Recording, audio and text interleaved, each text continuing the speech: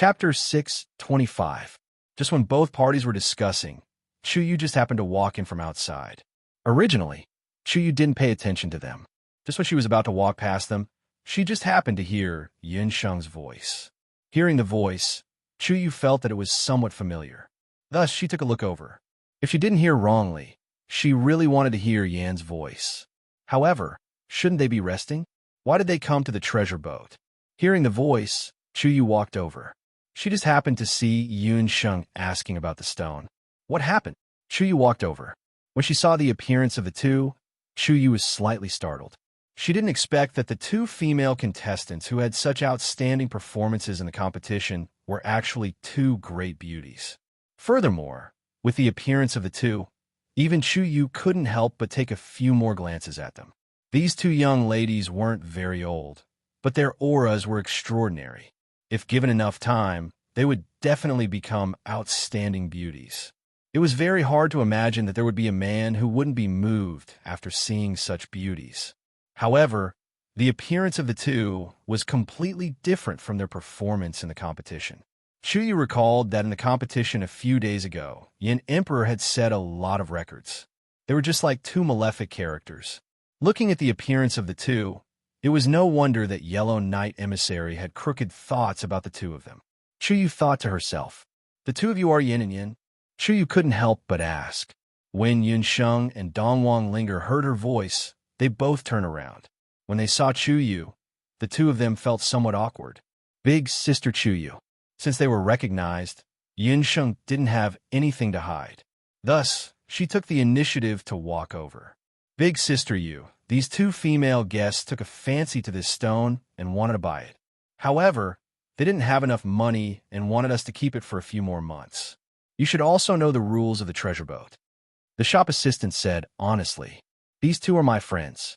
Give me some face and keep it for them. Chuyu took a glance at the stone. As she looked at it, she felt that it was strange. No matter how she looked at it, it was just a very ordinary stone. Big Sister Yu, don't make things difficult for me. You know that this rule was set by the eldest young master. The shop assistant also had a troubled look on his face. If it were any other goods, it wouldn't be a problem. However, this stone, although it didn't have any grade, was worth 5 million. It was much more expensive than the things on the treasure boats. The shop assistant didn't dare to make a decision on his own, seeing that the waiter didn't buy it, and even used the first young master to pressure him. Chuyu's expression turned ugly. The scene suddenly froze. Why are you here? Coincidentally, at this moment, a beautiful woman walked down from upstairs. The beautiful woman was around 30 or 40 years old. Her skin was as white as snow, without a trace of age. She had maintained herself very well. Her figure and appearance exuded the unique charm of a mature woman. Her silhouette was very similar to Chuyu's. It was obvious that the two of them were related by blood. Mother, these two are my friends. They took a fancy to that stone, but it's a little inconvenient for them. They wanted to buy it in 6 months, but this shop assistant used the first young master's orders as an excuse and refused to budge.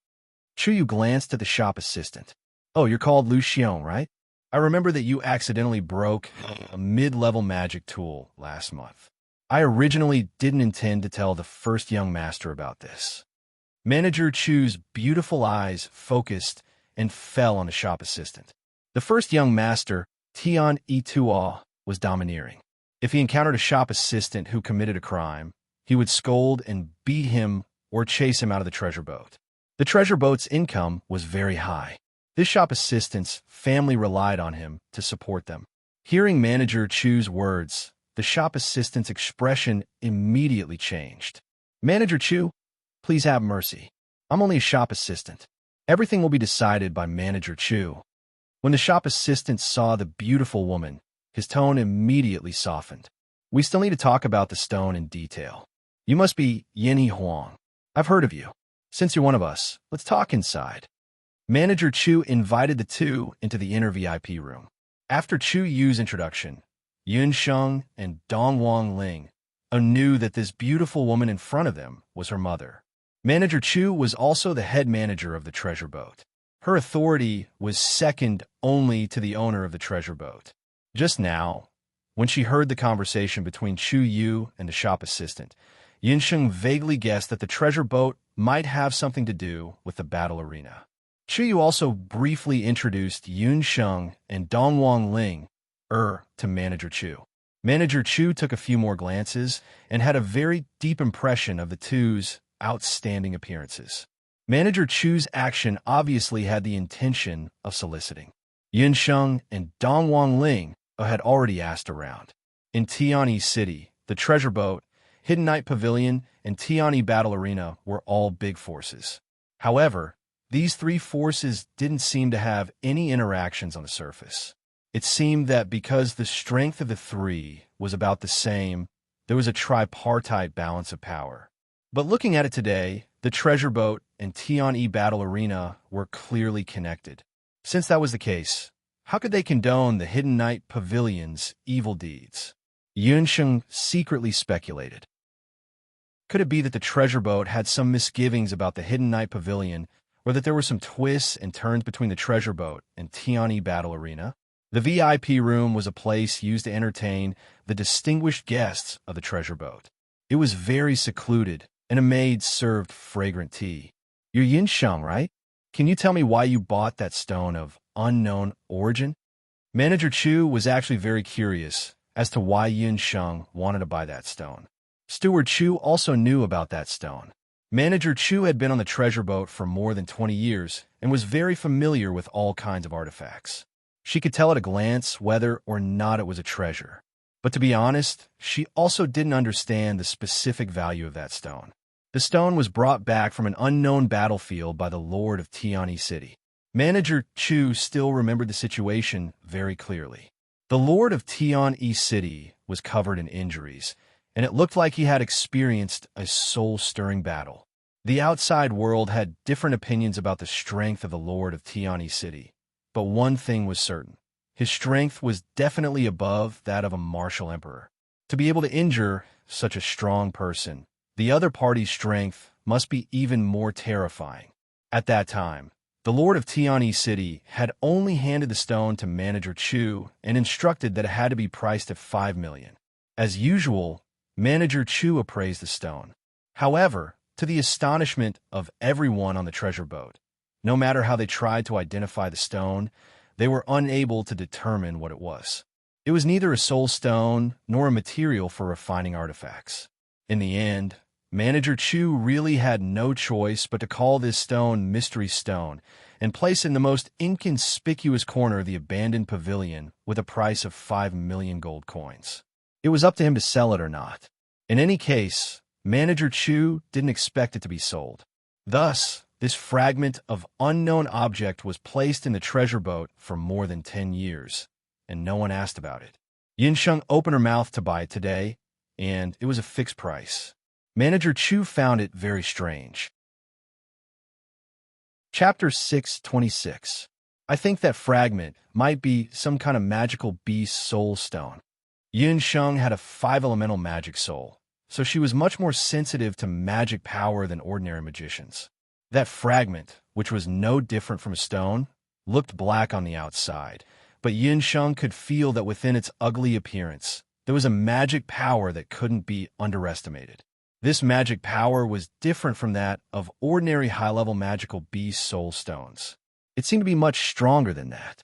The Skywing City Lord might also know the magical use of this stone, but due to some reason he couldn't use it, so he placed it in the treasure boat at a high price. Yunsheng wanted to buy this fragment and analyze it carefully.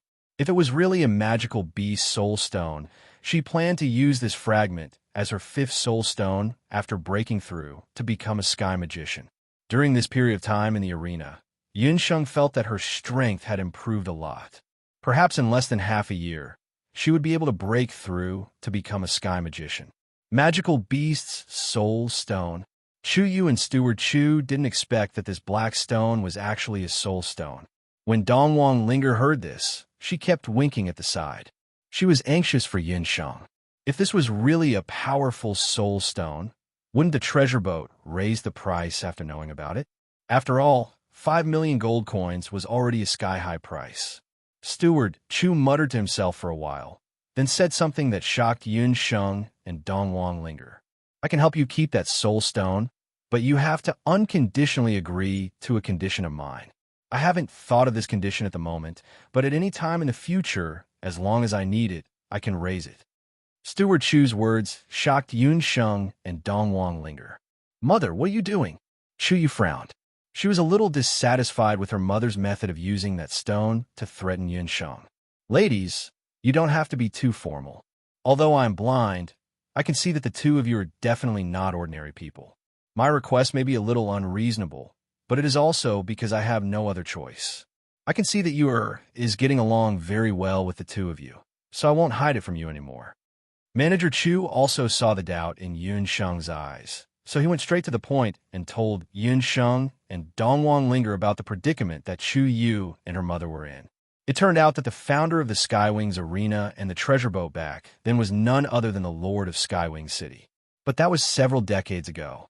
Now, the two young masters of Skywing City were in charge of the Skywings Arena and the treasure boat. Skywing City Lord had two wives. Both of them had passed away one after another, leaving behind the eldest son, Skywing Tao, and the second son, Skywing Dong. After the two young masters came of age, in order to avoid disputes, the first young master Skywing was in charge of the treasure boat, while the second young master was in charge of the Skywing Arena. These two young masters had been at odds with each other since they were young. Both of them coveted the position of the city Lord of Skywing City. Their private struggles, both open and covert, were endless.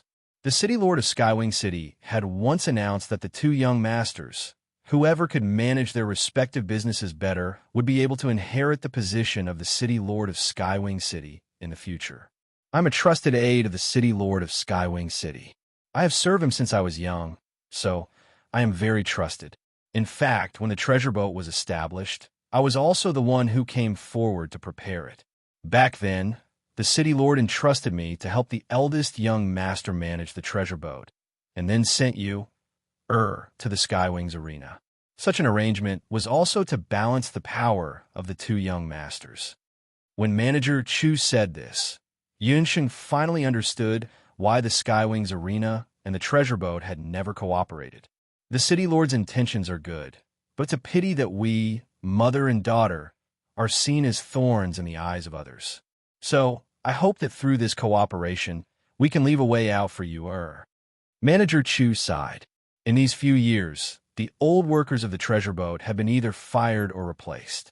Manager Chu could feel that the eldest young master was ostracizing her. Seeing that Chu Yu was also not having an easy time in the arena, Manager Chu had an idea. If the situation continued to deteriorate, the mother and daughter pair could only leave Skywing City. Although Manager Chu had only seen Yun Sheng and Dongwang Ling once, she could tell that these two women were definitely from aristocratic families. If they could obtain the support of the aristocratic families in the continent, they would have one more person to rely on. She did not ask for anything else, only for Chu Yu to have a way out. Hearing this, Chu Yu's expression changed. Mother, I won't leave. It's just a Kong Fei. Your daughter has already thought of a way to deal with him. Chu Yu simply said her thoughts in front of the two. I want to raise a sum of money to expand the 9th competition zone. Chu Yu's purpose in coming to the treasure boat today was to raise money. Although Manager Chu had talked about the situation in Skywing City, her words were still somewhat ambiguous. Yinxing thought for a moment and found many suspicious points. Both Manager Chu and her daughter held high positions in the two most important places in Skywing City. Chu Yu also seemed to be very familiar with the affairs of the treasure boat. Why didn't she simply stay on the treasure boat to help out, instead of being bullied by Kong Fei in the Skywings Arena? Yinsheng did not ask about these questions. After all, she and the Chu mother and daughter pair had only known each other for a short while, and there was still a process of mutual trust. If not for the fact that she had no other choice, Chu Yu would not have thought of coming to the House of Treasures. Because the right to host the monthly tournament had been taken over by the first competition zone, Chu Yu had no choice but to change her initial strategy. If Chu Yu wanted to stand out from the 9 competition zones and win the first competition zone, the only way was to expand the venue to accommodate more spectators and obtain higher profits. But according to the rules of the Skywings Arena, every competition zone that wanted to be expanded or renovated had to be proposed at the beginning of the year, and then the allocation of funds would be determined according to the income. It was already the middle of the year, and the ninth competition zone's income had only just begun to pick up. Wanting to allocate funds for the arena was clearly not feasible. The only way was for Chu Yu to fork out the money herself, and then deduct a portion of the investment from her future income. Chu Yu was only a new referee, and the dividends she received from the ninth competition zone were very limited. Thus, she thought of getting an advance payment from Steward Chu. How much will it cost to expand the competition zone? Steward Chu asked. Steward Chu was also very clear about her daughter's predicament in the Skywings Arena. But she was only a steward of the city lord's residence, after all, and had no right to ask about the second young master's personal interests. Your daughter has calculated that it will cost about 1,600,000 gold coins. Chu Yu calculated an approximate figure.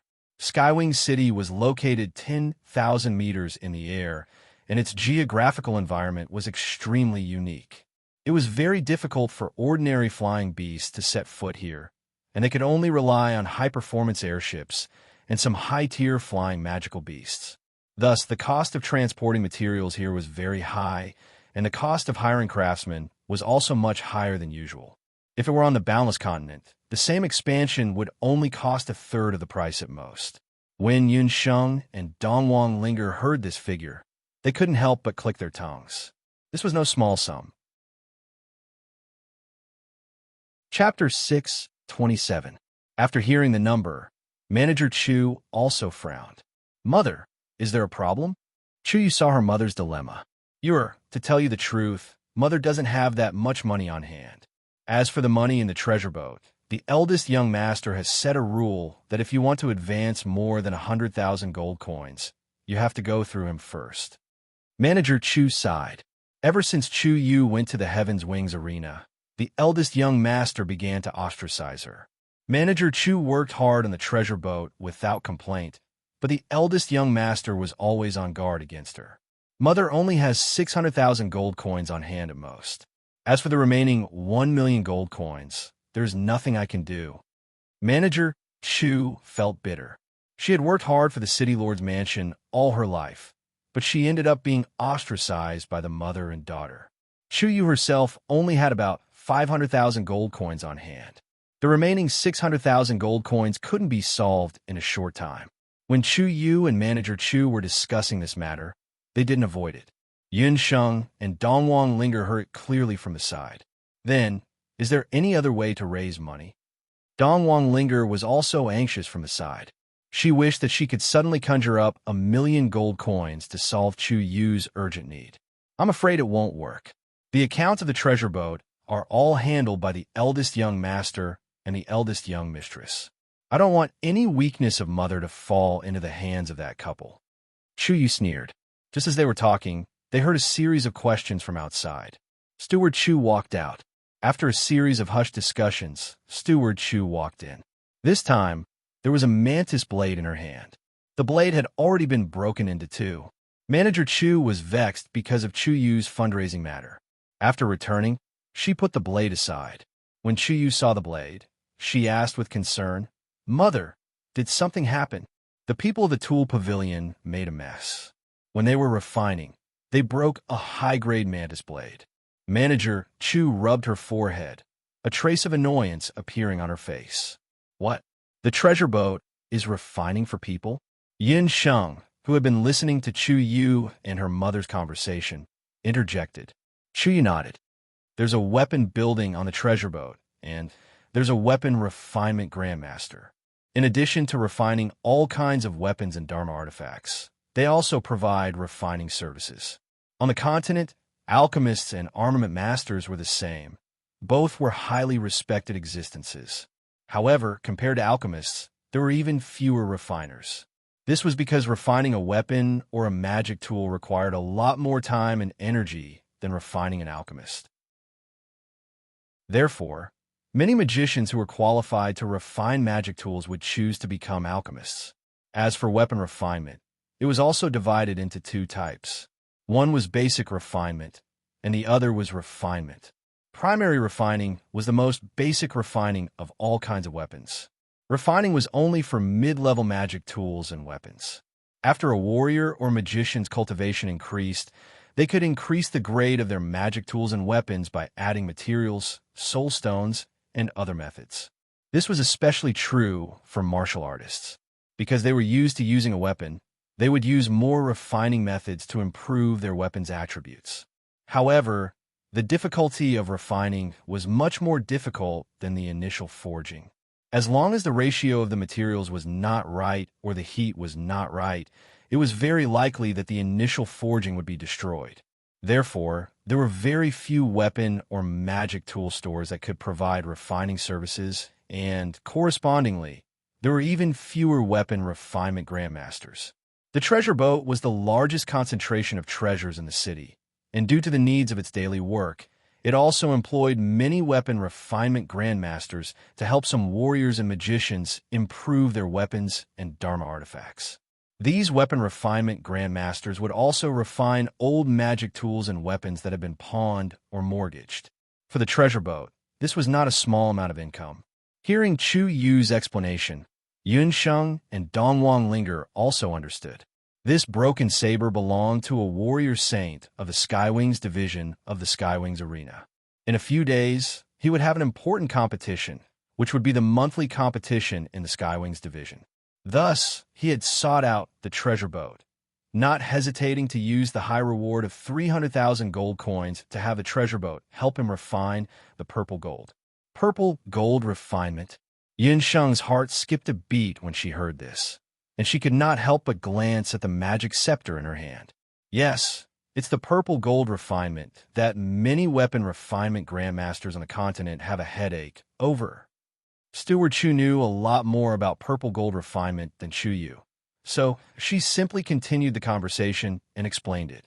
Purple gold was an extremely rare metal on the continent, and just a bit of it was worth a lot. However, it also had a wide range of uses. Aside from being able to refine purple gold coins, it could also be used for refining.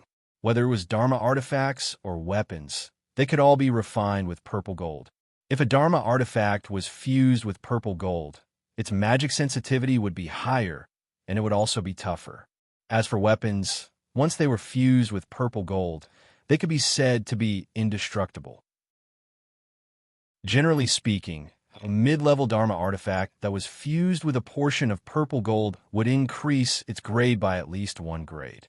That warrior saint-level contestant had also spent a lot of money for this monthly competition. He took out a piece of purple gold that was worth no less than 200,000 gold coins, and together with the cost of refining, he allowed the treasure boat to undergo this round of refinement. 500,000 gold coins per refinement. Yunsheng and Dongwang Linger both secretly swallowed their saliva. As expected of Skywing City, even cabbages could be sold for the price of abalone. In the entire continent, Yunsheng was probably the only one who would compare purple gold to cabbages. After all, her beast language ring contained a piece of nouveau riche gold that was made entirely out of pure purple gold. Yunsheng secretly thought that Night Fox had really cheated her earlier. Luckily, she had also used quite a bit of Night Fox's purple gold earlier, so she had barely recovered a bit of the cost price. If Steward Chu and the others knew what was going on in Yunsheng's mind, they would probably vomit a few mouthfuls of blood. Now that the refinement of this saber has failed, won't the treasure boat have to pay 500,000 gold coins? Dongwang Linger picked up the mantis saber. There was already a very obvious crack on the saber's body. With a crack, it was equivalent to the entire saber being destroyed. With Dongwang Linger's eyesight, she could also tell that this saber was a high-grade weapon. If it were placed on a market, its price would not be less than 100,000 gold coins. However, the value of a saber, especially for the owner of the saber, could not be used to refine it. That warrior saint level had used this saber for no less than 20 years. Now that the saber was destroyed, he had to find a new weapon in a hurry, which would definitely affect the later part of the competition. This refinement could be considered a complete failure. It's not just 500,000 gold coins. I'm afraid that he might not even be willing to pay 1 million gold coins. The refinement has failed, the purple gold is gone, and the saber is also greatly damaged.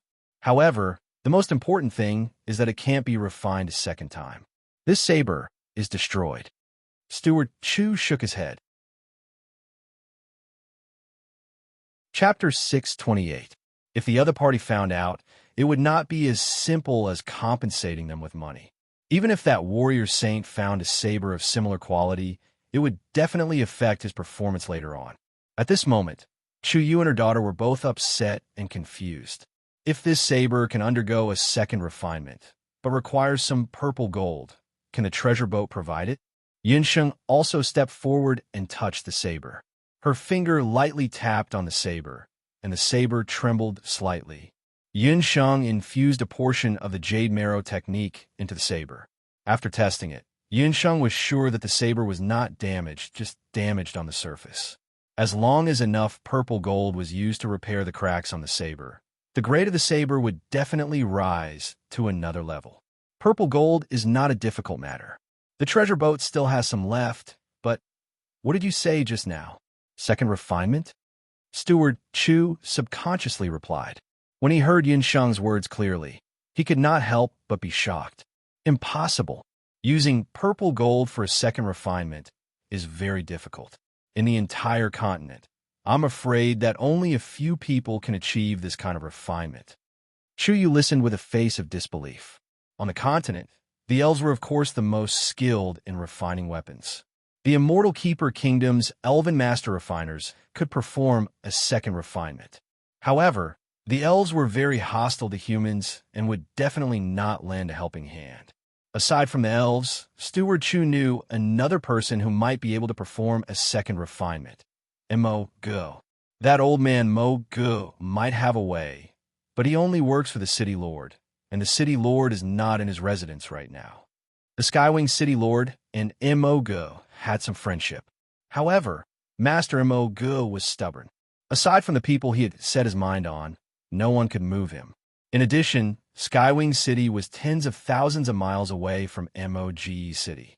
Even if they traveled day and night, they might not be able to make it to the monthly competition in the Skywings region. Actually, I have some friendship with Master Mo-Ge.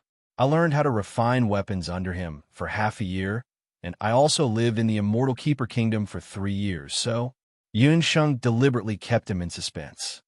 So you're saying that you can perform a second refinement? Steward Chu looked as if he had seen a life-saving straw. He did not care about losing his composure and grabbed Yunsheng's hand. He looked at Yunsheng's clothes and realized that Yunsheng's mage robe was really a product of the elves. At first glance, it was a mage robe unique to the elven royal court. Elf mage's robe was something that was hard to find in the continent. Both Yunsheng and Dongwang Ling were wearing one each. From this, it could be seen that what Yunsheng said was true. Steward Chu's expression was full of longing. The matter of the mantis saber really made Steward Chu anxious to death. Just when she was in despair, Yunsheng said that she had a way. This was like someone giving him a pillow when he was about to doze off. It was too timely. I can try. Thanks to Yi Baiming, Yunsheng had refined quite a lot of purple gold equipment. Yunsheng had tried refining magic scepters, weapons, and armors. In addition, compared to more than 3 years ago, her skills, eyesight, and trillium hand had improved greatly. She had full confidence that she could perform a second refinement. Steward Chu did not hesitate any longer. The time for the warrior sage to come and take the saber was getting closer and closer. Before the matter was exposed, he could only rely on Yunsheng. Steward Chu immediately ordered someone to find purple gold and prepare a refining room. It was the largest refining room on the treasure boat. There were several magic arrays inside, and it was not inferior even when compared to the magic tower on the 6th floor of the Royal Magic Academy. As he did not know what other materials Yunsheng needed for the second refinement, there were hundreds of refining materials inside. After everything was ready, Yunsheng brought the cracked saber into the refining room. Ling give me a magic scepter.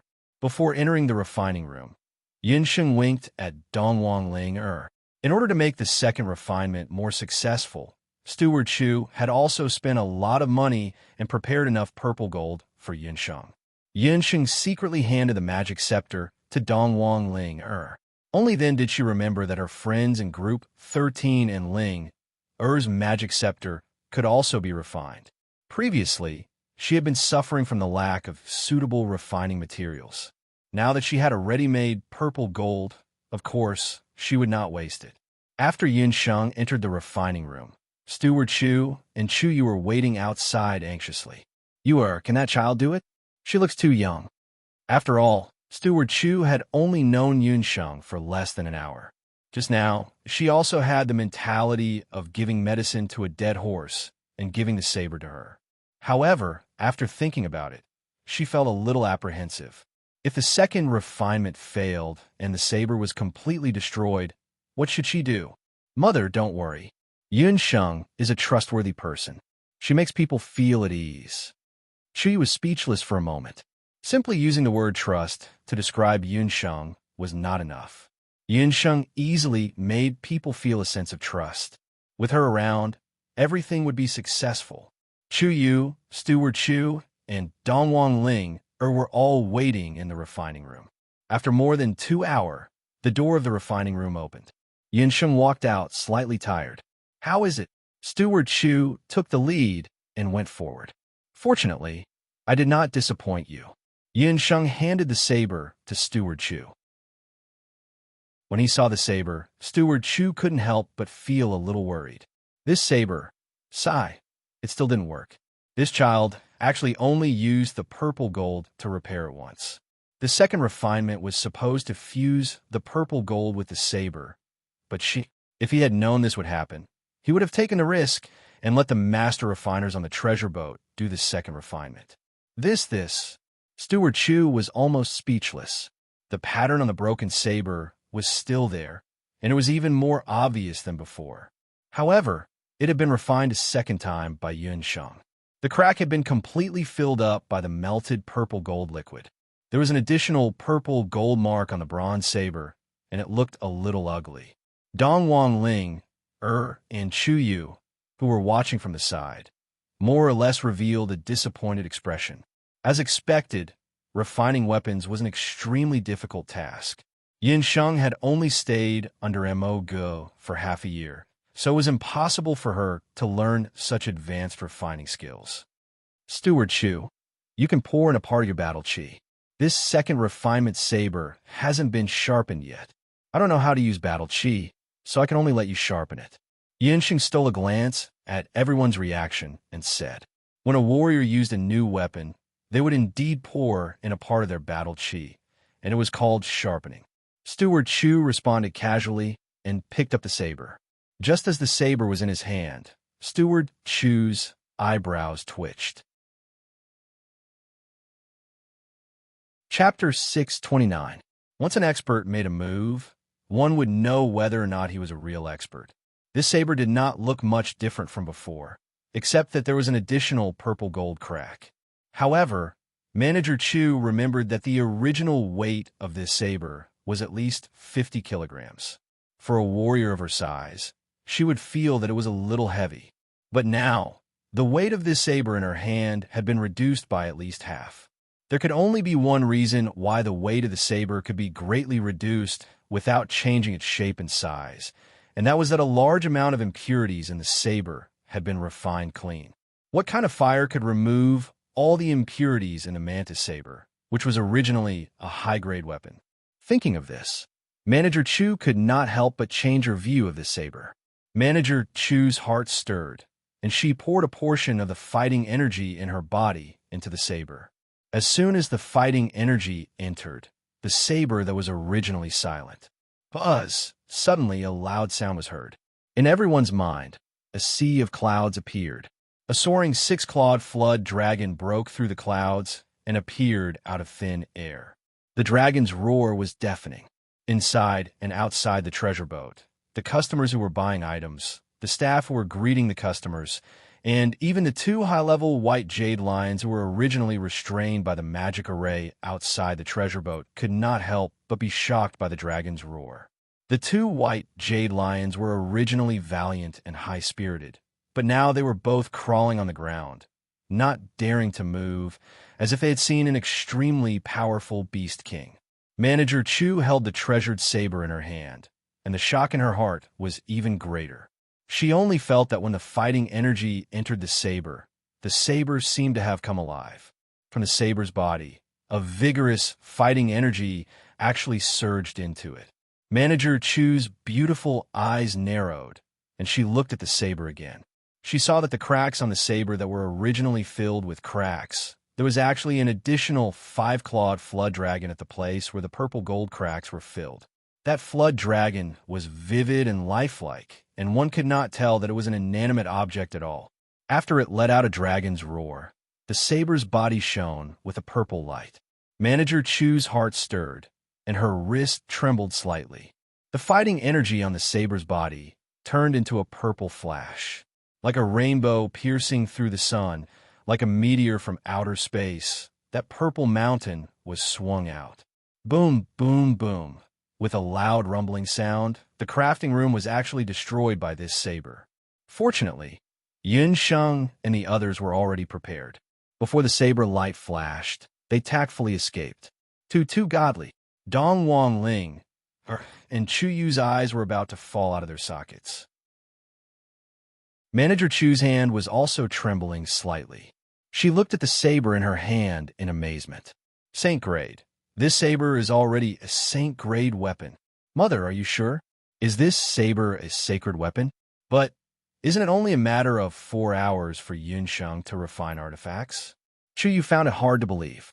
How is this possible? Some blacksmiths might not even be able to refine a Saint grade saber in their entire lives. Yun Sheng was secretly laughing at the side. She was the one who refined the weapon, so she naturally knew what grade it was. However, Chu Yu was wrong about the time it took to refine this saber. Yun Sheng did go in for 2 hours, but the time she used to refine this saber was at most 1 hour. The remaining 1 hour was all used to refine Dong Huang Ling, Er's magic scepter. Yes, it's really a sacred weapon. If I didn't guess wrongly, Master Yun, you also added a part of the flood dragon's blood into this saber? Manager Chu remembered that there was a bottle of flood dragon's blood in the crafting room. Yes, the flood dragon's blood is a very good purifying liquid. Because it was refined, I refined some of the excess impurities that were originally fused into the saber's body. Yin Sheng also gained a lot from this crafting session. Her ability to control fire had increased by another level. Manager Chu, what happened? With such a big commotion in the crafting room, quite a number of workers ran in from outside. It's nothing. Find someone to inform Feng Hong that his saber has already been refined. Manager Chu reluctantly put down the saber. The crack that looked very crude earlier had already completely disappeared, turning into a dragon pattern that occupied the saber's body. This made the saber look even more domineering. The result of Yun Sheng's crafting was 100 times better than what Manager Chu had imagined. She originally only hoped that this saber could be restored to its original state. She didn't expect that Yun Sheng would be able to make the saber's grade increase by another level. She was also a warrior.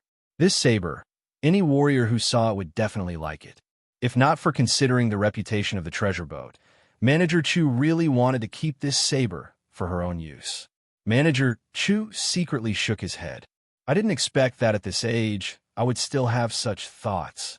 I'm afraid that I'm going to be laughed at by others.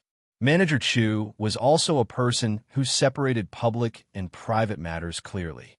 After thanking Yun Sheng, she let Chu Yu take care of the two of them and ordered people to tidy up the crafting room. Then, she went to the front to greet the visiting martial saint. Big Sister Yu, this time, the treasure boat will be able to break even. Haha, it's all thanks to Yun Sheng. Dong Wang Ling secretly took a glance at Yun Sheng. Her magic scepter was still with Yun Sheng. After seeing Yun Sheng's amazing crafting skills, Dong Wang Ling was very curious.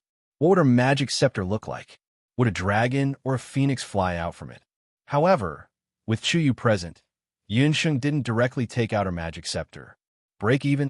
Chu Yu couldn't help but find it funny. She thought to herself, these two girls are quite clever. Unfortunately, when it comes to business, they don't know anything. Chu Yu sighed. This time, the treasure boat is going to suffer a huge loss. How is that possible? Yin Sheng was very surprised. For the sake of Chu Yu and her daughter, she had meticulously crafted that saber. That saber is now a Saint-grade saber, and looking at its appearance, it's at least mid-level Saint-grade. The saber is also fused with purple gold and flood dragon blood, two of the most difficult materials to refine. The price of this saber has now increased by at least 10 times. It's not an exaggeration to say that it's worth 5 million gold coins. Sure, you could imagine how much her mother's heart ached at this moment. 500,000 gold coins to 5 million gold coins. This tenfold increase made Yun Sheng and Dongwang Ling dumbfounded. We took 500,000 gold coins and gave away 5 million gold coins. Don't you think it's a loss? Chu Yu smiled and pulled the two of them forward. Then just don't sell it. Dongwang Ling was unhappy when she heard that. That won't do. This concerns the treasure boat's reputation. For merchants, reputation is much more important than gold coins. If the money is gone, just earn it back. Chu Yu comforted the two of them. Chu Yu brought Yun Sheng and Dongwang Ling to a small sealed room. This was the treasure boat's secret room. Even Tianyi Dong didn't know of its existence. After Chu Yu arrived at the secret room, she quietly opened a small hole in the wall. Through this hole, she could unknowingly see the situation in the treasure boat's VIP room. Steward Chu was receiving the martial saint who had come to take the saber. She only heard a man's carefree laughter. Steward Chu, thank you so much. This weapon is really a saint-grade weapon. I believe that with this saber, I will definitely be able to win. Chapter 630. From a voice, one could tell that it was the martial saint who had requested to refine the weapon. Martial Saint Feng, there's no need to be so courteous. This is also an unexpected gain. The saber is still yours, as long as you remember the benefits of the treasure boat, Steward Chu replied smoothly. Of course, if Steward Chu has any problems in the future, feel free to ask. If there's anything in the Skywings arena, I will do my best to help. As for the matter of going against the Hidden Night Pavilion that you mentioned earlier, I will definitely do my best. It turned out that Steward Chu was also very wary of the existence of the Hidden Night Pavilion. Chu Yu gave Yunsheng and Dongwang Ling a signal with her eyes, then closed the hole that was used to spy on them. You heard that, right? From today onwards, this martial saint will definitely remember the benefits of the treasure boat. If he wants to refine weapons in the future, the treasure boat will be the first thing he thinks of. You must know that there are many martial saint experts around him. Chu Yu and Steward Chu were indeed mother and daughter. Their thoughts were exactly the same. Yun Sheng and Dongwang Linger finally understood. From today's matter, Chu Yu and her daughter were definitely not simple people. On the surface, the two of them were just servants of the Skywings City Lord's residence. But the two of them were very scheming and shrewd. It was no wonder that Chu Yu had so much confidence and dared to go against the Hidden Night Pavilion and Kong Fei as a mere referee of a branch arena in the Yellow Wings competition zone. Before Feng Hong, there were probably many similar martial saints and even sky rank magicians who had been roped in by Steward Chu and Chu Yu's outstanding social skills. Yun Sheng also understood that Chu Yu had brought her to the secret chamber today and witnessed everything with her own eyes. Aside from expressing her trust, Chu Yu was also trying to rope her in. How's the wear and tear on your weapon? Do you need to adjust it? After all, the monthly competition is in a few days, Chu Yu asked softly. Her tone was full of concern. Part of Chu Yu's concern was because she was worried about the monthly competition, but there was also some genuine concern in her words. Yin Sheng smiled. It's fine. I'll be able to recover tomorrow. Generally, refining consumed a lot of magic power, but refining consumed even more magic power. Fortunately, Yin Sheng had mastered celestial meditation, and the effect and duration of her meditation were several times longer than that of ordinary magicians. Therefore, for Yun Sheng, refining did not consume much energy. On the contrary, it was a very good method to increase her ability to control fire and magic. She thought for a moment. Yin Sheng, I have an idea. As long as you agree, perhaps you could buy that stone much earlier. What method? Yin Sheng was now very familiar with Chu Yu, so she didn't doubt her words too much. That's refining. You can make money through refining. Chuyu also thought of this after seeing Yun Sheng's superb refining skills. Yun Sheng was a doctor, but because of the Hidden Night Pavilion, she was temporarily unable to use her medical skills. However, refining tools was different. As long as the treasure boat existed, Yun Sheng would have a place to refine tools. Sister Yu, are you talking about refining tools like the mantis blade? I don't think this method will work. One mantis blade is fine, but if several appear, it won't make sense. Yun Sheng's attitude was still very cautious. The appearance of a sacred weapon was a very sensational thing on the continent. Yun Sheng was well aware of this, so she had informed Manager Chu just now and asked her to announce to the public that the saber was unintentionally refined by a master refiner on the treasure boat. Yun Sheng's cautious attitude made Chuyu admire her very much. A genius was not terrible, but if it was a low-key genius, then it was different. What's more, Yun Sheng was only 13 years old. At this age where it was easiest to be arrogant, she could have a simple heart. This was what Chuyu admired most about Yun Sheng. Chuyu couldn't help but think of Yun Sheng's previous matches in the arena. Even in the two-person competition, Yun Sheng was the weaker one. She gave the outsiders the impression that she was a magician proficient in auxiliary magic. Could it be that this was also one of her disguises? Chuyu was curious, but she didn't ask much. After all, that was Yun Sheng's style. Perhaps all the answers would be known in the monthly competition. You've misunderstood. I'm not asking you to refine another Saint-tier weapon. Chuyu told Yun Sheng what she was thinking.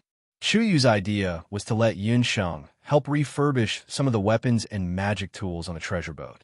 Chuyu also didn't want Yun Sheng's outstanding refining ability to be exposed. Today's second refining was only known to her mother and the three of them. But if a second sacred weapon was refined, it was hard to guarantee that no one else would find out. In fact, the forces on the treasure boat were intricate and complex. If the eldest young master knew of Yun Sheng's existence, with Yun Sheng's appearance and outstanding strength, who knew what kind of covetous eyes she would attract? Chuyu didn't want Yun Sheng to follow in her footsteps. That was why she thought of refurbishing. Refurbishing is different from refining.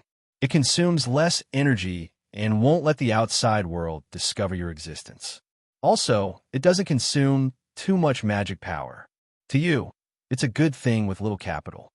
While Chuyu and Yun Sheng were talking, Manager Chu had already returned. Great Master Yin, it's all thanks to you this time. Manager Chu's face was full of respect.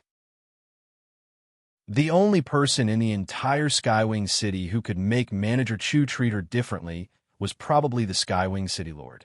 Manager Chu took out a gold card. This is 100,000 gold coins. It's the extra reward from Marshal Saint Feng just now. The treasure boat doesn't accept a single coin. I'll leave it all to you.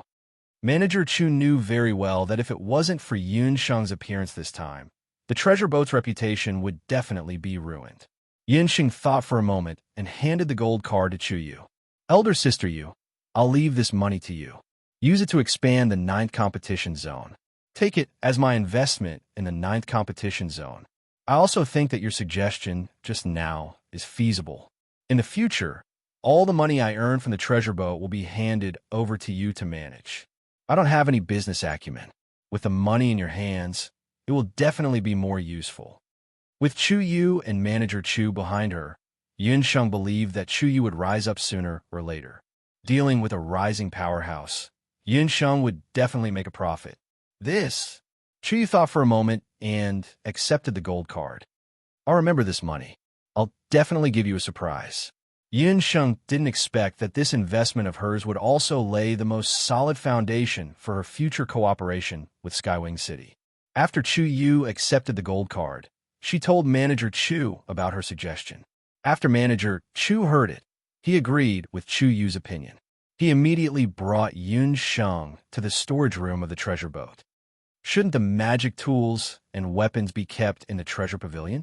Why would they be placed in a place like this? Yun Sheng and Dongwang Linger were brought to the backyard of the treasure boat. Chapter 631. The treasure boat looked luxurious and extravagant, but the backyard was no different from an ordinary small courtyard. Instead, it looked even more dilapidated. The so-called storage room was a bungalow that was similar to a woodshed. It was hard to imagine that in a place like the treasure boat, where treasures were everywhere, there would be such a place. The treasure boat has many years of history. Just the treasure pavilion alone is divided into several rooms. According to the grade and appearance of the items collected, they are divided into elementary, intermediate, high, saint, and even divine grade items. However, there are some items that, due to improper storage, become dilapidated after a long time and can no longer be sold on the stage. Manager Chu explained. She pushed open the door of one of the bungalows. As soon as she opened the door, she smelled a gust of stuffy air. This room had not been opened for a long time. Yunsheng looked inside and saw that there were many shelves placed in a disorderly manner in the room. The items on each shelf were very different. Manager Chu brought Yunsheng to one of the rooms. It was specially used to store all kinds of old magic tools, weapons, armors, and so on. Due to the limited number of blacksmiths in the treasure boat, some of the items that looked too dilapidated or too difficult to refine were discarded here. As time passed, the items piled up and there was no one to deal with them. Every year, Manager Chu would have a headache about how to deal with these dilapidated weapons and magic tools. These are also considered treasures. The treasure boat can't be accepting all kinds of trash, right? Dong Wang Ling frowned. She was also a bit embarrassed. Yunsheng didn't say much. She walked forward and casually picked up a magic scepter. Just like last time, Yunsheng channeled a portion of her jade marrow technique into the magic scepter. This magic scepter is already useless.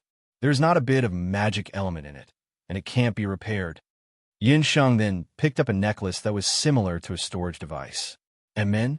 This necklace is still in good condition. Furthermore, there should be some things in it. If I find a master who can remove the demon seal, I can still get some unexpected wealth. Yunsheng checked very quickly. In less than 15 minutes, she had already picked out more than a dozen items that were useless and could be repaired. This result made Manager Chu wild with joy. If it was said that Manager Chu still had some doubts about Yunsheng's ability earlier, after experiencing the sacred weapon, Manager Chu no longer had any doubts. Dong Wang Linger, on the other hand, had a puzzled look on her face. She also touched those worn-out magical artifacts and muttered, "Why is it that everything looks the same to me? Yunsheng, just what kind of eyes do you have?" Yunsheng smiled but said nothing. Yunsheng had obtained Steward Chu's permission to spend 2 hours every day to refurbish all kinds of magical tools and weapons on the treasure boat. In order to avoid being noticed, Steward Chu would put the refurbished magic tools and weapons in the storage ring and send them to Yunsheng's inn. After the repairs were completed, Steward Chu would send his trusted aide to send it back. As for the reward for the refurbishment, it was calculated according to the value of the refurbished items. For every refurbishment, about 10% of the reward would be provided to Yunsheng. Yunsheng also accepted the reward. 10% of the reward wasn't much. These magical tools and weapons in front of her were mostly elementary and middle-grade magical tools and weapons. Yunsheng estimated that 10% of the reward would at most be a matter of a few hundred gold coins. Fortunately, there were a lot of refurbished magic tools. Moreover, compared to the Mantis Blade, the difficulty of refurbishing magic tools was a lot easier. In the same 2 hours, the number of magical tools and weapons that Yunsheng could refurbish could reach at least tens of them. In this way, she would be able to earn a few thousand gold coins in a day. This was a lot more profitable than the competition. However, Yunsheng didn't plan to use this money. She handed it all to Chuyu. With Steward Chu's intervention, the mystery stone, with a suspicious origin, was preserved. Steward Chu also extended the time limit. Within a year's time, as long as Yunsheng was able to raise 5 million gold coins, she could come and buy this stone at any time. After this incident, the relationship between Chu Yu and Yunsheng became even closer. When Yunsheng and Dong Wang Ling returned to the inn, Qi and Gufeng had also returned. The moment they entered, Yunsheng heard Gu Feng's laughter. "Ha ha! Yunsheng, Linger, you guys are finally back." Ever since Gu Feng came to the competition, he had been dispirited. After all, he was a light sorcerer. Other than healing, he didn't have any other special skills. Although Gu Feng was a saint sorcerer, all the magic that he knew, other than the profound magic that was used for defense, were all healing magic. Therefore, if he went to the Earth Wings competition zone, where there were as many saint sorcerers as dogs, there was simply no possibility of him winning. Yin Sheng and Dongwang Ling thought so. The others, including Elder Helian and the others, also thought so. Previously, when Yun Sheng encouraged Gu Feng, it was also to cheer him up. She didn't expect that this silly fellow would actually wholeheartedly participate in the competition. Yun Sheng and Dongwang Ling didn't ask about Gu Feng's results. Could it be that you won? Dongwang Ling saw Gu Feng's happy expression and asked indifferently. I didn't win. I won one round. This is the first time I tied. Gu Feng was a little embarrassed, but at the same time, he was also a little proud. Tied? Could it be that you met a newly promoted Saint Sorcerer? Dongwang Ling wasn't pouring cold water on Gu Feng, but Gu Feng's true offensive strength was at most similar to that of a magic shooter. Even Dongwang Ling was definitely much more powerful than Gu Feng in terms of offensive magic. This time, Linger guessed wrong. The person who tied with Gu Feng was an old contestant with decent skills. His strength should be at the intermediate level of a Saint Sorcerer. Chi finished his competition early today, so he went to watch Gu Feng's competition. That old contestant was very strong, and he was also one of the favorites to win. When Gu Feng said that he was going to enter the arena, he was very nervous. As soon as he entered the arena, he activated the light sphere and defended himself the whole time. His opponent actually couldn't find a way to attack him at all. Just like that, this became the longest competition in the history of the Earth Wings competition zone. It lasted from the morning to the afternoon, and there were even a few two-person matches that were changed at the last minute. Could it be that in the end, the opponent, Yin Sheng, roughly guessed the reason for the tie? The opponent's stamina was insufficient, and he couldn't break through Gu Feng's defense. In the end, the referee could only announce that this match was a tie. Chi's usually expressionless face couldn't help but reveal a smile, and he laughed softly. This kind of result made many spectators in the Earth Wings competition zone vomit blood. In the previous matches, Gu Feng was bound to lose every match. Therefore, the odds for his match this time were shockingly high, and many people bet heavily on that old contestant. Who knew that Gu Feng would win in such a strange way? That was why Gu Feng was so happy.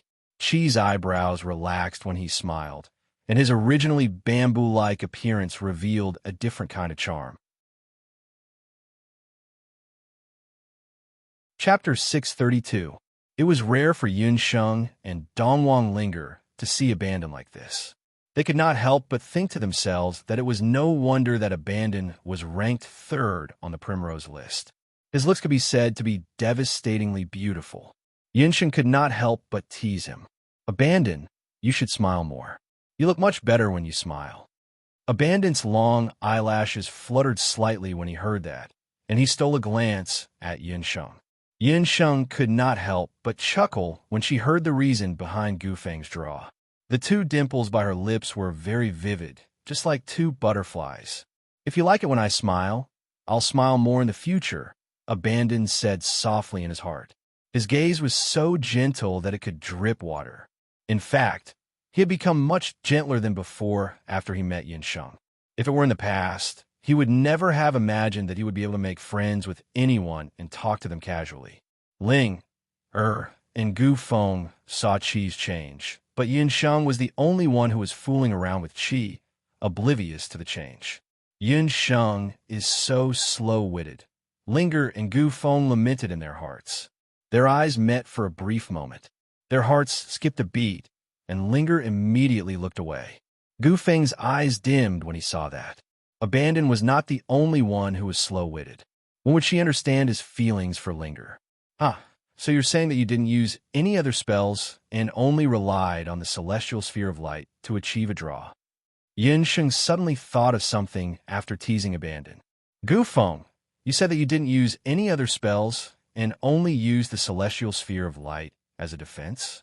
If I remember correctly, you could only last 15 minutes with the celestial sphere of light in the past. but now you can last for a day. Yinsheng noticed something unusual. The Celestial Sphere of Light was an esoteric spell that Gu Feng had learned when he was a magic shooter. Since it was an esoteric spell, it consumed a lot of energy. After all, esoteric spells were even more important than advanced spells among mages. That was in the past. Now, the range and duration of the Celestial Sphere of Light are increasing. Especially after listening to you and participating in the competition, I realize that I'm getting more familiar with the Celestial Sphere of Light, and the energy consumption is decreasing. Gu Feng thought for a moment and lowered his voice. He said mysteriously, I feel like I'm about to break through. Cough. Dong Wang Ling was currently drinking water. When she heard those words, she immediately spurted out the water that she was drinking. I thought you could only rely on healing to increase your cultivation. How can he break through just by taking a beating? Dong Wang Ling felt that it was unfair. It was no wonder that Dong Wang Linger felt that it was unfair. She had risked her life in the Yellow Wings competition zone and was almost crippled by Lu Qingqing, that eight-clawed woman. Yet, she had only improved a little.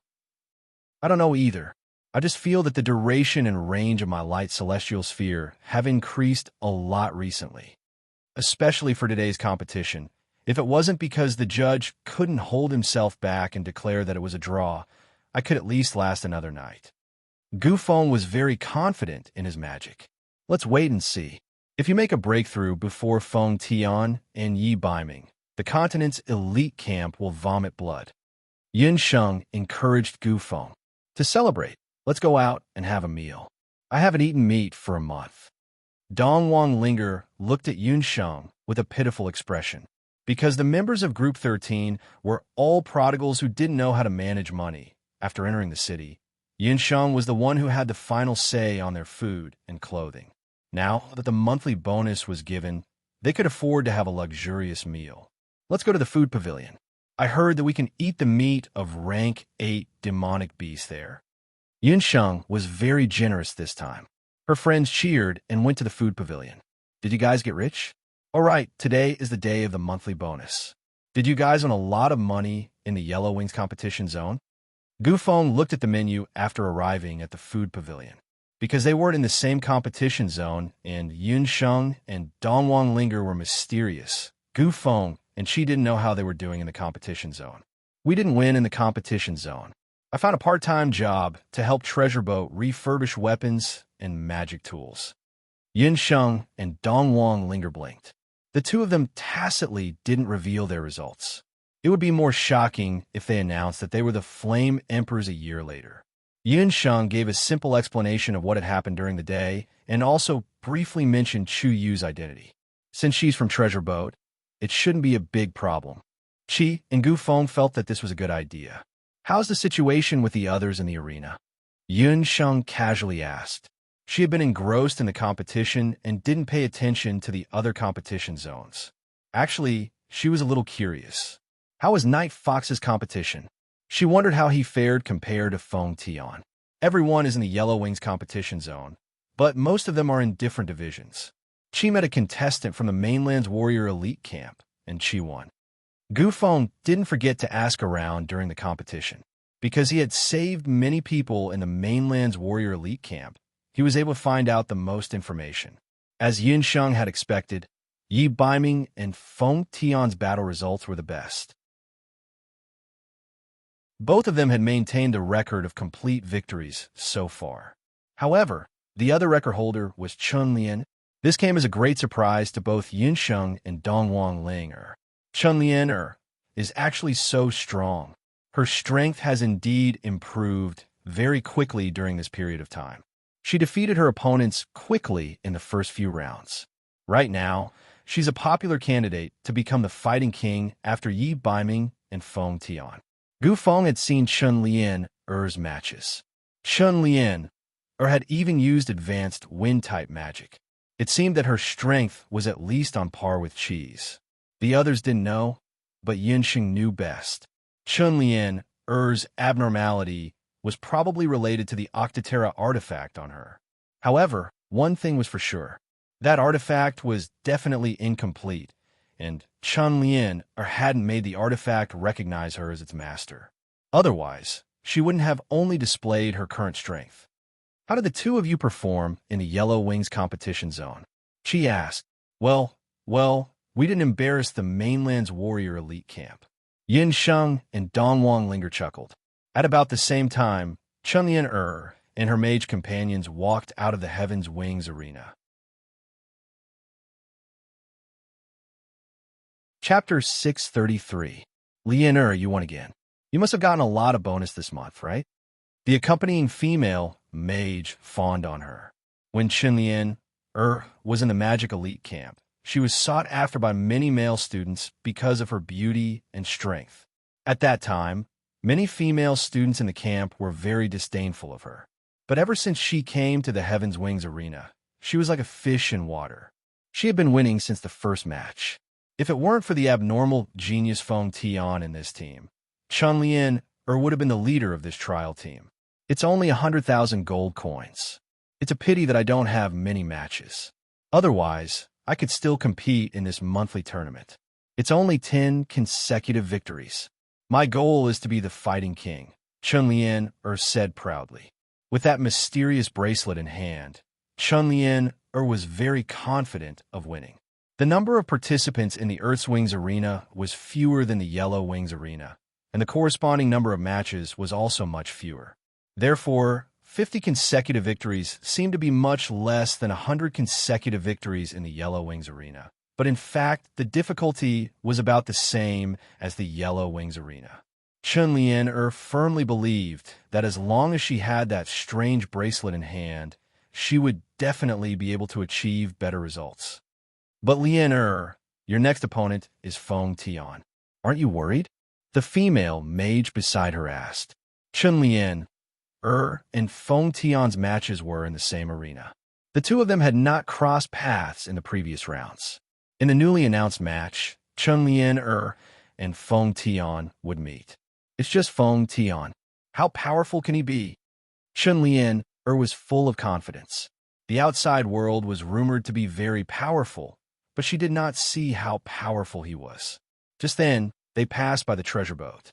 When the female mage beside her saw this, she hurriedly flattered, Lian if you continue like this, you will soon break through to become a sky mage. Maybe you will be the first one to break through in the magic elite camp. Why don't we enter the treasure boat and see what soul stones are suitable for your magic scepter? These words struck a chord in Chun Lian's heart. She also felt that if there were no accidents, she would definitely break through in a year's time. Chun Lian glanced at the treasure boat and was dazzled by the luxurious style of the building.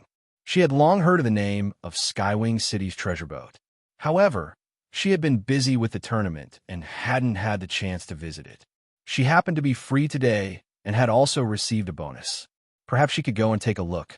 Chun Lian was the former crown princess of Zhou State. Her family background was not bad. Naturally, she had seen countless treasures and artifacts.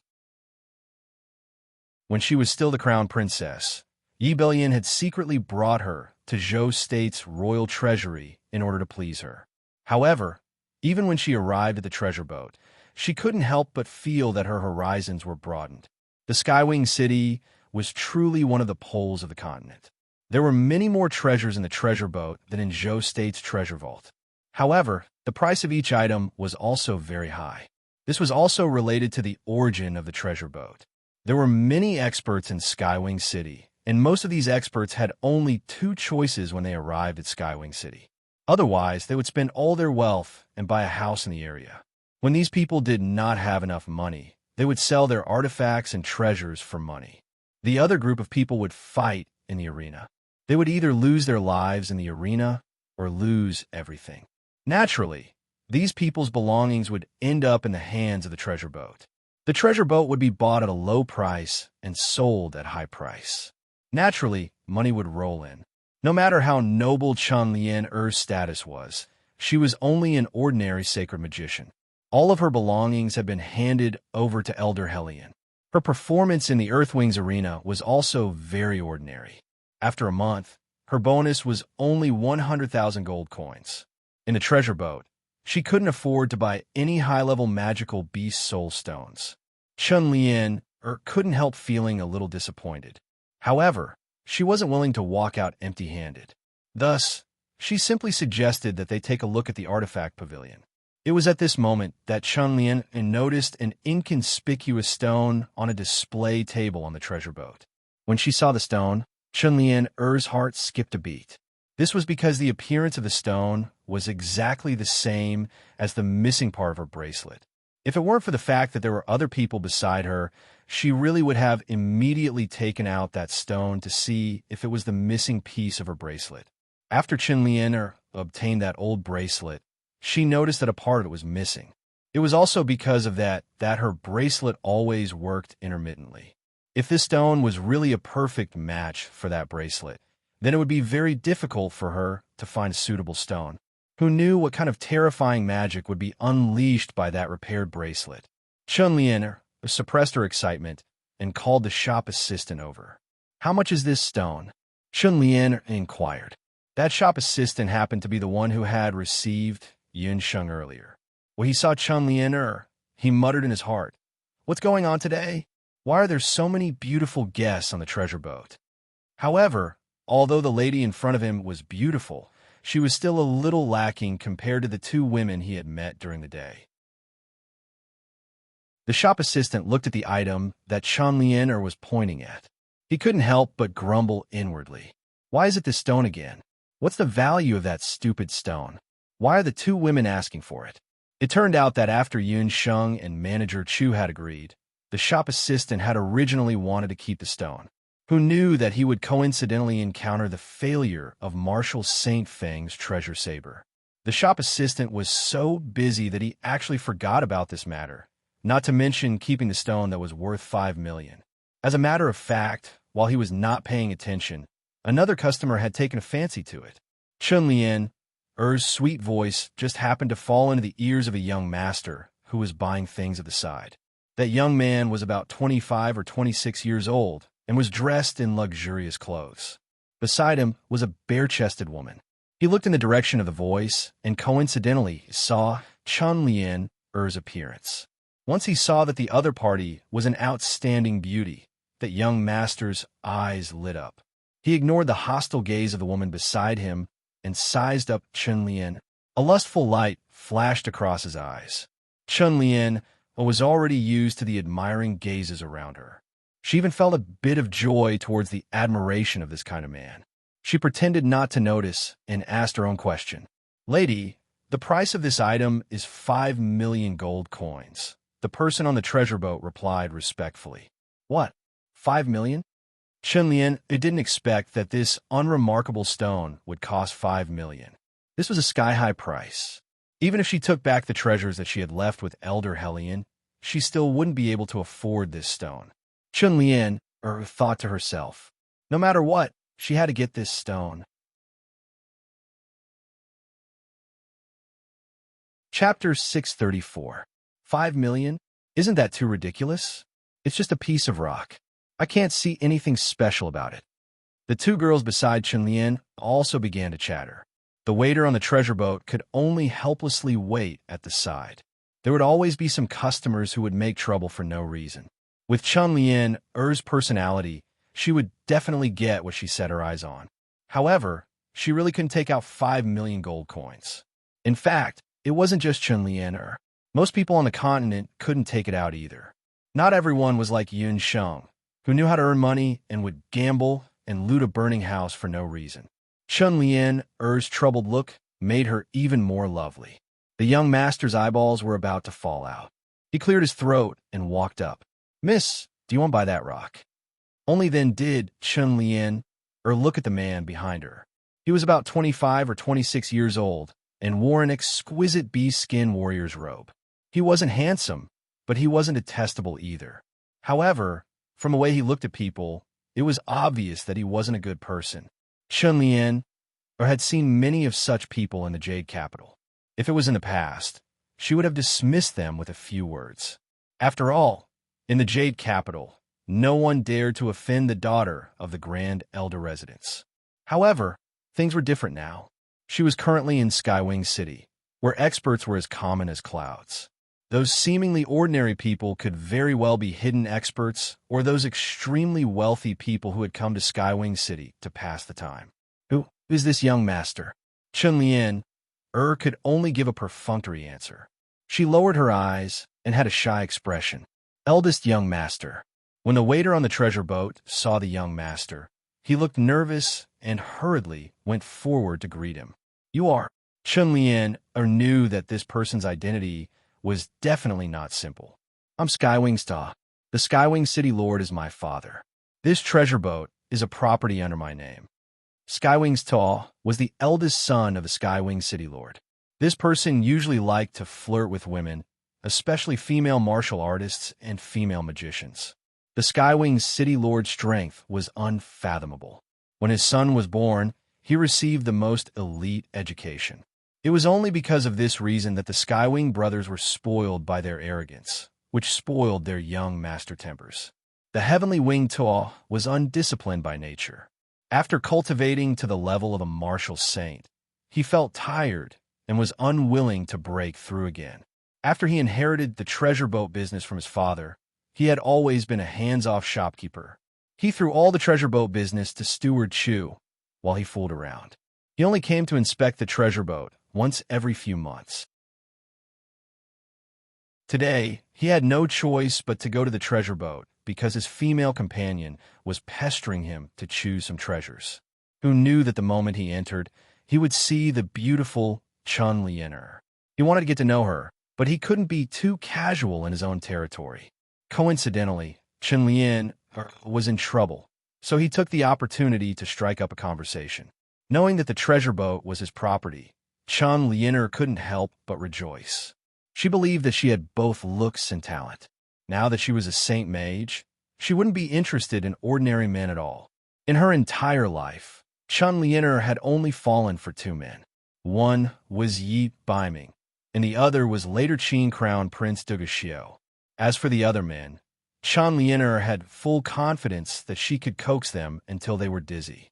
If she could please this lecher in front of her, she might not even have to spend a single gold coin to get this treasure that she suspected to be a bracelet fragment. I am Chun-Lien, a student of the continent's magic elite camp. I just happened to be training in Tianyi City. Chun-Lien revealed what she thought was her most charming smile. When Tianyi Tua saw this, half of his bones went limp. So you are a student of the continent's magic elite camp. No wonder your temperament and appearance are outstanding. It's rare that I have fate with you. If you like anything, feel free to open it. Take it as a meeting gift from me to you. When the people on the treasure boat heard this, they had a headache. They hurriedly signaled to the others with their eyes. Their young master was a brainless wastrel.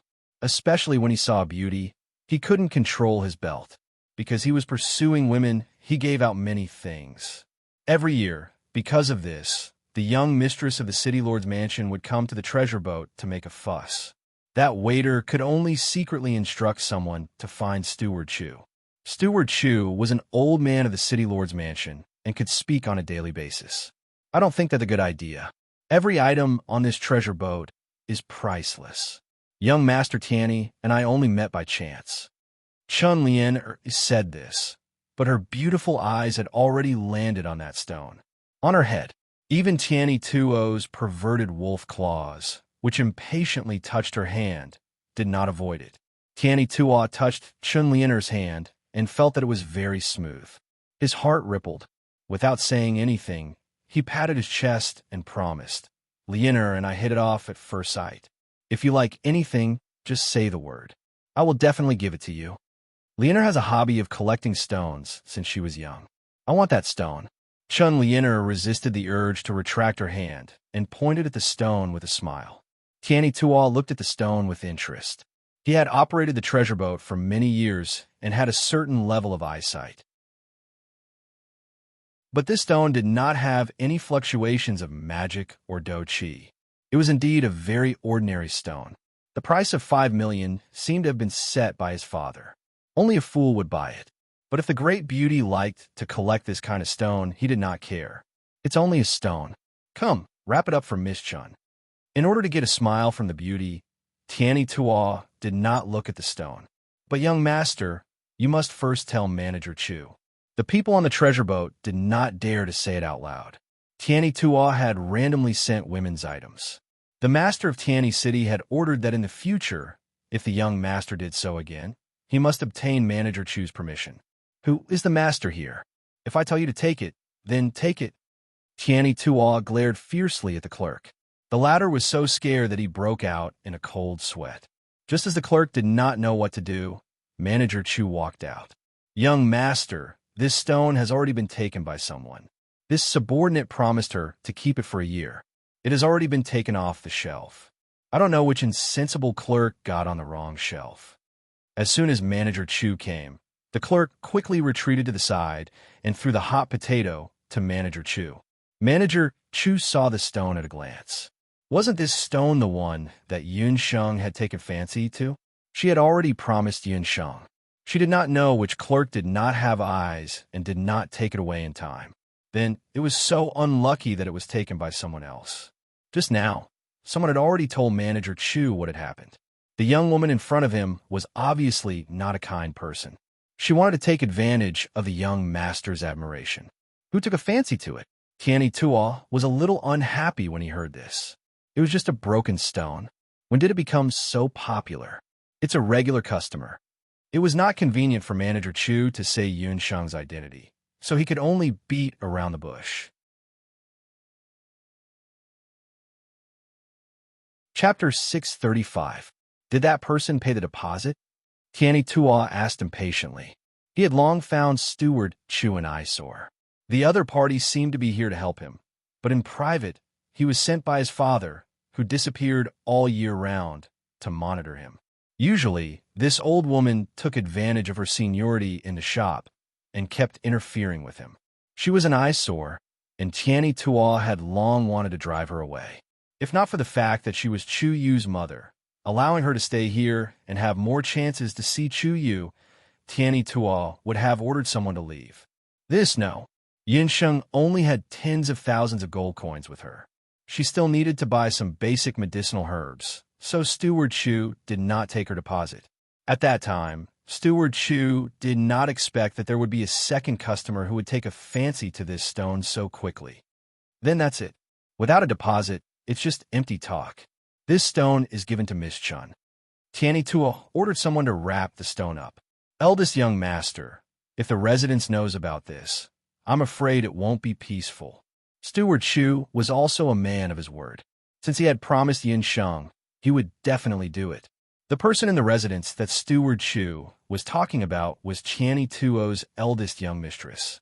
This eldest young mistress was famous for being fierce. Previously, because of the eldest young master's affairs outside, she had caused a lot of trouble. Tianyi Tuo's heart quivered at Steward Chu's silent reminder.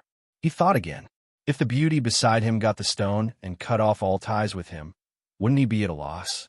But if he promised the beauty and did not keep his promise, wouldn't he lose face? Steward Chu, how has Sister Yu been recently? I've been talking about going to the arena to see her. Tianyi Tua asked indifferently. Hearing his daughter's name, Steward Chu's originally firm tone immediately softened. Steward Chu was secretly angry. Tianyi Tua was really worse than a pig or a dog. Chu Yu was his daughter. The mother and daughter had always depended on each other in the Tianyi City Lord's residence. Chu Yu was born with good looks. When she was 13 or 14 years old, Tianyi Tua, who had already married, had already set his eyes on Chu Yu. He took advantage of eldest young mistress and Steward Chu's inattention to seduce Chu Yu many times with words and actions. However, Chu Yu sternly reprimanded him. He still didn't give up. Once, he actually used the excuse of being drunk to sneak into Chu Yu's room. Fortunately, Steward Chu happened to be sleeping in Chu Yu's room that night, so his daughter managed to avoid a calamity. From then on, in order to break away from the eldest young master's entanglement, Steward Chu had no choice but to send his daughter, Chu Yu, to the Skywing Arena. Although the second young master was not a kind person, he was not fond of women. Compared to the first young master, at least he did not have to worry about his daughter being taken advantage of. Seeing Steward Chu admit defeat, Heavenly Wing Tower was even more pleased with himself. He immediately ordered people to wrap up the stone. The stone was quickly wrapped up and delivered to him. When Chun Lianer saw that she had obtained the stone without any effort, she was secretly delighted. Just as she was about to take it, she was stopped by Skywing Tower's hand. The other party didn't forget to pinch her delicate and smooth hands. Chun Lianer felt disgusted, but on the surface, she did not reveal too much displeasure. Chun Lianer had also underestimated Skywing Tower. He was not one of those brainless lechers that Dongwang Linger had met in Zhou State. A stone worth 1 million, regardless of whether it was a stone or not, was still the treasure of the treasure boat. Skywing Tower was also not some spendthrift. With Swan Mead in front of him, how could he sit and watch her fly away? Miss Chun, we hit it off at first sight. Why don't we find a place to sit down and have a good chat? As for this stone, you don't have to worry. I will give it to you sooner or later. Skywing Tower put the stone into his storage ring and pulled Chun Lianer out of the treasure boat. Chun Lianer's face was full of reluctance, but for the sake of that stone, she could only accompany Skywing Tower. Steward Chu watched them walk out and shook his head. Early the next morning, Elder Hellion of the Continental Magic Elite Camp sat in the inn. In the past week, he suppressed his intense worry and did not care about the situation of the dozen or so magicians he had brought. On the other hand, LDU of the Continental Warrior Elite Camp was very leisurely all day long. He would either sit in the inn, order a few pots of good wine and a few good dishes, and sit for an entire day. Or he would sit in the treasure boat of Skywing City and look at the most precious treasures of the continent. These days, it was the standard mode of travel. On the other hand, Elder Hellion was not so calm. Early in the morning, when Elder Hellion was about to go downstairs to eat breakfast, he saw Elder Yu and a magician of the Continental Warrior Elite Camp sitting together. Elder Hellion was about to ignore them and turn his head to leave. Who knew that when Elder Yu saw Elder Hellion, he would take a big stride forward and pull him back. Hey, Elder Hellion, what a coincidence. Sit down and have a meal together? Don't you want to know the situation of your dozen or so students? Elder Hellion's face was originally full of disgust, but when he heard that there was news of his students, he hesitated. Because of this hesitation, he was dragged to a seat by Elder Yu. The magician sitting at the table was the captain of the group that Elder Hellion had brought out this time. He was in charge of collecting information on the magicians of the Continental Warrior Elite Camp in the past 10 days or so. Greetings, elders. The magician was about 18 or 19 years old and looked very steady in his work. Elder Yu ordered me to pay attention to the situation of the other magicians of the Continental Warrior Elite Camp. In the past 10 days, all the students have chosen to enter the Skywings arena. There is no doubt about this. Those young geniuses from the Continental Warrior Elite Camp all had one thing in common. They were very talented and were the pillars of their families or countries.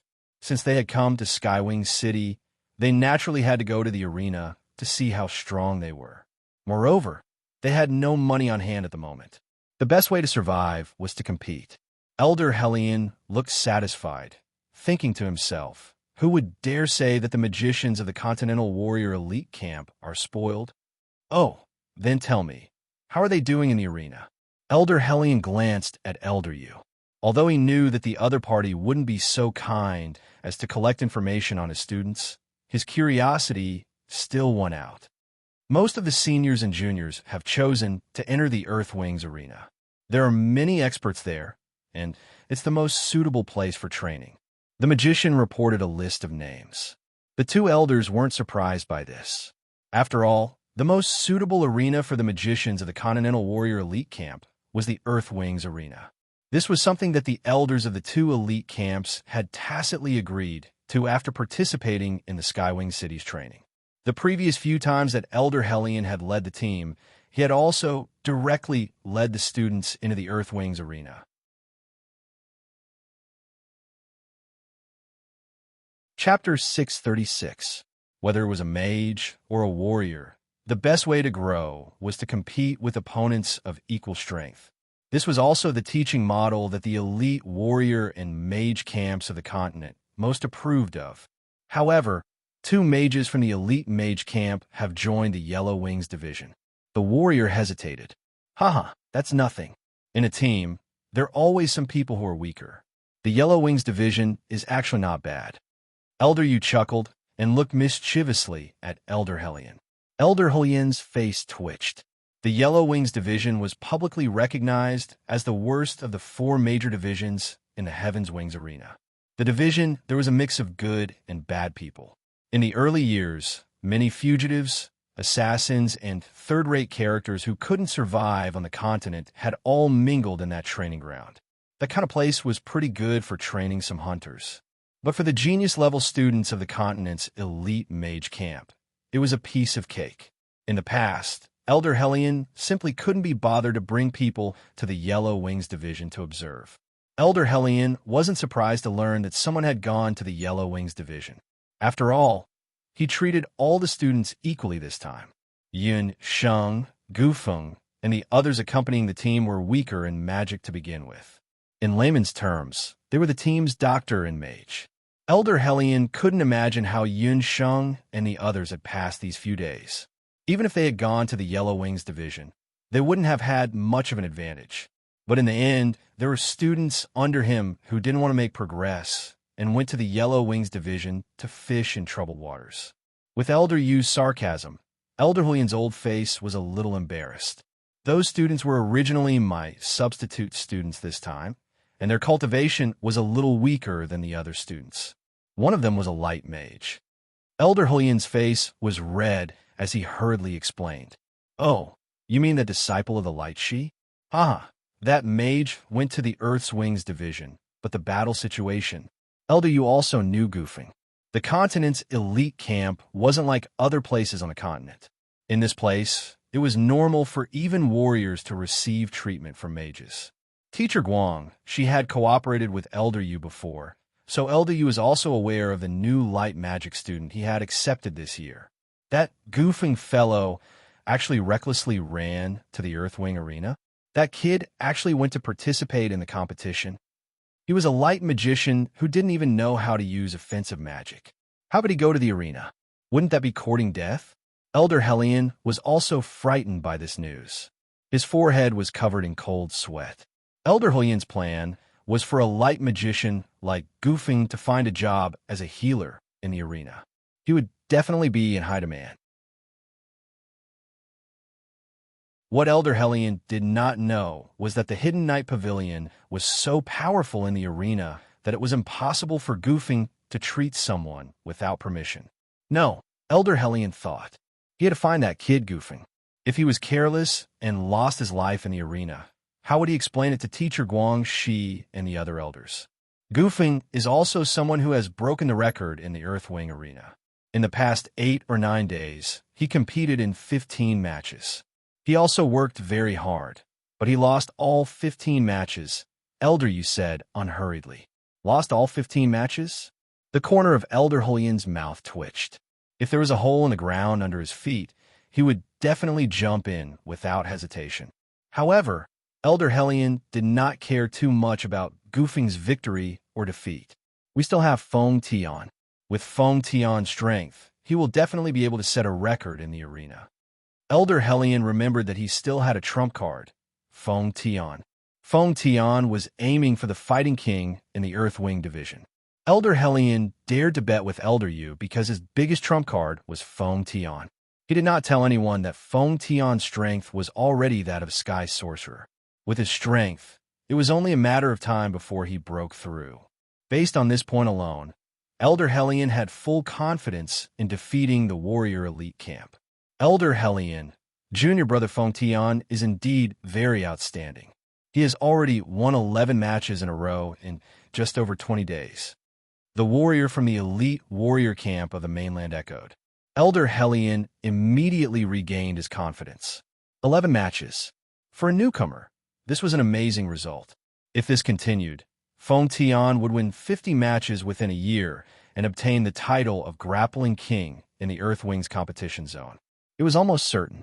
However, the warrior changed the topic. Our mainland's elite warrior camp has also set a record. Junior brother, he has already won 12 matches in 20 days. 12 matches? Elder Hellion's smile froze.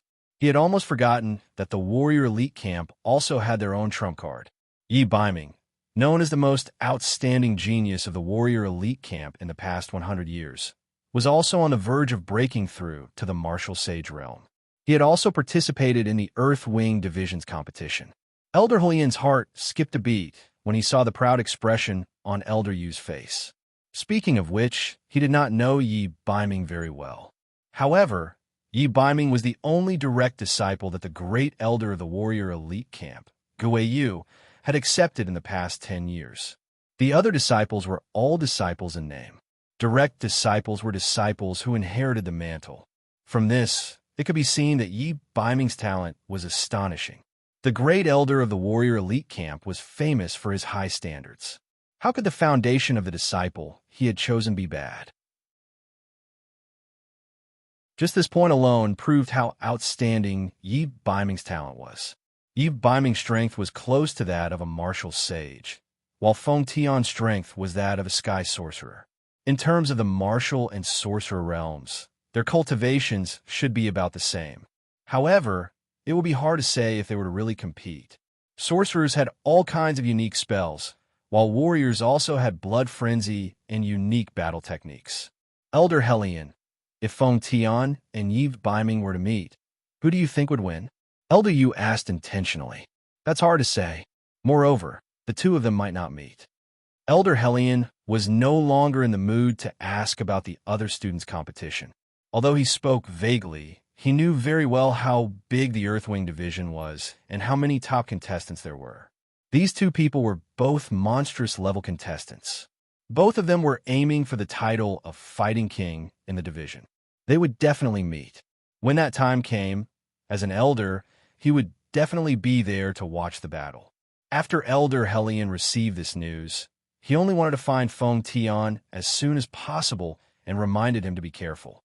He did not have the mood to stay any longer and went straight to his room to think of a way to contact Feng Tian. Sob, I accidentally fell asleep while writing. I've been out for 3 days and haven't had enough sleep. I'll update the second chapter at noon. Chapter 637. Seeing Elder Helian walk away with a head full of worries, the pride on Elder Yu's face became even more apparent. He was certain that Yi Biming and Feng Tian would meet sooner or later.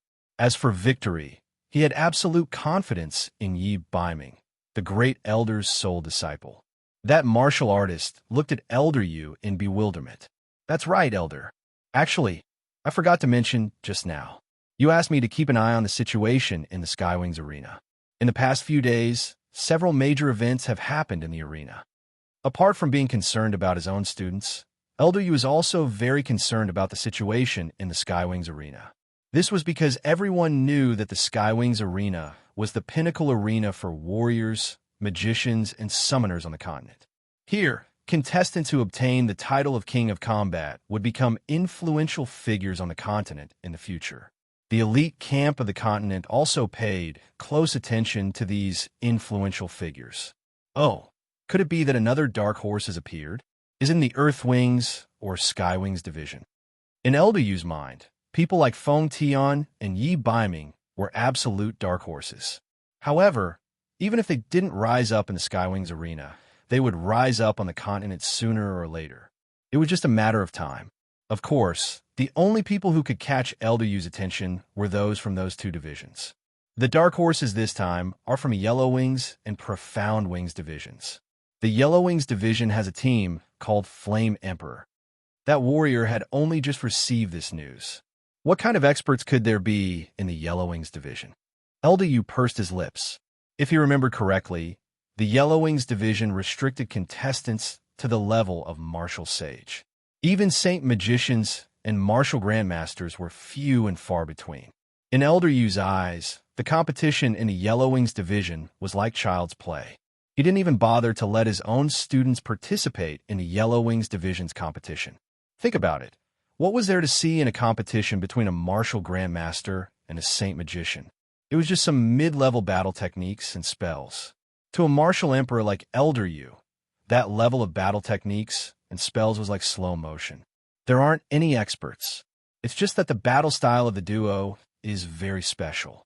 It's a pair of female magicians, and one of them can use elven healing magic. This was also the reason why the reporting warrior noticed the Flame Emperor duo. It was said that this duo had only been together for a few days. At first, their results were average, and they even lost a few matches. However, about 5 days ago, the Yin Emperor duo started winning. In about 5 days, he had already won 5 matches. Elven magic? Are they from the Immortal Keeper Nation? Elven magic was very rare. Compared to light magicians, elven magicians were even rarer. Even the continent's magic elite camp did not have one in all these years. This was because elven mages must have elven blood. The elves of the Immortal Keeper Nation were especially xenophobic. Their mages almost never appeared on the continent. That shouldn't be the case. However, their battle tactics are very special. One attacks while the other heals and supports. That's why they're like fish in water on the yellow-winged battlefield. The reporting martial artist side. Actually, as a battle team, martial artists like to team up with a healing-type magician. This way, when they went out on missions, their chances of winning would be much higher, and their casualty rate would also be much lower. One attacks while the other supports. This kind of combination can at most win against some mid to low-level contestants. In the later stages, like the monthly tournament, this kind of combination won't be able to win. After all, how strong can a single person be? Elder Yu's combat experience far surpassed these fledgling students of the elite camp. In a team battle, unless one side's strength was heaven-defying, the elven magician team would ultimately lose. Healing-type magicians all had one thing in common. They were not proficient in offensive magic, or it could be said that their magic souls were not suitable for learning offensive magic. Of course, there were some magicians on the continent who could learn defensive and offensive magic at the same time. However, those magicians were definitely not inferior to Yi Baiming and Feng Tian. Moreover, they were definitely famous in the continent when they were young. For example, Xiao Wenshu from the Temple of Magic was one of them. Whether or not this elven magician was from the Immortal Keeper Nation, the fact that she was still competing in the Yellow Wings division proved that her magical talent was very ordinary. Therefore, Elder Yu is certain that this Flame Emperor combination, which had the momentum right now, would definitely not be able to last until the monthly tournament. What a pity. If only that elven magician of the other side could be used by us, Elder Yu said regretfully. What kind of eye-catching thing has happened in the Black Wings division? The Black Wings division was the Magical Beast division. This division had always been the most low-key, but the casualties were also the most disastrous. This was because magical beasts were not humans. In places like the arena, the blood and gore would drive magical beasts into a frenzy. In the Black Wings division of the Sky Wings arena, magical beasts generally appeared at the 9th level and below. Just yesterday, in the Black Wings division, a magical beast killed 2 patrolling referees in the middle of a competition in progress and escaped. Now, everyone in the Sky Wings arena is encircling and suppressing that magical beast. Because magical beasts were participating in the Black Wings arena, compared to other divisions, there would be an extra referee. And the extra referee would definitely be a summoner. You're saying that the patrolling referees and the summoner were killed?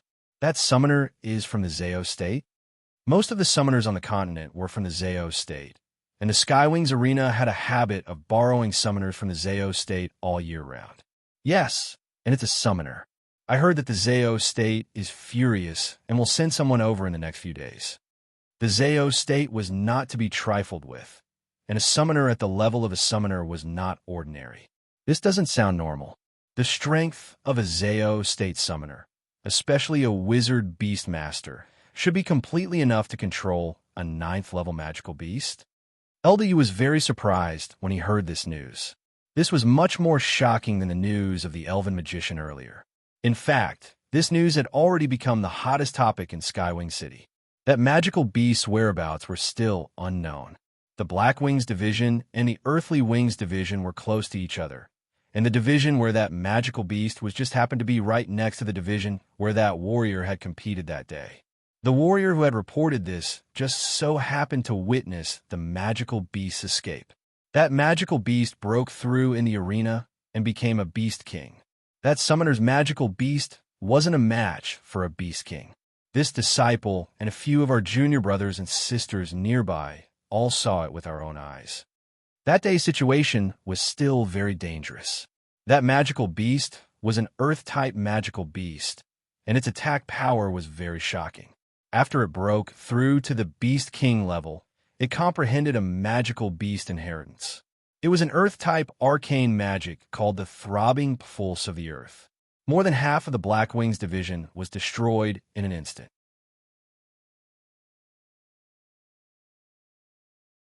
Chapter 638. A Beast King level magical beast. Is this news true? Elder Yu's chopsticks fell to the ground when he heard the news. It's absolutely true. The disciples all saw it with their own eyes. The Skywings Arena immediately sent out many mages to attack, but that Earth-type magical beast defense was amazing. It broke through the layers of magic attacks and escaped, and its whereabouts are unknown. The situation at the time was very complicated.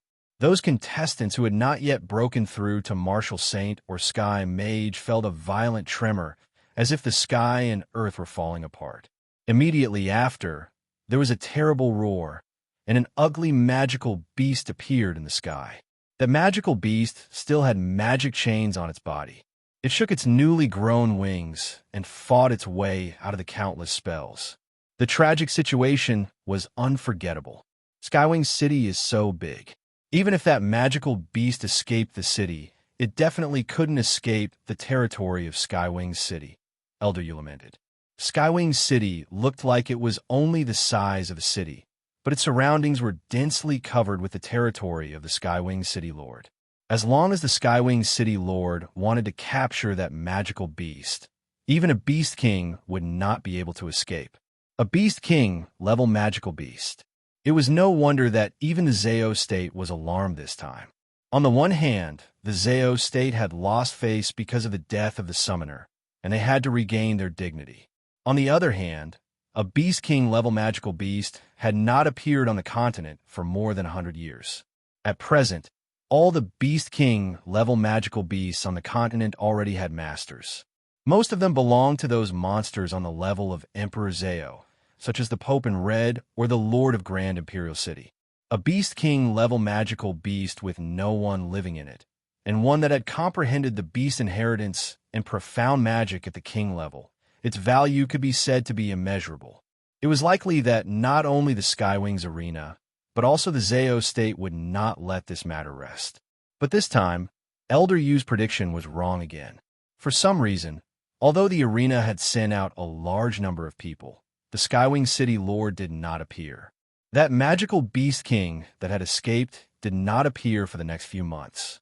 But that didn't stop the Zeo state's people from showing up. This time, the Zeo state had sent a summoner over.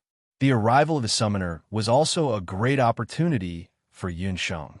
No matter what, we have to pay close attention to this news. If this magical beast really does end up in the hands of the Zeo state, I'm afraid it will affect the search for the divine artifact in the future. Elder Yu frowned. The innate talent of Earth-type magical beasts was not only their amazing defense, but also their ability to hunt for treasures, especially the Demon Beast King. If it fell into the hands of the Zeo state, it would be even more difficult to find the 8 barren divine artifacts in the future. However, this time around, Elder Yu guessed wrong. Even though the Skywing Arena had dispatched a large number of people to chase after the fleeing magical beast, they still hadn't found any trace of that fleeing magical beast. This matter had also become the hottest topic of discussion among people during their leisure time. Right now, only 2 days had passed since the start of the monthly competition between Yunsheng and Dongwang Linger. 2 days later, Yunsheng and Dongwang Linger arrived at the Skywing Arena. The treatment of the monthly competition was much better than the daily competition. There were a total of 6 teams participating in the monthly competition, and they had to go through 3 rounds of competition to determine the top 3 of the monthly competition. They would receive 1, 2, and 3 times the points respectively. However, Only the top 3 of the monthly competition would be in first place. Only the champion of all 12 monthly competitions would be able to enter the annual competition. Flame Emperor was participating in the monthly competition in July. With Chu Yu's help, Yunsheng and Dongwang Linger were able to obtain the information of the other contestants in the monthly competition 3 days before the competition. This information detailed the strength of the other teams, as well as the magic and battle techniques they were good at. There were a total of 6 teams participating in the monthly competition. If Flame Emperor wanted to meet Xiao Qingqing's Tortoise Blade, they needed more than just luck, but also strength. Flame Emperor went to the 9th competition zone first. Coincidentally, the individual competition in the morning had ended, and a group of contestants walked out of the lounge. After staying in the Yellow Wings competition zone for a long time, the older contestants gradually accepted the 2 of them. Congratulations, Flame Emperor. I heard that you guys made it to the monthly competition. Do your best and become the champion of the monthly competition. You can also win some face for our 9th competition zone. It's a pity that the ticket price for this monthly competition is too high. We can't afford the ticket and can't go and cheer for you guys.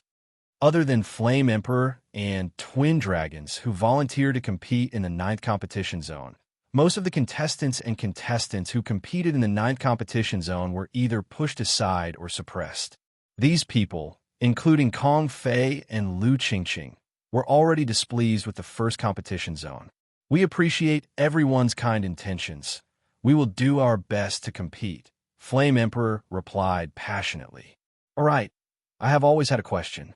You have competed so many times in a row, don't you need to meditate? Also, Flame uses elven magic, so the consumption of magic should be very high. A contestant who was more familiar with Flame Emperor asked. In order to enter the monthly competition sooner, the Flame Emperor team was spinning like a top. For mages, after using magic, they needed to meditate to recover their magic power. This was especially true for mages below sky mages. Because they hadn't comprehended the 4 major magic mysteries, they needed to meditate for a longer time. Especially when they were competing against opponents of similar strength, the consumption of magic power was even higher. Generally speaking, most of the mage contestants in the Yellow Wings competition zone would rest for a day and compete for a day. This also caused many people to miss the opportunity to participate in the monthly competition. After all, to participate in the monthly competition, one had to accumulate a total of 30 consecutive victories within a month. There was another way to quickly recover magic power, and that was to use high-grade meditation water to recover magic power. However, due to the existence of the Hidden Night Pavilion, the price of a bottle of high-grade meditation water was as high as 100 gold coins for mages who weren't willing to cooperate with the Hidden Night Pavilion. It was obvious that the mages could not afford such a price. Most people knew that the Flame Emperor team had offended the person in charge of the competition zone, Yellow Knight Emissary, on their first day. Therefore, no one thought that the Flame Emperor team would buy potions from the Hidden Night Pavilion. However, everyone also saw that the Flame Emperor team competed every day and almost didn't miss a single match. Moreover, they sometimes participated in multiple matches in a day, including single matches and double matches, but they didn't seem to be overwhelmed. This kind of desperation made many male warriors and mages blush with shame. They didn't seem to be in a situation where their magic power was depleted. No, we have meditation water. Flame Emperor took out a bottle of meditation water and threw a bottle to the mage who was closer to them.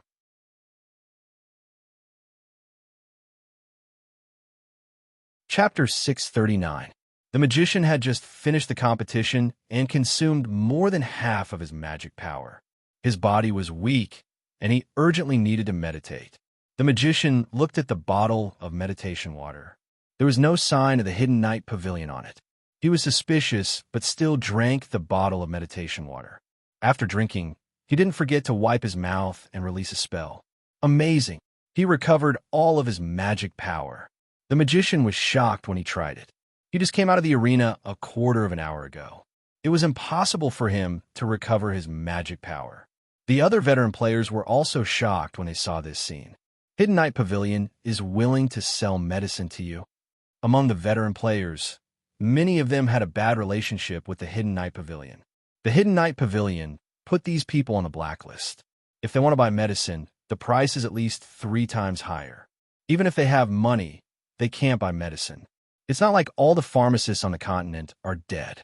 Why can't they get the medicine from the Dark Knight Pavilion? This is the meditation water of the little sea enchanting. Its effect is not worse than the Dark Knight Pavilion's. The Emperor disdainfully said, "Little sea enchanting? There are medicinal pills and potions of the little sea enchanting here." Among the veteran players of the Yellow Wings division, many of them came from the Zhou state. Once upon a time, the most famous medical hall on the continent was the Imperial Medicine Pavilion, and the Magic Treatment Hall was the temple. But no one knew when it started. It seems that the little sea enchanting began to rise since the rise of the A-ranked hunting corps. The rise of the little sea enchanting formed a prairie fire. From the Zhou state, it began to expand to other places in the continent. At first, it was the hunters, then it was the civilians. Because of the model of selling medicine and medicinal pills, the price of medicine was relatively low. Whether it was nobles or civilians, they liked to buy the medicine of the little sea enchanting. If the medicine in hand was really from the little sea enchanting, then the quality was naturally impeccable. But where did you get the medicine of the little sea enchanting? The Hidden Knight Pavilion almost monopolized the medicinal pills of the entire city, refining and selling. How did this medicine come about? Did the little sea enchanting set up a medical hall in the Skywing City? These players were all very smart. Although they saw the effect of the medicine, they still had some doubts. Yin had long expected that they would ask this question. "My friend," it was said that the current young master of the Everlasting Chamber of Commerce was preparing to develop a business in Skywing City. In the future, the Everlasting Chamber of Commerce's airships would return to Skywing City twice a month. The little sea enchanting and the Everlasting Chamber of Commerce have already established a cooperation. Every time the Everlasting Chamber of Commerce's airship arrives, they will deliver a batch of little sea enchanting's medicines. Yin Sheng had only thought of looking for the Everlasting Chamber of Commerce after learning that Chu Yu wanted to expand the number 9 competition zone. Through the Everlasting Chamber of Commerce's transportation and supply of materials, Chu Yujia was able to obtain the materials for her expansion at a 30% discount. The Everlasting Chamber of Commerce could also provide a group of skilled craftsmen to help with the construction. Yin Sheng had already written a letter to Zhou Qingchuan. If nothing unexpected happened, the Everlasting Chamber of Commerce's ships would arrive at Skywing City in about half a month. Who didn't know the name of the Everlasting Chamber of Commerce? Skywing City was independent from the world, and the biggest problem here was the transportation of resources. Even an existence like the elite camp of the continent would have a headache when it came to transporting empty ships back and forth. But the Everlasting Chamber of Commerce was different. They were rich and overbearing, and their businesses were spread all over the continent. For the Everlasting Chamber of Commerce, the Skywing City was an undeveloped virgin land. When Yun Sheng thought of completely opposing the Hidden Knight Pavilion, she carefully analyzed the situation. If she wanted the Hidden Knight Pavilion to fall, besides breaking their control over the contestants during the competition, the root of the problem was to cut off their supply of medicinal materials. Hearing Yun Sheng's words, the contestants boiled up. "If that's really the case, we will all go and buy them." "Everyone, please calm down. This matter will take some time to complete. When the time comes, we will definitely inform everyone." Flame appeased the group of excited contestants. "What's so lively about?" She walked over. Unlike the day competition, the monthly competition zone was held at night. Chu didn't need to act as a referee, so she could watch the competition together. Earlier, she had asked Flame Emperor to come to the number 9 competition zone to provide them with some information. Who would have thought that as soon as she came out, she would see Flame Emperor surrounded by a group of contestants, discussing in full swing. "It's nothing. Nothing has been set in stone yet. When the matter is settled in a few days, I will have to inform you." Flame smiled. If they wanted to test out the sale of medicinal materials in the number 9 competition zone, They would need Chu Yu's help, starting from the day competition zone, then the entire Yellow Wings competition zone, then the Sky Wings Arena, and finally the entire Sky Wing City. Whether it was the Medicine Emperor Pavilion or the Law Temple, whoever provoked her must be uprooted. Bypassing the group of excited contestants, Chu Yu handed a few pages to Flame Emperor. That's all I can do to help you. I believe that the other contestants have similar information on hand. Because the competition wasn't held in her own competition zone, Chu Yu could only be a spectator. This monthly competition wasn't just a simple competition between contestants. At the same time, it was also a competition between the day competition zones. Regarding the monthly competition being designated as a competition zone, the referees of the other zones also had some opinions.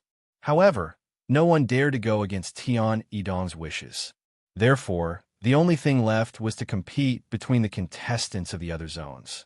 She also heard that Lu Qingqing's group had already spread the word that July's monthly competition would be won by Willowblade. Flame Emperor immediately looked up the information of the monthly competition opponents and began to analyze. The monthly competition wasn't like the day competition. After all, it represented the strongest mystical beast in the entire Yellow Wings competition zone. The 6 teams participating in the monthly competition were Flame Emperor, Tortoise Blade, Twin Dragons, Tumeng, Raging Inferno, and Divine Shield. Among them, Flame Emperor and Twin Dragons were newcomers. The remaining 4 teams all had the experience of participating in the monthly tournament. Why is there a number behind the names of the 6 teams? Flame noticed that when the names of the 6 teams were listed, there were numbers from 1 to 8. Flame Emperor was followed by a 7. That's your odds. Cough cough, the outside world isn't very optimistic about your chances of winning. Chu Yu coughed a few times, but don't worry, that's because they don't know your strength. Flame Emperor was the most unpopular dark horse among all the contestants. However, that was only limited to the day competition zone. After entering the monthly competition, every team was an expert. The amount of money in the gambling house also increased accordingly. Flame Emperor was the most popular in the day competition zone because Flame was an elf magician. However, after entering the monthly competition, this identity became their restriction. This point coincided with Elder Hulian's evaluation of the dark horse Flame Emperor. Flame Emperor couldn't win in the monthly competition.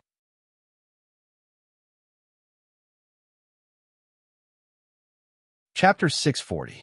Elf mages, especially water elven mages, are mostly good at healing. However, when it comes to attacking, they're somewhat lacking. Flame Emperor is equivalent to having only one person capable of attacking. This way, in a monthly tournament where experts are as numerous as clouds, he would be at a disadvantage. Therefore, Flame Emperor's market wasn't that optimistic. Flame Emperor and Flame Emperor were both silent. Worried that the 2 of them would think too much, Chu Yu urged the 2 of them to go to the first competition zone earlier to get used to it. At the same time, they could also observe the strength of the other contestants. In the monthly tournament of the Yellow Wings competition zone, 2 dark horses, Flame Emperor and Double Dragon, as well as the powerful Willowblade, appeared. It is said that the strength of these few teams is close to that of the Earth Wings competition zone. By only spending the fee of the Yellow Wings competition zone, one could watch the exciting matches of the Earth Wings competition zone. Because of this, the monthly tournament this time was unprecedentedly popular. Because of this, the monthly tournament in August was also known as the once-in-a-decade exciting monthly tournament. Because of this, the first competition zone specially expanded the venue and added 1,000 plus temporary seats. The number of spectators for the monthly tournament could reach an unprecedented 3,000 people. That Kong Fei's methods were also not bad. He must have been envious of the income of the 9th competition zone and whispered some pillow talk to the 2nd young master. After this monthly tournament, the first competition zone will definitely earn a lot of money. Chu Yu informed Flame Emperor that in this competition, there's another new team called Double Dragon that directly entered the monthly tournament. Most of the contestants for the monthly tournament were old faces. Even Lu Qingqing was entering the monthly tournament for the second time. That afternoon, Yun Sheng and Dongwang Linger arrived at the first competition zone. Because the identities of the two of them were confidential, Yun Sheng didn't even inform Gufeng and Shi. Similarly, the monthly tournament also had a contestant resting area. However, compared to the daily tournament contestants' resting area, the monthly tournament contestants' resting area was much more luxurious. Magic lamps of various colors flashed, and chairs covered in thick animal skins were placed beside the chairs. Fine wine and food were placed on the side for the contestants to enjoy freely. The monthly tournament contestants were all outstanding existences in the Yellow Wings competition zone. The monthly tournament was also able to attract a lot of guests and rich people who came to Skywing City for sightseeing. Therefore, the treatment for the contestants in the arena was also much better. Flame Emperor walked into a resting area that was similar to a modern small private room. The other 5 groups of monthly contestants who were going to participate in the competition were already waiting there. Flame Emperor immediately saw Lu Qingqing, who was occupying a corner by herself. This was the first time Yin had met Lu Qingqing. Last time, Yin was only focused on saving the Emperor and didn't have time to see Lu Qingqing clearly. Lu Qingqing, as described by Dongwang Ling earlier, had an enchanting appearance. She had long hair that was like a waterfall and a pair of blue eyes that were like the sea. Her entire body looked as if it had no bones as she leaned against the soft couch. There was also a strangely dressed man standing to the side. The man wasn't tall, and he didn't have a single hair on his head. His neck and limbs were short, but his shoulders were broad. He looked like a tortoise. That person must be Lu Qingqing's partner, Tortoise Blade. The 2 members of the Willow Blade team were the most popular team for this month's competition. The odd for the 2 of them were only 1. In comparison, the odd for the Flame Emperor duo were 7. Flame had already found out from Chuyu that in the previous pairs competition, all of the teams that fought against Willow Blade lost miserably without exception. There were even some teams that completely lost their ability to compete because of this. Lu Qingqing was currently playing with her nails that were painted bright red. When she saw the masked Flame Emperor duo enter, she sat up. "Damn girl, you actually dared to appear in front of me." Lu Qingqing's expression was fierce as she fiercely glared at the Emperor. Ever since the start of the competition, she had never suffered a loss. Being taught a lesson by a reckless newbie, Lu Qingqing was already gnashing her teeth in hatred. If it wasn't for the fact that fighting was strictly prohibited in the contestants' resting area, she might have immediately fought with the Emperor. "You are Lu Qingqing?" Flame held down the Emperor and walked to the front of Lu Qingqing. "That's me. You are that damn girl's partner?" "Umph. I advise you to be tactful and admit defeat. Otherwise, you will lose more than you gain if you die in the arena." Lu Qingqing glared at Flame. "Lu Qingqing, I will definitely kill those who hurt my good friend. See you in the arena." Flame smiled coldly. Lu Qingqing originally wanted to retort, but she suddenly felt a chill all over her body. Flame's mask was already ferocious. At first glance, he looked like a killing god from hell. Coupled with his bone-chilling voice, Lu Qingqing couldn't help but shiver. Flame went to the side and didn't speak anymore. He carefully sized up the contestants around him. "You're overestimating yourself." Lu Qingqing gritted her teeth. The fear she felt just now made her imposing manner lower by a notch. "Qingqing, why bother with them? They might not be able to enter the finals alive," the tortoise-like man beside her said. After hearing this, Lu Qingqing felt relieved. For this August monthly tournament, Yellow Knight Emissary had put in a lot of effort. In August's monthly tournament, the Hidden Knight Pavilion had monopolized 4 groups. In other words, in today's monthly tournament, only Twin Dragons and Flame Emperor weren't on their side. Yellow Knight Emissary was also very confident in this monthly tournament. The other 3 groups were just there to accompany them. They were responsible for clearing the obstacles in the arena for Willowblade. The strength of Flame Emperor and Flame Emperor was only so. They might not be able to meet her. Thinking up to here, Lu Qingqing looked at Flame Emperor and smiled sinisterly. Twin dragons also saw the interaction between Flame Emperor and Willowblade. The twin dragons were Long Shui and Long Tu, who had participated in the competition in the Yellow Wings division as contestants. They were also the other pair of newcomers that Chuyu had told Flame Emperor about. These two people were from the Wanlong gambling house and were also Yi Biming subordinates. The duo's name was Twin Dragons, which meant twin dragons. Compared to Long Hua, who was usually in charge of the Wanlong gambling house, these two people were much more low-key. Yinsheng also didn't recognize them. However, their strength was also extraordinary. One of them was a magician and the other was a warrior. They cooperated very well. Yi Biming had let Long Shui sneak into the competition earlier. Long Shui secretly found out that Yunsheng was participating in the double tournament under the name of Flame Emperor. She followed Long Tu all the way and entered the monthly tournament together. Long Shui, I'll go and report the situation of the groups to Master first. You pay attention to Miss Yun's movements. You must not let Lu Qingqing and her group secretly do something. Long Tu paid attention to Yunsheng's movements at the side.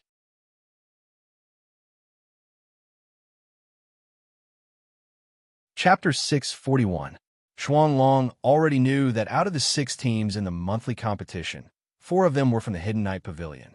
Their goal was to clear the obstacles for Flame Emperor. Yi Biming originally wanted to come and watch the competition, but he knew that Yunsheng was very clever. If he came to watch the competition rashly, Yunsheng would definitely know that he found out that he sent people to participate in the 2-person competition. In order to prevent the wildcat from getting angry, Yi Biming decided to find out about Yunsheng's situation remotely. Long Tu was responsible for transmitting the entire competition process to Yi Biming. Long Tu left the lounge temporarily and found Yi Biming, who was waiting outside the Yellow Wings competition area. He told Yi Biming everything, including the few teams that the Hidden Night Pavilion inserted in the monthly competition. Master, are we going to clear all the obstacles for Miss Yin? Long Tu and Long Shui's strength could be considered competent in the Yellow Wings competition area. The people from the Hidden Night Pavilion were no match for them. No need, just follow the normal order, Yi Biming said casually as he was about to start competition. Long Tu left for a while and soon returned. Master, are you coming back to watch the competition? Long Shui looked expectant. Although he knew that his master was coming to watch that woman, Long Shui still hoped to see his master appear in the audience. Master won't be coming, but Master has ordered us to get rid of the other 2 groups and leave Lu Qingqing's group behind. Long Tu frowned when he saw that Long Shui couldn't help but reveal a look of admiration when he mentioned Master. Long Tu spent a lot of time with Long Shui, so he knew about Long Shui's admiration for his master. He wanted to remind Long Shui not to be delusional. His master was his master, and she would always be his servant. However, Long Shui didn't listen to him at all. Follow the normal order? Long Shui didn't understand. If his master really liked that woman, why didn't he just get rid of Lu Qingqing earlier? Master said that Miss Yun likes to enjoy the process of torturing people. No one else is allowed to touch her enemies. Otherwise, Miss Yun will be unhappy. Long Tu was an honest man. He actually didn't understand what enjoying the process of torturing people meant. But his master was so smart that he would do whatever his master told him to do. However, Long Shui's expression changed slightly. She understood what her master meant. Her master had even considered this point. He truly cared about that woman. Even their thoughts were exactly the same as that woman's. Whether it was Yunsheng or Yi Biming, they both liked to do things by themselves, especially when facing their enemies.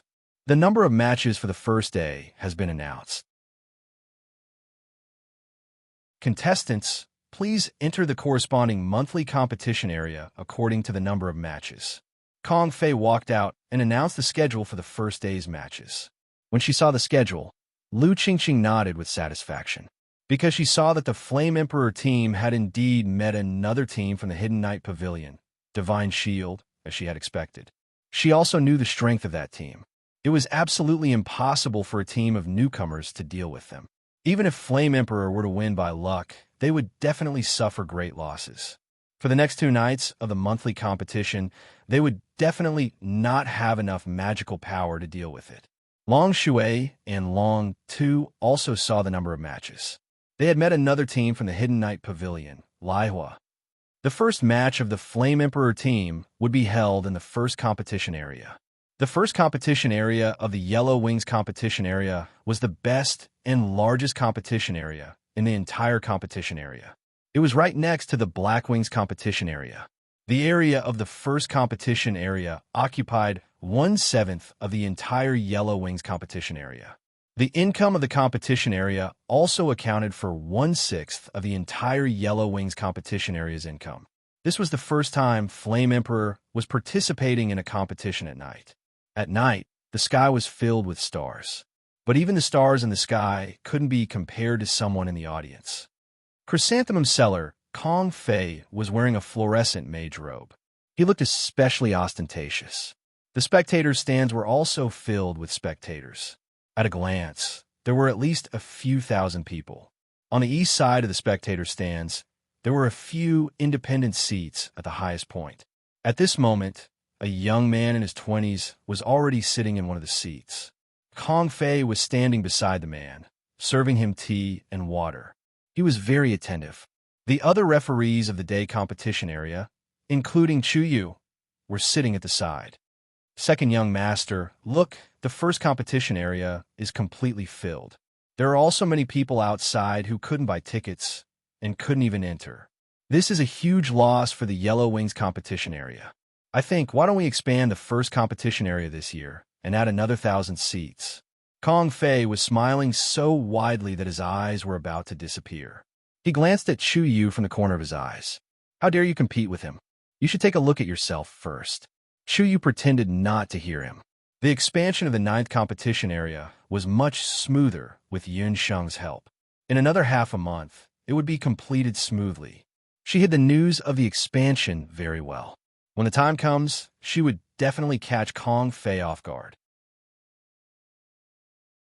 In the remaining 4 months, she would definitely multiply the income of the 9th competition area several times. Seeing that Chu Yu was ignoring him, Kong Fei was also asking for a snub. Chu Yu, I heard that in the monthly competition this time, the number 9 competition zone did pretty well. 2 groups entered the monthly competition. What do you think? Which of these 2 groups has a better chance of winning the championship? Tianyi Dong lazily glanced at the competition zone. Like Elder Hellion, Tianyi Dong never thought that the Yellow Wings competition area could produce any experts. In previous years, he might not even have come to watch the annual competition. But this time, Kong Fei pestered him so much that in order to appease his little lover, he could only lower himself to watch the competition. This subordinate doesn't know. The contestants of a 9 competition area are all newcomers. How can they compare to the veteran contestants? I think that this time, the first competition area's representative has a better chance. Chu Yu also knew that Kong Fei and Tianyi Dong were singing the same tune and just wanted to see her make a fool of herself. The first competition area's representative contestant this time was Lu Qingqing's Tortoise Blade.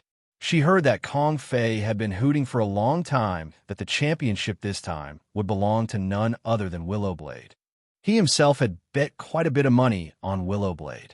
Emotionally, Chu Yu was more biased toward Flame Emperor, but out of reason, she still bet 10,000 gold coins on each of her 2 groups of contestants. At least you have some eyesight. I'm going to preside over the competition. Kong Fei puffed out his chest, and a magic scepter appeared in his hand. His magic scepter spat out a flame into the sky. The flame soared into the air and turned into a beautiful firework. The first night of the monthly competition officially kicked off.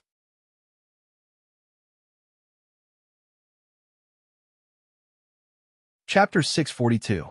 There was no suspense in the first night's competition, and it quickly ended. What surprised Willowblade was that the divine shield that they had thought highly of earlier had actually been defeated. It seems that Flame Emperor's strength is higher than we thought. Tortoise Blade and Lu Qingqing also finished their competition. There was no suspense in these matches. After 3 matches, the victors were Flame Emperor, Willowblade, and Twin Dragon.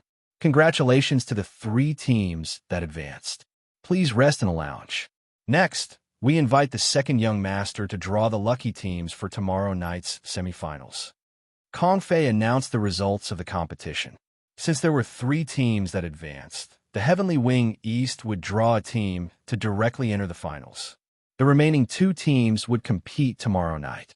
This drawing of lots was very important. One more match meant that a lot of stamina would be consumed, so the team with the bye could conserve their strength. Time ticked by, but the results of the drawing of lots outside still hadn't been announced. The 3 teams that advanced each took a direction in the contestant lounge. The 2 members of Twin Dragon closed their eyes and rested, not talking to anyone. The results are out. Kong Fei walked in and glanced at Flame Emperor. He said very unwillingly, "Flame Emperor, you directly advanced. Tomorrow night's competition will be between Willow Blade and Twin Dragon." Kong Fei wanted to see Flame Emperor and Twin Dragon meet. These 2 Dark Horse teams both came from the 9th Division, so it couldn't be better for them to kill each other. Unfortunately, the second young master had some screw loose tonight, insisting on drawing lots himself. Flame Emperor had run into some dogs hit luck and got a bye. What dogs hit luck? Fine, I'll let you live one more day. Lu Qingqing let out an ear-piercing laugh. Lu Qingqing's previous match had been won very easily by a subordinate team of the Hidden Night Pavilion, almost without any effort. However, it seemed that Flame Emperor had conserved his strength quite well. Tomorrow night's competition would be between Willow Blade and Twin Dragon. As a result, the Flame Emperor was given a bye for the first round. That's great. We can rest for the night tomorrow and watch the Twin Dragons and Willow Blade fight to the death. The Emperor was very happy. One more battle meant that he would need more time to recover. Now that Twin Dragon and Willow Blade were up against each other, both of them were very strong. Needless to say, tomorrow would be a fierce battle. No matter who won, Flame Emperor would have an easier time in the finals the day after tomorrow. At this moment, Twin Dragon and Willow Blade had also received the results of the draw.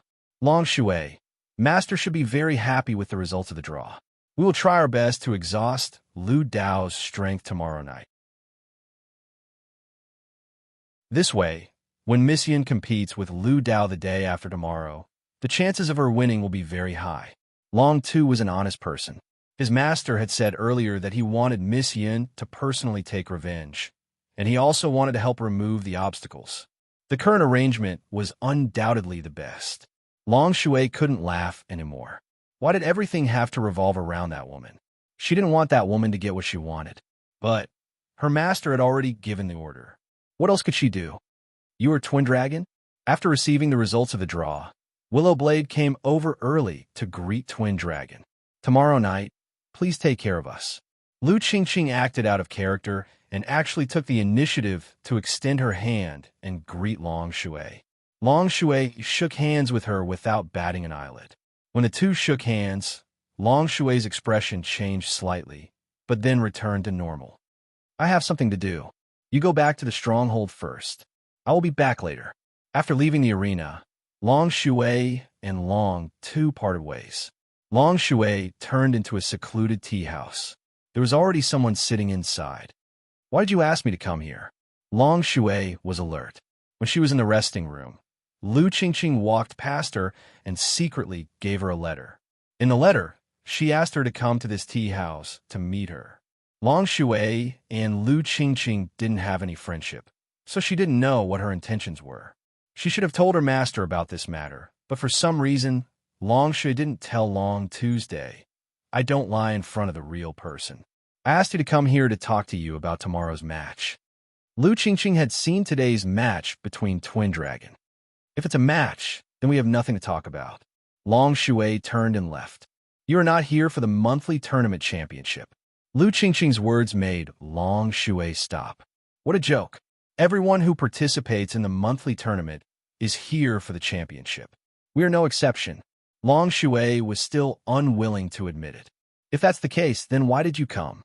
You know that I asked you to come here for tomorrow's match. I want to win, so tomorrow night, I must win easily. Lu Qingqing was very smart. She had already seen through Long Shui's strong enmity towards Flame Emperor. Although she didn't know who she was targeting, she was sure that Long Shui didn't want Flame Emperor to win. I can let you win, but I have a condition. I will let you win tomorrow night.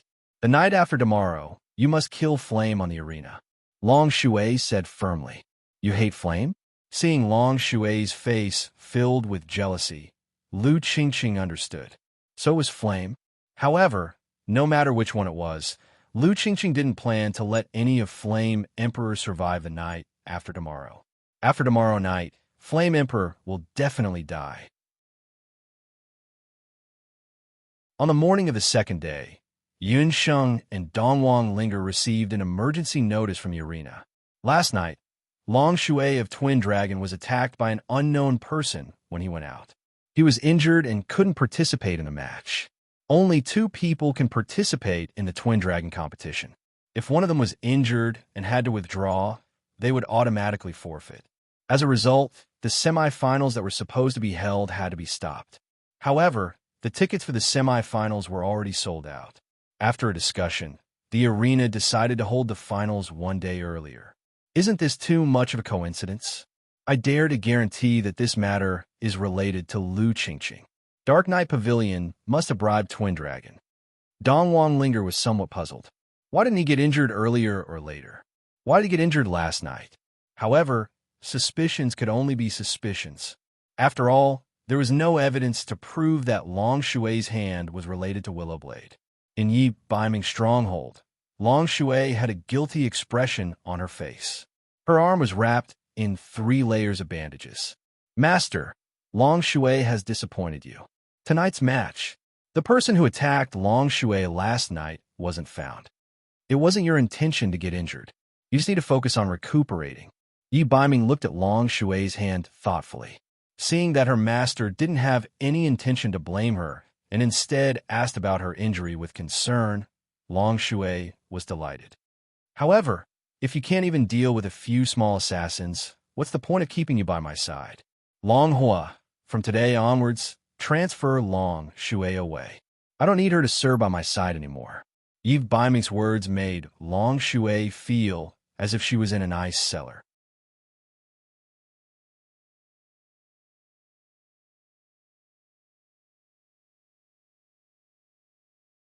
Chapter 643. Master, please don't send Long Shui away. Long Shui promises that I won't dare to do it again. Long Shui begged pitifully. She hoped that she could stay by her master's side, even if it was just to watch. She had a feeling that her master seemed to know everything that she had done. Long Shui, you must remember, if a dog has disloyalty, then it won't be far from death. Yi Baiming said faintly. Long Shui's heart sank. A dog, in her master's heart. She was nothing more than a dog. Master, what about tonight's competition? Long Shui asked with a face full of fear. He didn't expect that Long Shui would be so daring. Go and watch the competition. If there are any strange movements, immediately report to me. Yi Baiming said with a gloomy face. Yellow Wings Competition Zone, August monthly competition's final match. Flame Emperor versus Willowblade. Yun Sheng and Dongwang Linger had been waiting for this match for a month. Yun Sheng and Dongwang Linger had arrived at the arena very early. Before the start of the match, Yun Sheng felt that her eyelids twitched. It was a sense of danger that she had never felt before. Yun Sheng had been in the Blue Dragon continent for so long, but she had never felt this kind of feeling before. What is it? What is it? Yun Sheng, are you ready? Dongwang Linger pushed Yun Sheng. Here is a bottle of Spring of Life. Keep it. If you meet with an emergency later on, immediately drink it. Yun Sheng was unable to tell where this sudden sense of danger came from. However, she was certain that it was definitely related to the upcoming match. There was still half an hour before the start of the match. In order to calm down her restless emotions, Yun Sheng took a look at Willowblade's battle record again. Willowblade had participated in a total of 30 matches, and without exception, they won all of them. In this battle team, Lu Qingqing was good at attacking, while Tortoise Blade was good at attacking and defending. It was a very special battle skill. Once the battle skill was activated, it would form a defensive circle within a quarter of an hour, making it impenetrable. It sounded like it had the same effect as Gu Feng's heavenly sphere of light, but Gu Feng's heavenly sphere of light lasted longer. The competition is about to begin. How are your preparations? Chuyu came to the resting room. She looked a little worried. Everything is normal. Yun Sheng and Dong Wang Linger nodded. Be careful.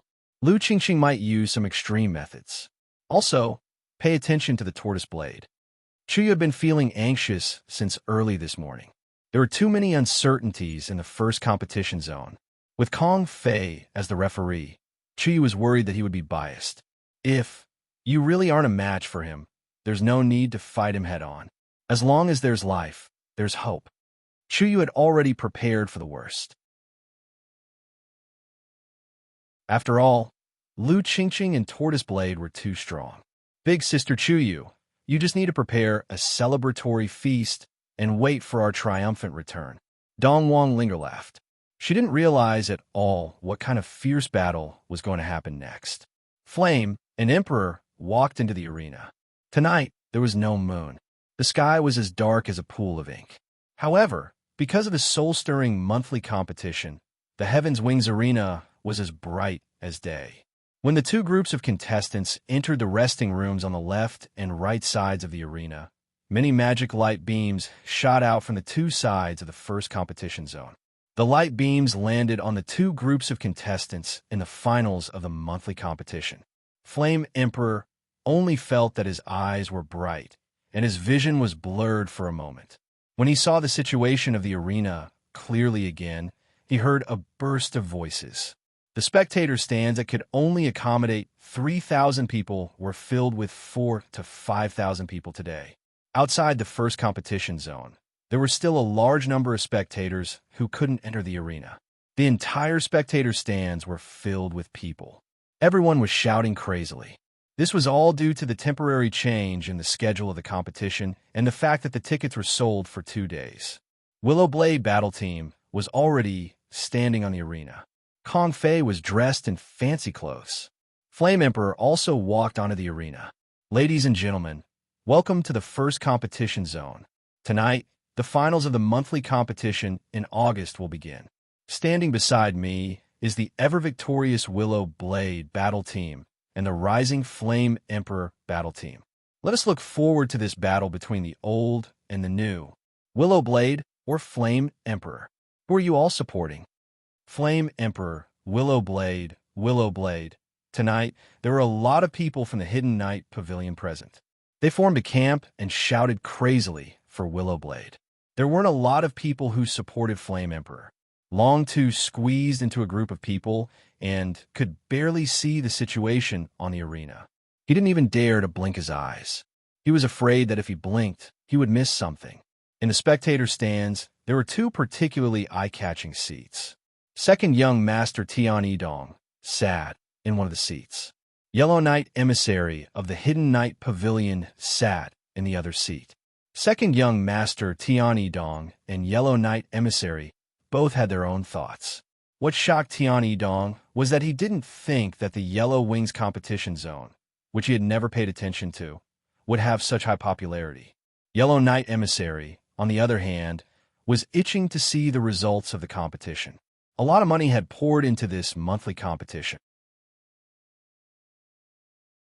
As long as Lu Qingqing won this round, he would earn a considerable profit of tens of millions of gold tonight. Let the competition begin, Kong Fei announced. At the same time, the masked Flame Emperor's lips moved and spat out a word. This word was clearly heard by the Flame Emperor. Go! A wind-type magic instantly swept up the Flame Emperor and helped her charge towards Tortoise Blade and Willow Blade Battle Team. That wind was used perfectly, sending the Flame Emperor to within half a foot of Tortoise Blade. At this moment, Tortoise Blade hadn't finished chanting. On the other side, a layer of magic elements had just appeared around Tortoise Blade's body. It was at that moment that a lightning dragon erupted like a volcano. It was like an army of thousands of men and horses that suddenly leaped over. The 3,000 to 4,000 spectators only felt their eardrums buzz. Just as they had no time to cover their ears, they smelled a burnt smell. Sizzle, sizzle, sizzle. Several magic soul stones on the Flame Emperor's magic scepter lit up in an instant, and several lightning flashes turned into a raging flood dragon. That flood dragon crossed the air and pierced through Tortoise Blade's chest. Tortoise Blade was a saint-level mage, and the Flame Emperor was also a saint-level mage. He never thought that the Flame Emperor's magic attack would actually choose a close-range attack. In the previous few competitions, without exception, Flame would first launch defense or use water magic to confuse the public, and then the Flame Emperor would start. Unexpectedly, it was just that Tortoise Blade couldn't understand how the Flame Emperor was able to use wind and lightning magic at the same time in such a short period of time. He didn't allow Tortoise Blade to think clearly. Gotcha, a certain organ in his chest had been blasted apart.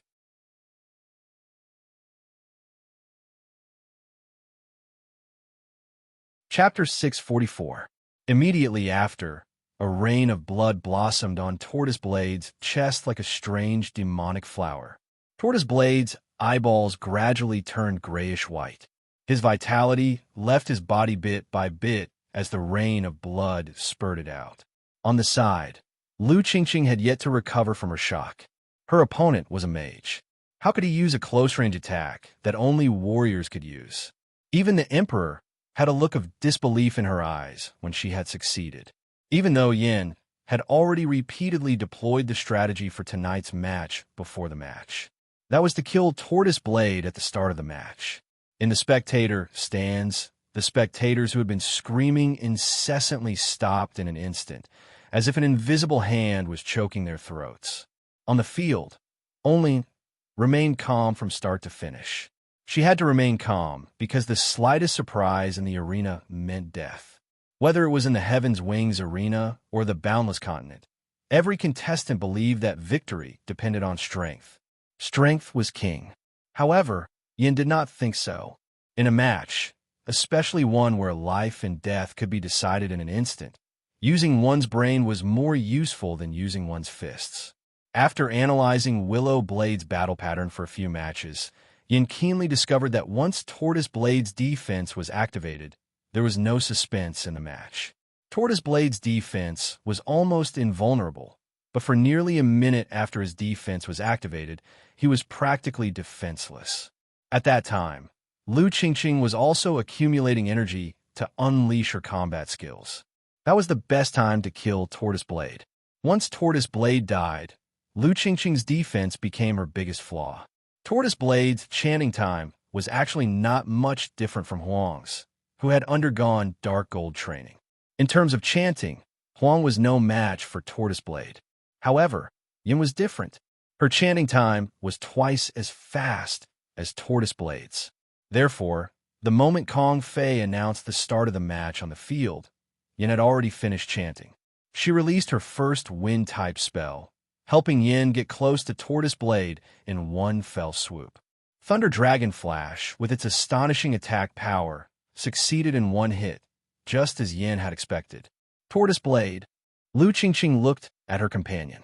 Tortoise Blade, who was already dead, crashed to the ground like a collapsing wall, dying on the arena. Yan's attack was very fatal. At this moment, the results of the Dark Gold instructor's training were obvious. He didn't want to waste any extra MP. Yan's attack had hit Tortoise Blade's heart. Tortoise Blade couldn't be more dead. I'm going to kill all of you. Lu Qingqing's eyes were filled with killing intent and rage. At this moment, she had already finished channeling her Do Qi. Her originally slender and tall body emitted bursts of popping sounds. Her limbs and hair had already undergone a transformation. Spots and small bumps that looked like suction cups grew on her originally white and smooth arms. Her skin had also turned light blue. Lu Qingqing's arms became softer and softer, constantly lengthening and expanding. Like willow branches being blown by a storm, they cunningly wrapped around the Emperor's neck. After Emperor's attack succeeded, his body rushed forward a few steps according to inertia. He was about to collide with Lu Qingqing's mutated tentacles. Return. A few wisps of wind wrapped around the Emperor's waist. When he was about to approach Lu Qingqing, his body was pulled back. You want to escape? In your dreams. Qiu Qingqing's dou qi surged. Countless hairs swarmed out, like seaweed dancing on the bottom of the sea, constantly climbing on the arena. In a flash, the hairs had surrounded the entire arena. As a veteran, Qiu Qingqing experienced a brief moment of surprise when her partner was killed in an instant. Her mentality immediately adjusted. Lu Qingqing thought that Emperor had used 2 spells at once.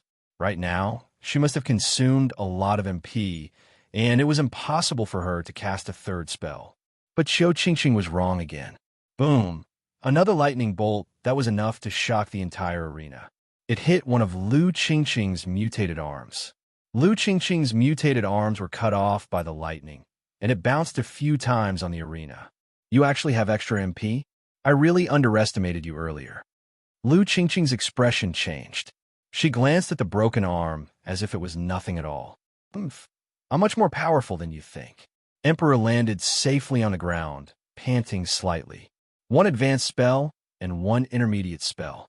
Her MP had been consumed by 80 to 90%. However, Emperor was not worried because she still had yen. You think you can win by cutting off one of my arms? Lu Qingqing laughed, her beautiful eyes full of disdain. She was careless today and lost a comrade. But it was fine. She alone was enough for this competition. Glory would only belong to her, Lu Qingqing. Lu Qingqing breathed slowly.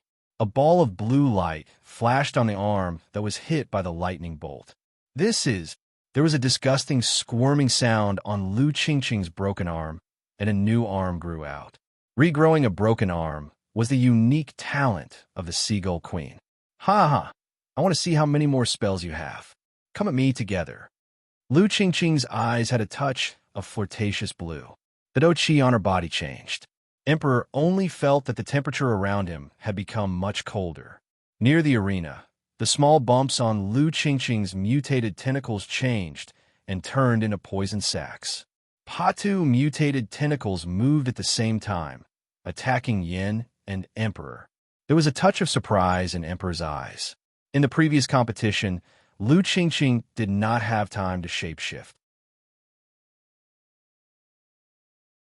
But this time, the shape-shifting ability she displayed caught Emperor off guard. The terrifying healing and regenerative ability. Was this the terrifying effect of the Seagull Queen's Soul Stone? Countless tentacles rushed towards the Flame Emperor without any blind spots. The small arena was instantly filled with those tentacles. The audience could not even see the situation in the arena clearly. The tentacles of the Seagull Queen were stained with paralyzing poison. Once touched, it would slow down one's movements and paralyze one's body. The audience seemed to have seen the scene of Emperor being torn apart by the tentacles. In the audience stands, Chuyu stood up with a bang. His heart felt like it was going to jump out of his chest. Longtu was anxious. He hurriedly squeezed out and sent a message to Yi Baiming.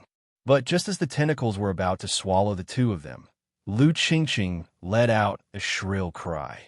Fire! It's fire! In the audience, the sharp-eyed people noticed that there was a small flame on the arena. The flame was getting brighter and brighter. It was like a small spark that quickly became a prairie fire.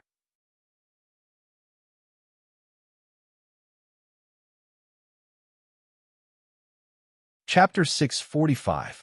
The death of 1 or 2 contestants was nothing to Skywing East and the Skywing Arena. In the arena, there were always people dying every day. Moreover, for Kong Fei, Flame Emperor's death meant that Chuyu had lost her last bargaining chip in the competition. Kong Fei was happy that Lu Qingqing could kill both Flame Emperor and Flame Emperor. Seeing that the second young master didn't say anything, Chuyu couldn't care less. She didn't care about how dangerous it was on the arena and rushed to the front of the stage. However, due to the water blue-colored dou qi barrier, Chuyu could only stand below the arena and loudly shout at Yen. Flame, admit defeat. Stop this competition. Chuyu's voice resounded incessantly in Competition Zone 1. Her voice was helpless and sharp. Although they had only known each other for a short month, Chuyu and Flame Emperor had become friends who talked about everything. At first, Chuyu wanted to use Flame Emperor to help her get the position of the person in charge of the Yellow Wings competition zone. But after spending some time together, she fell in love with this pair of female magicians who were 5 or 6 years older than her. Flame Emperor was a very strange combination. Emperor was lively and loyal, while Flame Emperor was calm and cautious. Unknowingly, Chuyu had begun to treat them as her younger sisters. The moment she saw Lu Qingqing completely transform, Chuyu knew that something was wrong, but it was too late to stop it. Seeing Flame Emperor being devoured, Flame Emperor, who was like a sister to Flame Emperor, must have lost control. Since Flame Emperor was dead, Flame Emperor had to live. Chuyu's voice sounded very weak in the midst of the boiling clamor and was quickly swallowed up by the audience's frenzied screams. She didn't get any reaction from Flame. In fact, from the moment Flame Emperor was devoured, Flame Emperor seemed to have turned stiff. The audience who had bet on Lu Qingqing's victory. Tear her to shreds. Victory belongs to us. Yellow Knight Emissary also sat in the VIP seats. He hadn't expected the forbidden medicine to have such astonishing effects. He was still worried that the upper echelons of the Hidden Knight Pavilion would find out about the forbidden medicine. But when he thought of the rolling income that Lu Qingqing's victory would bring, he breathed a sigh of relief. The uproar and clamor in the arena didn't stop. But for Flame Emperor in the arena, in her mind, in her eyes, there was only one scene. The scene of the Emperor pushing him away and being swallowed by Lu Qingqing. On the arena, under the mask of flame, he was panting heavily. Yindu could no longer hear the surrounding sounds, including Chuyu's shouts. Yan's eyes were pitch black. If someone were to look directly at him, they would discover that a sharp golden light had flashed across Yan's black eyes. "Emperor, hold on," Yin muttered to himself. She stared at the fully transformed sea octopus queen. After beast transformation, Lu Qingqing had turned into a super sea beast that was more than 3 meters tall. Her limbs and hair had all turned into dark blue tentacles. Lu Qingqing, who had completely gone berserk, was no longer worthy of being called a person. His hair, hands, and feet had all turned into tentacles. His body had turned into the belly of an octopus. Only his head was exposed. Around him, the blue fighting energy controlled by Lu Qingqing kept drifting and sliding. They were like small knives cutting through Yan's skin, limbs, tearing at her hair, and scratching open wounds on her body. Yan's eyes were red with anger. Drops of blood dripped from the tips of her pitch-black hair. Her skin was white. Blood and snow-like skin complemented each other. She looked sad and beautiful. She clasped her hands together. This kind of aqua-blue fighting energy seemed to be the natural nemesis of hellfire. The hellfire was extinguished little by little. Yin suddenly took a big step forward and rushed towards Lu Qingqing. "You're asking for death." Lu Qingqing, who had already swallowed a person, mumbled something in her mouth and spat out a huge bubble with a PU sound. The bubble enveloped Yin. Lu Qingqing sucked hard and swallowed Yin into her body. "Little bitch, you're so soft and tender. You taste really good." Lu Qingqing stretched out a tentacle, patted her bulging belly, and burped. After swallowing 2 people in one go, Lu Qingqing also felt that the burden on her body was not small. That Yin must have been scared silly. She actually rushed over as if she was seeking death. Lu Qingqing wins. Kong Fei saw that the results of the competition had been decided and flew forward to announce the results. Chuyu's knees went soft, and she knelt beside the arena. Tears blurred her eyes. Yin, in the end, did not listen to her. She actually rushed towards Lu Qingqing as if she was seeking death. "Haha, I won. This month's competition, I'm..." The beast, Lu Qingqing, waved her tentacles ferociously. Just as she was about to go wild with joy, her soft tentacles suddenly froze. She stiffly lowered her head and looked at her round octopus belly. A cold but unusually clear voice said, "Spit out everything that you ate."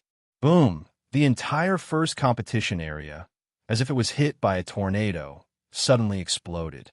On the arena, the aqua-blue fighting energy walls were like a fish tank that was smashed by a heavy hammer, shattering into pieces.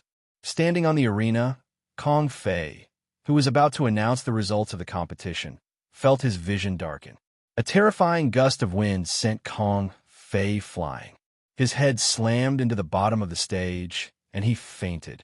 Lu Qingqing only felt that her stomach, tentacles, and head were torn apart by a terrifying force that she had never felt before. The audience in the spectator stands did not even have time to see what happened. The entire competition area fell into a panic. The hurricane that flew out from the arena caused the entire first competition area to fall into a state of panic. The hurricane that seemed like it came from hell was rampaging like a level 19 typhoon passing through, sweeping everything in its path. Such a situation was just like the last time in the Yellow Wings competition area when the Beast King level magical beast evolved. The destructive power of the magical beast's esoteric magic was just like that. After a full quarter of an hour, when the sound of the wind gradually stopped, the audience, who were holding their heads and squatting on the ground, finally raised their heads, trembling. The magic arrays in the arena were almost all destroyed. In the first competition area, everything that could be seen with the naked eye had been blown away. The arena had disappeared, and the spectator stands had also been uprooted by the hurricane. There were severed limbs and wreckage everywhere, and the most miserable was none other than Lu Qingqing on the arena. The body of the huge sea beast that had completely turned into a beast had already been torn into pieces. The severed head and tentacles had long since disappeared without a trace. She had actually died without an intact corpse, and even her bones could not be seen. Heaven's Wing East jumped down from the spectator stands. His eyebrows twitched, and he cursed inwardly, Motherf asterisk her. The first competition area was completely destroyed. Heaven's Wing Arena would have to pay for this loss. This time, he had really suffered a terrible loss.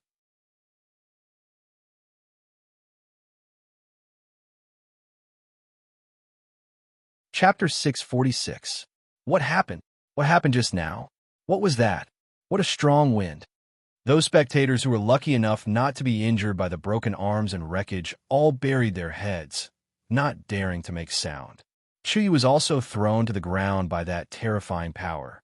As for Kong Fei, his whereabouts were unknown long ago. Chuyu followed the dust and smoke that had yet to completely disperse and looked towards the arena where the hurricane had been generated. Just now, in that thrilling moment, only Chuyu was closest to the arena, and only she could clearly see that the shockingly powerful hurricane had come from. It came from Lu Qingqing's stomach. As the smoke gradually dispersed, Chuyu's eyes suddenly widened, and she covered her mouth in disbelief. Yin, Emperor. In the center of the arena that had already been razed to the ground, there were two more people.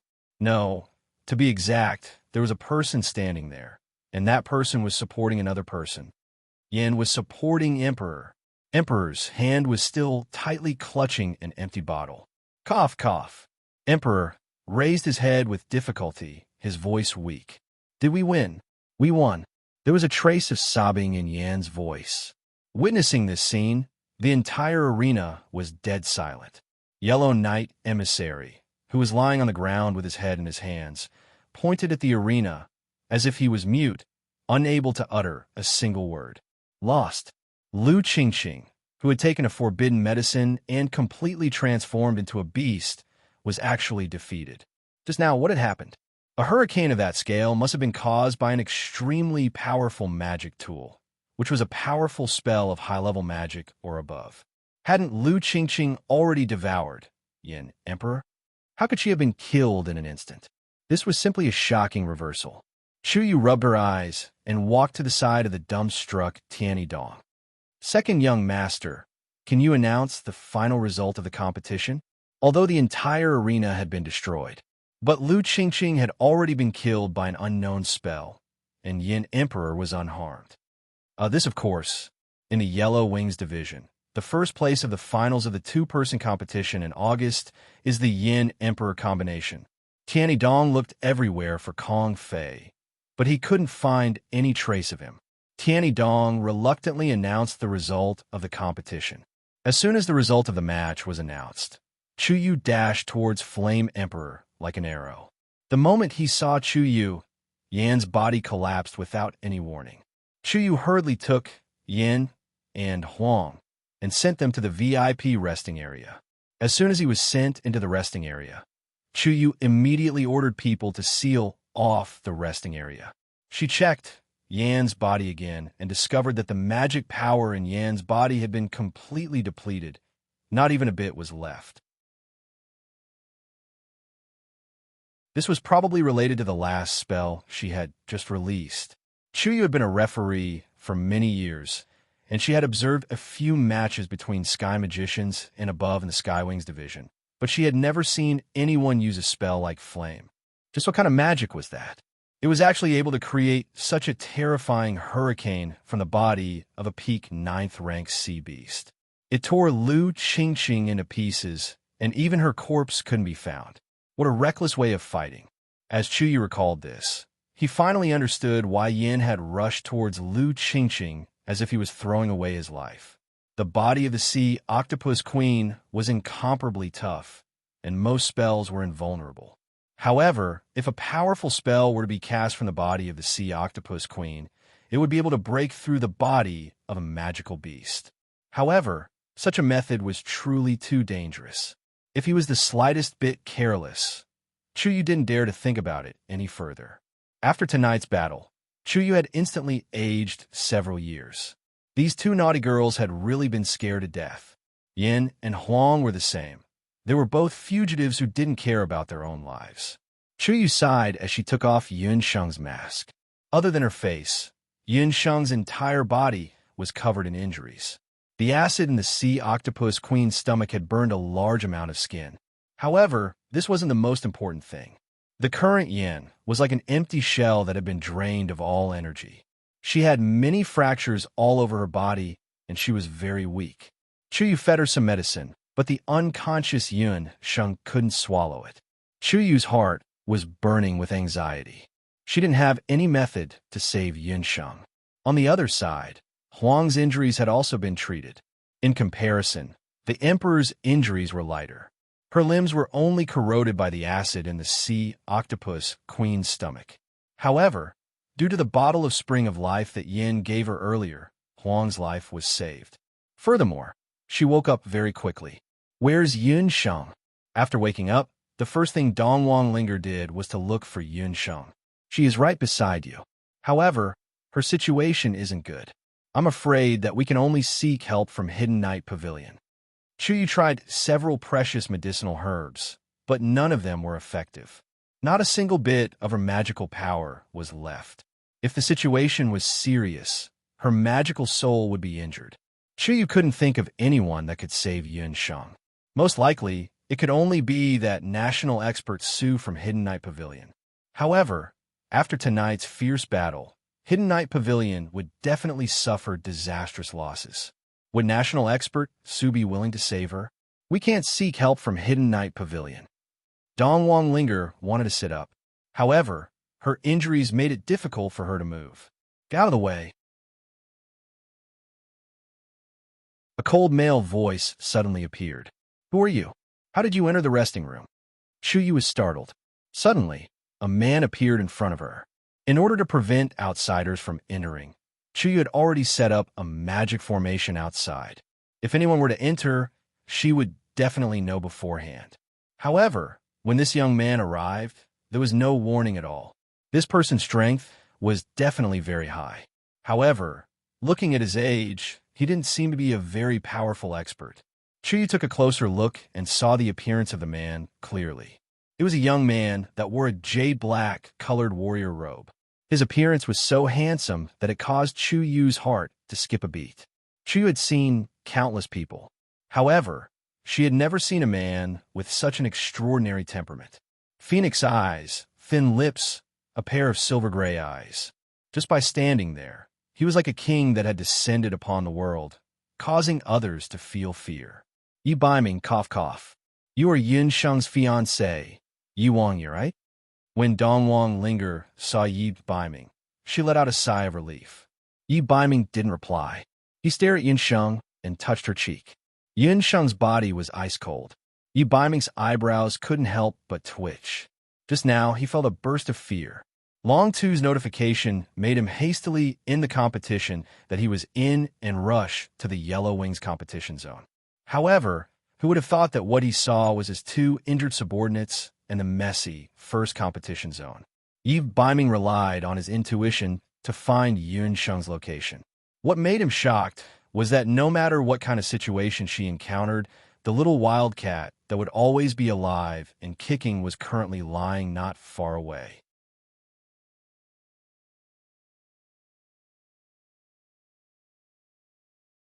Chapter 647. Yun Sheng's Dharma soul had suffered a very serious injury. Yi Biming only checked for a moment, then cursed in a low voice. Yi Biming had always known that Yun Sheng's talent in magic was very high. After all, she had half of his Dharma soul. In the world, she was the one and only 5-elemental Dharma soul. After using her new magic to kill a peak of the 9th rank beast warrior, her body couldn't take it anymore. Yi Biming didn't hesitate at all. He took out a bottle of something from his storage ring. It's useless, she can't drink it. Chu Yu was just about to remind him. But the next moment, Chu Yu and Dongwang Linger suddenly opened their eyes wide. Yi Biming drank the bottle of medicine, then bent down and pressed his lips against Yun Sheng's lips. Because she was unconscious, Yun Sheng's lips were cold and tightly shut. Yi Biming tried, but he wasn't able to send the medicine in. However, he didn't give up. He used his tongue to gently tease Yun Sheng's lips. Perhaps because she felt something, Yun Sheng's throat let out a low moan, and her teeth were gently pried open. Yi Biming patiently fed the medicine in his mouth drop by drop into Yun Sheng's mouth, all the way until she drank all the medicine. After he finished feeding her, he didn't forget to considerately wipe away the residual liquid at the side of Yun Sheng's mouth. Yi Biming did this series of actions quite naturally. Chu Yu and Dongwang Linger, who were standing at the side and didn't even have a lover, were so pitiful that their faces and ears turned red. They didn't even know where to look. Just now, Yi Biming's action of feeding the medicine, in their eyes, was the most intimate action between lovers. Moreover, Yun Sheng and Yi Biming, one was a handsome guy, while the other was a beautiful girl. The scene of the two of them together was so pleasing to the eye that it made one's nose bleed. Yi Biming carried Yun Sheng. "Where are you taking her?" Chu Yu was still a little worried. Yi Biming left without looking back. "Hidden Night Pavilion. Her body has been greatly drained. She needs both a doctor and a magician to treat her." "He's Yun Sheng's fiancé?" Chu Yu asked. "He is Yi Biming from Earthwing's competition zone. He wouldn't harm Yun Sheng." Dongwang Linger was having a headache right now. She didn't know how to tell Qi and Gu Feng that Yun Sheng was taken away by Yi Biming, especially abandoned his feelings for Yun Sheng. Earlier on, when Yun Sheng brought up the topic of marriage, Dongwang Linger was very against it. As such, Dongwang Linger thought that the marriage between Yi Biming and Yun Sheng was arranged by their parents. But today, after seeing Yi Biming's actions, Dongwang Linger realized that this person who was usually as cold as ice, when he met Yun Sheng, he would become as gentle as a puddle of water. Even a blind person could tell that Yi Biming was sincere towards Yun Sheng. Moreover, his feelings for her were very deep. Just that, Yun Sheng, that stupid person, didn't know why, but for some reason, she just couldn't accept it. Sigh, let's not think too much about it. This kind of relationship is the most troublesome. All right, big sister Chu Yu, what happened to that Lu Qingqing? Linger understood that Yi Biming wouldn't let anything happen to Yun Sheng. Dongwang Linger rested for a moment and recovered some of her strength. The effect of the water of life was truly amazing. At the instant when she was swallowed by Lu Qingqing, a thought flashed through her mind. Yun Sheng said that if she were to encounter danger, she must definitely drink the water of life. Therefore, the only thing she did at that time was to drink the water of life. Thanks to that water, her life was saved. Although her body was fine, she was still knocked out by the sea octopus queen's venom. When she regained consciousness, she remembered that Yun Sheng was supporting her. Lu Qingqing is dead.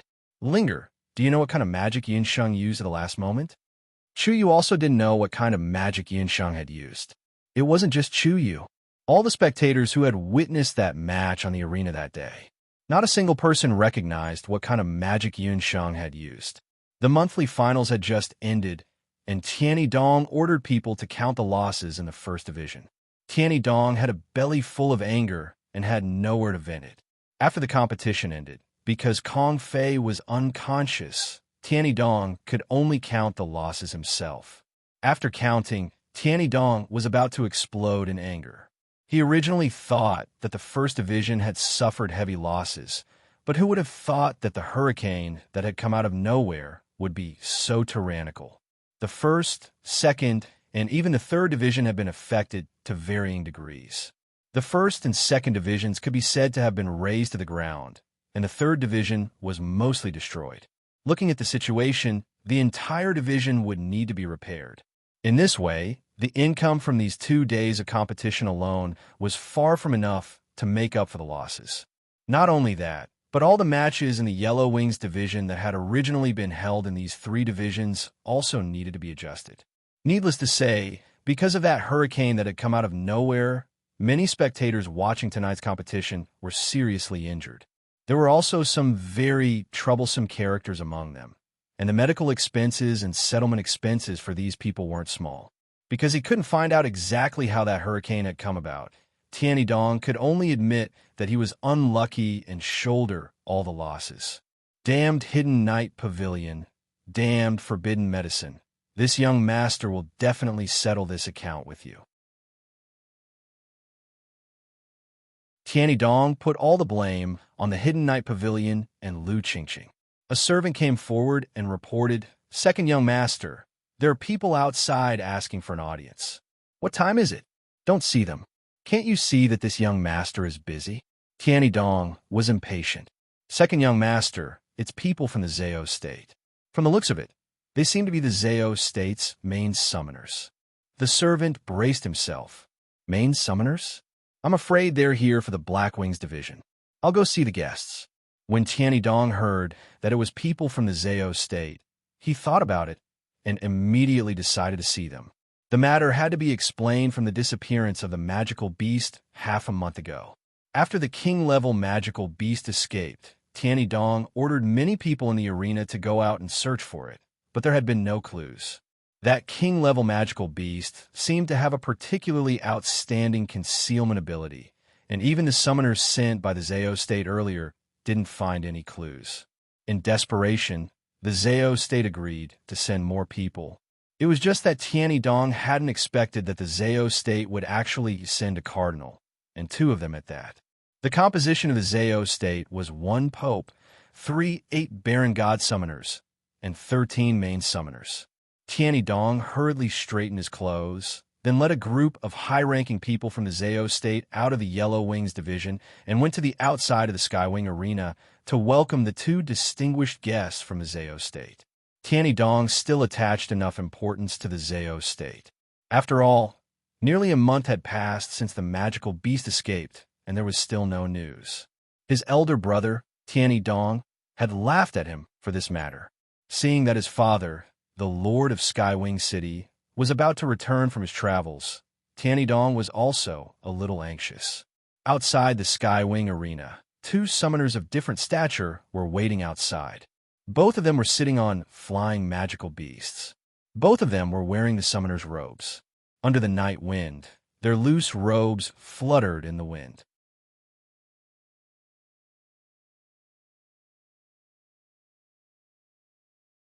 Chapter 648. One of them was a man in his 50s, and the other was wearing a mask, so her appearance could not be seen clearly. It could only be seen from her appearance and the way she walked that she was a woman. That female summoner had just raised her head and was sizing up the Skywing arena. In the darkness of the night, the arena that would cause the entire continent to tremble was less noisy and more peaceful than it was during the day. In the night, the entire arena was like a dormant beast of the night. The female summoner looked at the 2 words Sky Wings and felt an inexplicable feeling in her heart. "Welcome, welcome. I've kept you 2 waiting." Tianyi Dong saw the masked female summoner and frowned. This woman's mask was very similar to the mask of the Flame Emperor group. They were both ferocious masks that looked like harpies. We're all women wearing those things these days. Tianyi Dong was very unhappy and easily associated it with that competition that had caused him to suffer heavy losses. I'm very grateful that the two bishops have come in person. Tianyi Dong secretly probed the cultivation of the two bishops, but who would have thought that he could not see through their specific cultivation at a glance? He could not help but be shocked. His father had once said that the Zhao state was the most unfathomable existence on the continent, especially that masked bishop whose age and appearance were unknown. Tianyi Dong felt a chill all over his body as soon as he got close to her. Second young master is too courteous. His Holiness the Pope and the Skywing City Lord are close friends. His Holiness had originally wanted to come in person after such a major incident in the Skywings arena, but due to his busy schedule, he specially entrusted me and the 9th bishop to come in person. The man in his 50s said politely. The middle-aged summoner began to exchange pleasantries, and after his explanation, Tianyi Dong knew that the middle-aged man in front of him was the 4th bishop of the Zhao state, and the masked female bishop was the 9th bishop. Both of them had come on the orders of the Emperor Zhao in red to search for clues about a king-level magical beast. This time, the appearance of a king-level magical beast in Skywing City was still very important to the Zhao state. Are you done talking? Let's get down to business. The 4th bishop and Tianyi Dong were still exchanging pleasantries, but the 9th bishop on the side had already retracted his gaze. He suddenly interrupted the conversation between Tianyi Dong and the 3rd bishop. Tianyi Dong furrowed his brows very unhappily. This woman was a little too unreasonable.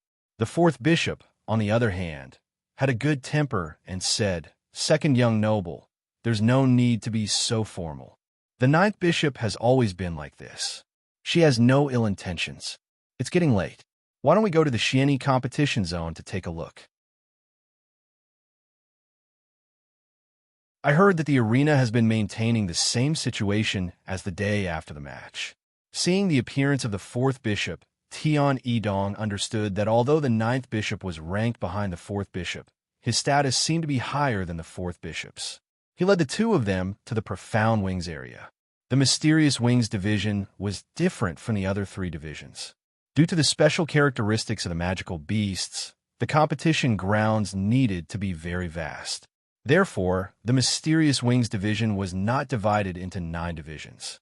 Instead, it was directly connected to one division. It was an extra-large competition area the size of a modern open-air stadium. The entire Profound Wings competition zone was bordered by the Earth Wings competition zone and the Yellow Wings competition zone. When the two red-robed bishops walked into the Mysterious Wings competition zone, they only saw a frightening scene. The entire Mysterious Wings competition zone, which used to be flat, had actually disappeared. It was like a large ruin with clods of earth everywhere, and the spectator stands all around had been razed to the ground. This was the power of one of the profound truths of nature, the throbbing pulse of the earth. That magical beast had just broken through not long ago.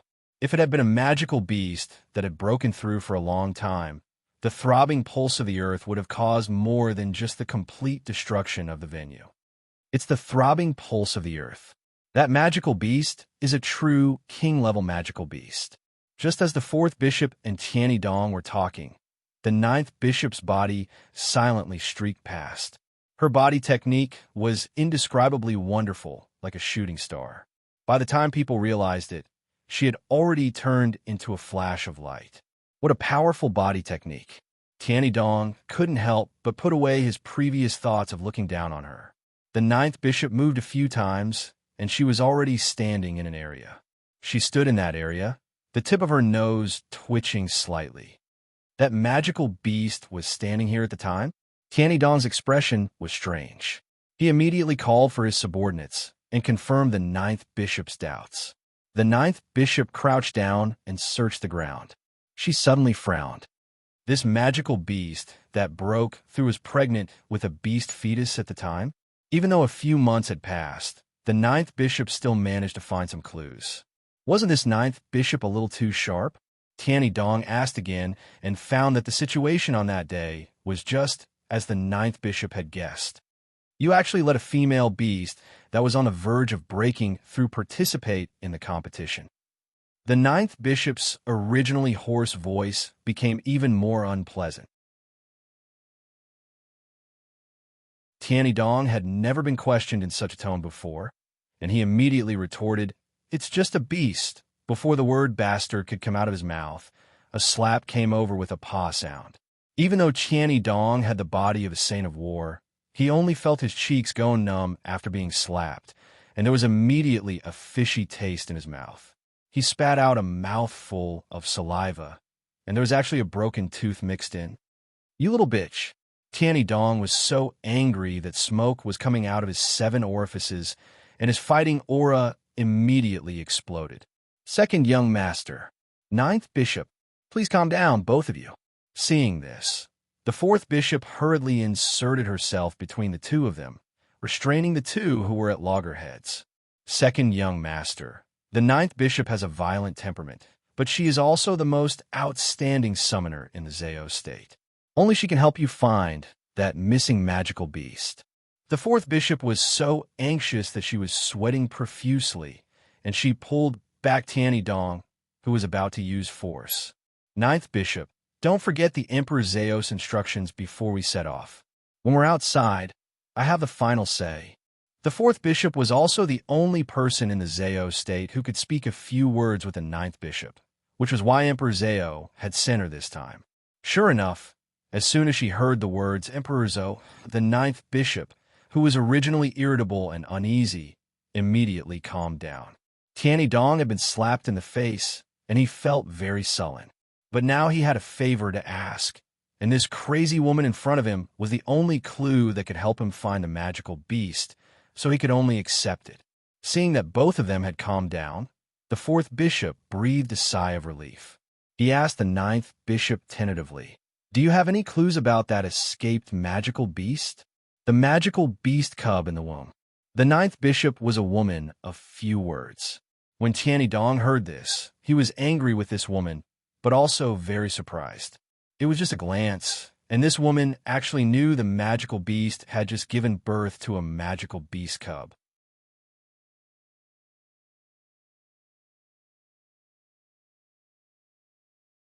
Chapter 649. The outside world only knew that the magical beast had broken through in the arena, but very few people knew that the magical beast had been sent to the arena shortly after giving birth. It had given birth to a magical beast cub less than a month old. After the magical beast had escaped, the magical beast cub had been raised in the arena. Tiannydong brought the two bishops to the breeding shed in the Darkwings arena. "Come, bring out that little beast that was just born." Tiannydong ordered someone to bring out that little magical beast. A breeder with unkempt hair and a dirty face came over, holding a thin and weak magical beast in his arms. Due to the lack of milk, the little magical beast was very thin. "Ninth bishop, can we find the missing magical beast if we keep this little guy?" the fourth bishop asked. The ninth bishop's eyes fell on the little magical beast that was so thin and weak that it could die at any time, and a kind of anger suddenly arose in her heart. It was as if this little magical beast had evoked some very unpleasant memory in her. She had just entered the Heaven's Wings arena when she had a very strange feeling. This feeling was as if she was very familiar with this place. But at the same time, she loathed everything here. Although it had been a long time, the Yellow Wings Division's perennial magical beast competitions had made every tile and every wall here taste the blood of magical beasts. The smell of magical beast blood still floated in the air. Countless magical beasts were buried in this piece of land under her feet. Since that's the case, lock this little guy up and wait for its beast mother to come to our door. Tiannydong waved his hand, and that filthy breeder with an indistinct face quietly glanced at the ninth bishop. When he saw the unusually beautiful silver eyes of the ninth bishop, a strange look appeared in the eyes of the breeder, whose age and appearance were unclear. The hand holding the magical beast cub trembled imperceptibly. But in the end, he still suppressed his emotions and left with the little magical beast in his arms. Since the two bishops are already here and can't find the missing magical beast for a while, why don't this young master play host and entertain the two of you on behalf of my father. The two of you can also watch the various competitions in the Skywings Arena and take a tour around Skywing City. Tianyi Dong still had to rely on the help of the two bishops from the Zhao state, so he was very attentive. But hospitality was one thing, and Tianyi Dong still hated that female summoner who had taught him a lesson. The fourth bishop readily agreed, but the ninth bishop regained her previous coldness. She said nothing and walked out with the fourth bishop. The two left the Skywings Arena, accompanied by Tianyi Dong. The moon hung high in the night sky. It was quiet in the damaged Darkwings division. At this time, a figure quietly entered the breeding shed. The figure shuttled back and forth for a while. There were a large number of magic cages in the breeding shed of the Mysterious Wings competition zone. Magical beasts of different grades, and some newborn magical beasts were imprisoned in them. After searching for a while, the figure stood in front of one of the cages. In the cage, the magical beast cub from before was curled up into a ball. The cage was opened, and a pair of beautiful hands reached in and took the little beast out. The ninth bishop had a complicated expression under her mask. She stroked the little beast, her movements very gentle. But suddenly, her fingers tightened around the little beast's neck. Sensing the danger, the little beast began to tremble. Keeping you will only be a burden. Her fingers tightened, and the little beast's struggles became smaller and smaller. If you kill it, you will never be able to see what it looks like when it grows up. The ninth bishop's beautiful eyes narrowed, and she noticed that there was another person standing in the corner. It was that dirty breeder. The ninth bishop had not noticed him standing there. Shocked, the ninth bishop closed in on the breeder in the next moment. She raised her hand and grabbed at the breeder's throat. Sharp nails flashed on her 5 fingers, and she wanted to take his life with a claw. The man didn't dodge or dodge. A cynical smile appeared on his filthy face that couldn't be seen clearly. The handsome smile that suddenly appeared on that weathered face was so dazzling. The ninth bishop had the illusion that her eyes were burned. Like a flash of lightning, it tore apart the quiet night. A vague but clear smile appeared in the ninth bishop's mind. Who was he? Why did she have such a familiar feeling? In a moment, the ninth bishop's hand did not fall. She slowly withdrew her hand. It is too weak, it must die. If it doesn't die, its mother will die because of it one day. The ninth bishop did not know why she had to explain to a person she had only met twice. She did not want this person to misunderstand her as a cold-blooded and heartless person, even though she had always been so cold-blooded and heartless in the Zhao state. In general, parents are always willing to sacrifice for their children. The man's words fell clearly into the ninth bishop's ears. Her heart suddenly tightened. The ninth bishop staggered a few steps away. As a parent, who the hell are you? The ninth bishop's hoarse voice rose a few octaves. Yun. Before the breeder could finish, the ninth bishop suddenly covered her ears, as if she was afraid to hear that person's name. She panicked and disappeared in an instant. Jiuxing, you really don't remember me. The breeder, who was also Yin Songhai in disguise, sighed. He recognized Hu Jiuxing at first glance. After Yin Songhai and his daughter Hu Jiuxing left without saying goodbye, Yin Songhai searched everywhere for information about the Zhao state's bishop. Although the Zhao state kept a low profile, Yin Songhai did not spend too much effort to find out about Hu Jiuxing, because in the past 10 years, the Zhao state had only one new bishop, and that was the ninth bishop. The rumors about this bishop were very mysterious. Her name was unknown, her age was unknown, and even her country of origin was unknown. The only thing that was known was that she was a woman, and her summoning ability was very strong. Preliminary estimates suggested that she could at least compete with a king-tier magical beast. This was also why the Zhao state had sent the ninth bishop to deal with the Skywings Arena this time. Yin Songhai had not originally planned to come to Skywing City. He had planned to sneak into Penglai, but when he first entered Penglai, he learned a piece of news.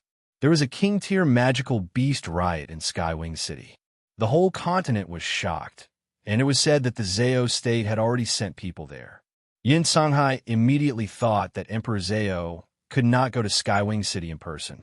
Then, in the Zhao state, there was only one person who had the ability to tame a king-tier magical beast, the ninth bishop. After Yin Songhai thought about it, he immediately changed his mind and went to Skywing City to infiltrate the Yellow Wings area. It just so happened that the Yellow Wings area of the Skywings arena was missing a breeder, so Yin Songhai changed his name, hid his face, and infiltrated.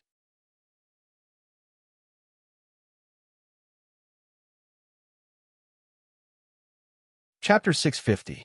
After waiting for half a month, Hu Jiuxing finally appeared. However, Hu Jiuxing did not recognize him. Not only that, but Hu Jiuxing seemed to be very repulsed by him. She did not even want to hear his name. Yin Songhai could not help but suspect that something had happened to Hu Jiuxing. However, he could not immediately tell Hu Jiuxing. He had to find a reason why Hu Jiuxing had forgotten everything. Yin Songhai sighed inwardly. He looked at the little beast in the magic cage and said softly, "Jiuxing, do you know that our daughter was once like the little beast in this cage? But now, she has grown into a peerless talent that makes you and me sigh." In Skywing City, Yi Baiming carried Yun Sheng and went to the stronghold of the Hidden Night Pavilion alone. At this time, the 4 night emissaries were all gathered in one place in the Hidden Night Pavilion. Emissary Huang, how do you explain today's matter? The highest commander of the Hidden Night Pavilion was a national expert with the surname Su. This person had excellent medical skills and was famous in the medical world. At this time, he was so angry that smoke almost came out of his head. Today, Lu Qingqing's competition had shaken the entire Skywing City. The Hidden Night Pavilion had suffered heavy losses. Not only that, but the rumors of the Hidden Night Pavilion using forbidden medicine had also spread like wildfire. The second young master, Tian Yidong, had already sent someone a question and warned the Hidden Night Pavilion that if they dared to act recklessly in the arena in the future, they would be banned from practicing medicine in the arena. Emissary Huang knelt on the ground. He no longer had his usual arrogant appearance. His face was covered in cold sweat. All his hopes were completely shattered after witnessing Lu Qingqing being torn to pieces and disappearing without a trace. Using forbidden drugs wasn't a big deal, but using forbidden drugs and losing the competition was fatal to the Hidden Night Pavilion. I also don't know why Lu Qingqing would have such a forbidden medicine. Emissary Huang was completely defeated this time. He originally thought that Lu Qingqing's victory was in the bag, but who knew that at the last moment, there was actually a miraculous reversal. However, that Yin is almost done for. Looking at her current state, she definitely won't be able to participate in any other competitions in the future. Huang Yesher wiped off his cold sweat. This time, he had won and lost millions of gold coins. The entire income of the Yellow Wings competition zone this year was completely gone. To the Pavilion of Hidden Night, this was without a doubt a heavy loss. It was equivalent to losing 1/5 of their annual income. Su Dagua's anger was not small. He still had to eliminate the impact of this forbidden drug crisis. Great Master of the Nation, there's someone called Yi Baiming outside who wants to see you. He also brought the monthly champion of the Yellow Wings division, Yin, along with him. Great national expert Su, it's that woman who caused us to lose so badly. Yellow Knight Emissary was feeling apprehensive, not knowing what kind of punishment he would receive. Yi Baiming? He was the player with the best results in the Earth Wings competition zone. Emissary Chunyi? Since Su Dagua was overseeing Skywing City, his considerations would definitely be more thorough than Emissary Huang's. He had some impression of Yi Baiming. About a few months ago, Emissary Chunyi from the Earthwings competition zone had recruited Yi Baiming. He was invincible and could be said to be invincible in the Earthwings competition zone. Great national expert, Su could not afford to offend such a person. Let him in. Su Dagua gestured for someone to bring Yi Baiming in. Yi Baiming walked in under the gazes of all the emissaries. He was still carrying Yin in his arms.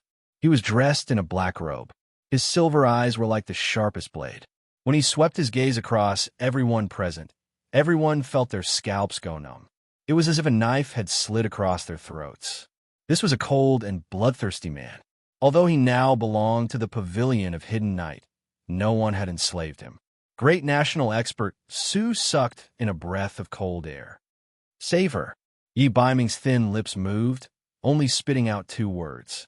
His tone was as if he was not here to seek medical treatment, but to give an order. When Emissary Huang heard that tone and saw Yin, he was immediately furious. "Who are you?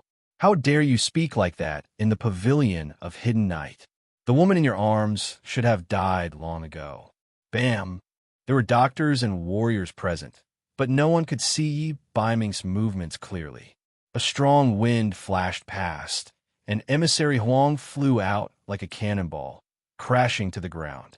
Even the word "die" was stuck in his throat. He was already dead. Everyone went forward to take a look. All the bones in Emissary Huang's body had disappeared. He was like a puddle of mud that had been soaked in water. Great national expert Su was shocked. Emissary Huang's bones had been completely shattered by a special technique. Everyone felt a chill run up from the soles of their feet. No one rushed forward. "Save her, or all of you die." Yi Baiming did not move at all. He stood on the spot, and even his hair was not messed up.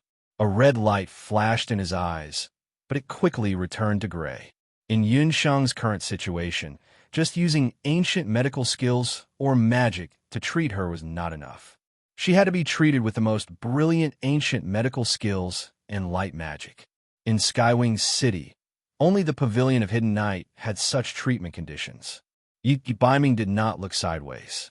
He only stared at great national expert Su. He knew very well that the person in charge here was great national expert Su. Su de Guosho was trembling with fear under his gaze. He braced himself and walked forward to check on Yan. There was not a single bit of magic element left in Yan's body. This shocked great national expert Su. Under such circumstances, an ordinary mage would have died long ago, but she had stubbornly survived. Although great national expert Su was very unhappy about Emissary Huang's death, he did not dare to do anything to Yi Baiming.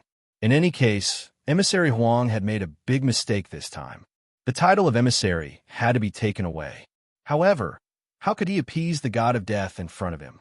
Great national expert Su was able to keep watch in Skywing City for so many years without collapsing. He naturally had his own abilities.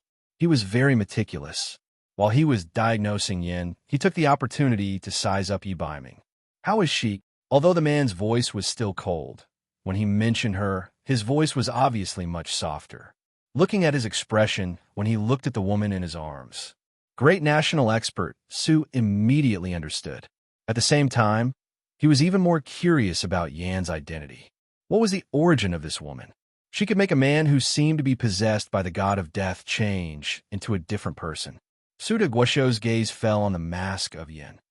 Yi Baiming's eyebrows were obviously raised. His voice was colder, and his words were full of possessiveness. If the little wildcat was not injured, he would not allow other men to touch her.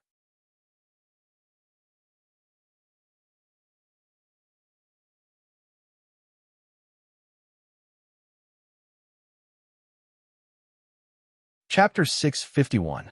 I can save her, but I have a condition. You have to help me defeat someone. After weighing the pros and cons, Su Dagua already had an idea. Who? In order to save Yun Sheng's life, Yi Baiming would do anything. The Yellow Wings competition was already a foregone conclusion and could not be reversed.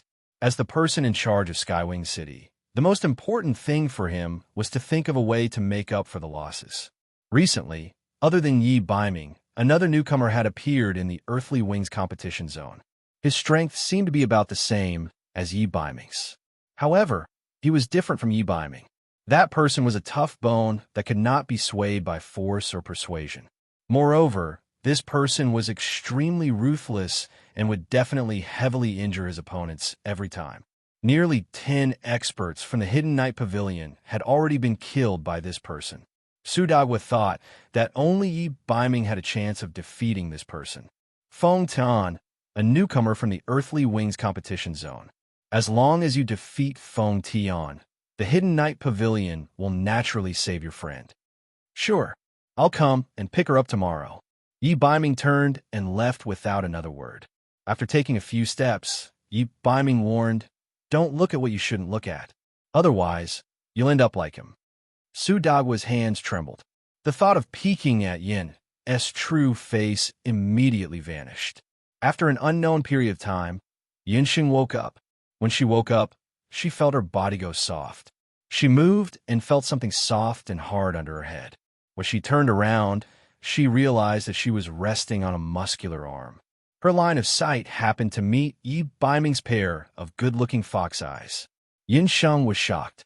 She reflexively wanted to sit up, but she did not have any strength. Just as she sat up, she felt dizzy. As a doctor, Yinsheng knew very well that this was a sign of exhaustion. "Night Fox, why are you here?" Yinsheng stared blankly. Her black eyes darted around as she tried to recall what had happened earlier. "Before you ask that question, shouldn't you take a look at whose territory this is?" Yi Biming turned sideways and stared at Yinsheng evilly. He had been looking at the wildcat like this for nearly a day and a night. Yi Biming's voice sounded a little different today. He sounded a little tired. Yinsheng looked down suspiciously. He found himself lying on an unfamiliar bed. The bed was exquisite and luxurious. It was obvious that this was not the inn she was staying in. She then looked at Yi Biming. He looked a little different today. He was dressed in a white shirt with his collar open, revealing his sexy collarbone. This scene was too erotic, and Yunsheng suddenly felt a little uncomfortable. No matter how he looked at it, it looked like a set of pajamas on Night Fox. She looked at herself and saw that she had changed into a new set of clothes. Yi Biming. You dare to take off my clothes." Yinsheng was embarrassed and angry. She punched Yi Biming in the chest. Unlike usual, Yi Biming did not reveal an evil smile. He frowned. "What are you doing? Master is injured."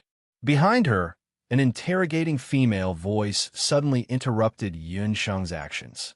A beautiful woman walked in with a basin of water in her hands.